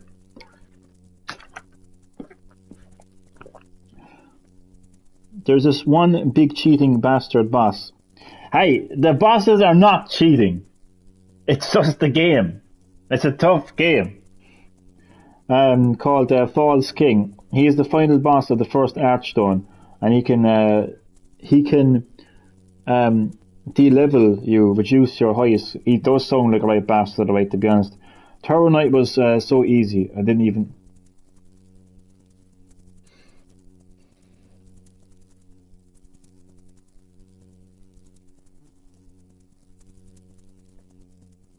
Platinum Sifu, Supon.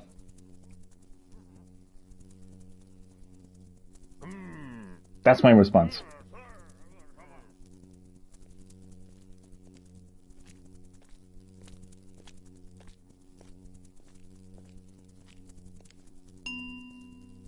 Johnny feel I'm not sad.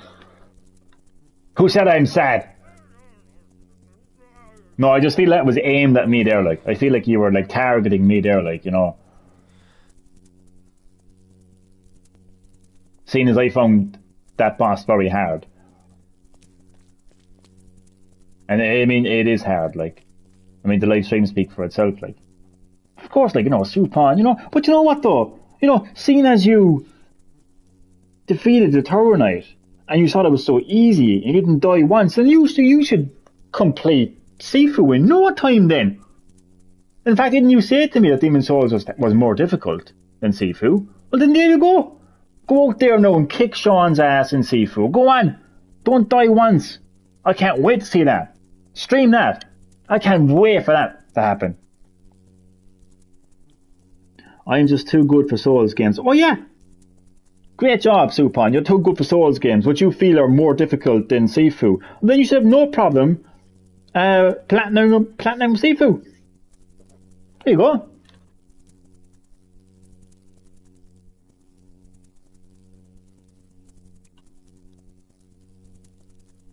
Platinum Sifu should be a walk in the park then for you, Supon.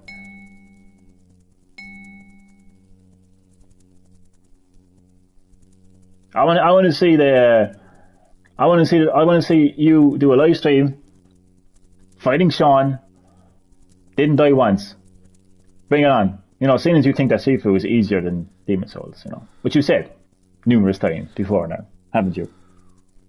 Sifu is more hard for me because I am not good at fighting games and I hate the fucking camera. To be honest, Sifu Platinum does seem easy. Go on Platinum it! Go on Platinum it! Platinum it! You're just contradicting yourself. Go on Platinum it! Oh, so you're saying it's an easy game, but it's not easy for you. That's a nice way of diverting, isn't it? That's a good diversion technique there, isn't it?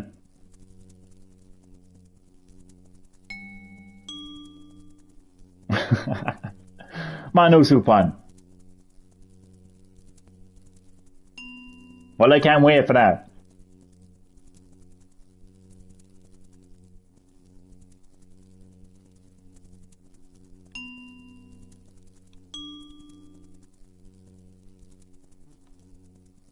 I mean, I'll watch the live stream and holographic video in the retirement home.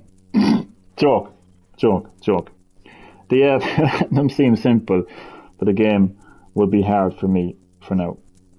I know what you're trying to say. Like, you think by looking at the requirements that it sounds easy enough, but like, how can you possibly think that defeating the final boss in Sifu with an age of 25 or less, or whatever it was, or less, is easy? How the fuck does that sound easy to you, man? Jesus Christ, man.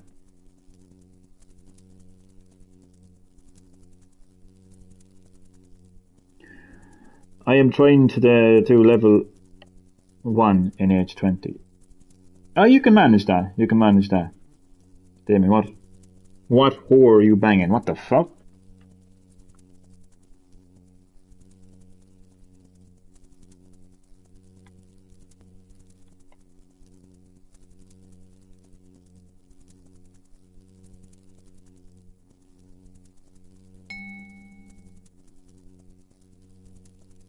The final boss was a pain for me.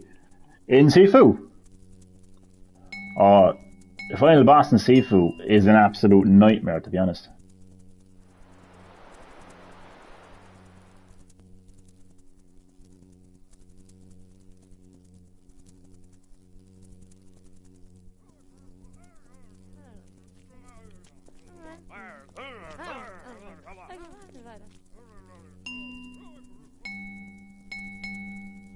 Supon, do you know that you just walked yourself into the biggest roasting comeback you could possibly imagine? Because you know, if you ask me that question, do you know what I would say?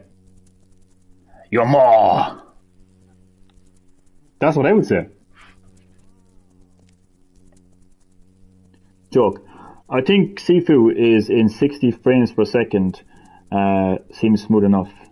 I think so, yeah. After this, are you playing Ghost of Tsushima? I don't know. That's the answer to that question. Undertaker and Eggman in Fall Guys. Wait, is that confirmed?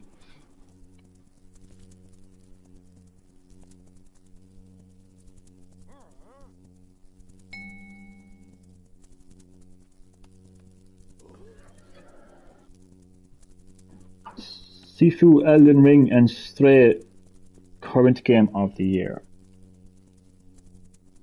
I think Sifu definitely, anyway.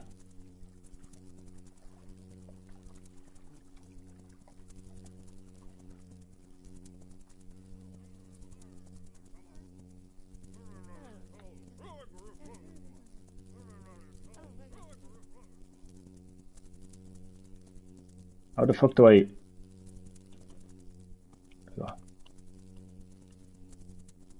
Okay, so I'm just about ready to wrap up the live stream there. Lads, thank you so much for watching and for bearing with me for putting up with this really repetitive, boring live stream in terms of gameplay, anyway, at least. I have Sonic full upper and bottom skin. I don't have the bottom, unfortunately. I put a red face on him because I used to rage a lot on this game. Could imagine you're raging, you know, to be honest. Okay, so that's going to do it for the live stream of Beast Simulator. 3 hours, this is 4 hours, man. It was full 4 hour live stream. Yeah, again, apologies for the boring enough gameplay, repetitive gameplay. Couldn't really make much progress there now, to be fair. But nonetheless, thank you so much for watching. John doesn't have the bottom. Yeah, I just have the top part of Sonic, fuck's sake. But that's a good thing about Fall Guys, you can combine the costumes, you know what I mean? So you have the fucking Sonic on the top and fucking, I don't know, a chicken on the bottom, so why not? Sonic chicken. Right, I'm going to go, thanks so much for watching. I'm actually going to watch Resident Evil in just a moment. See you everyone. Everyone, thank you so much for watching. See you all next time. Enjoy the rest of your day.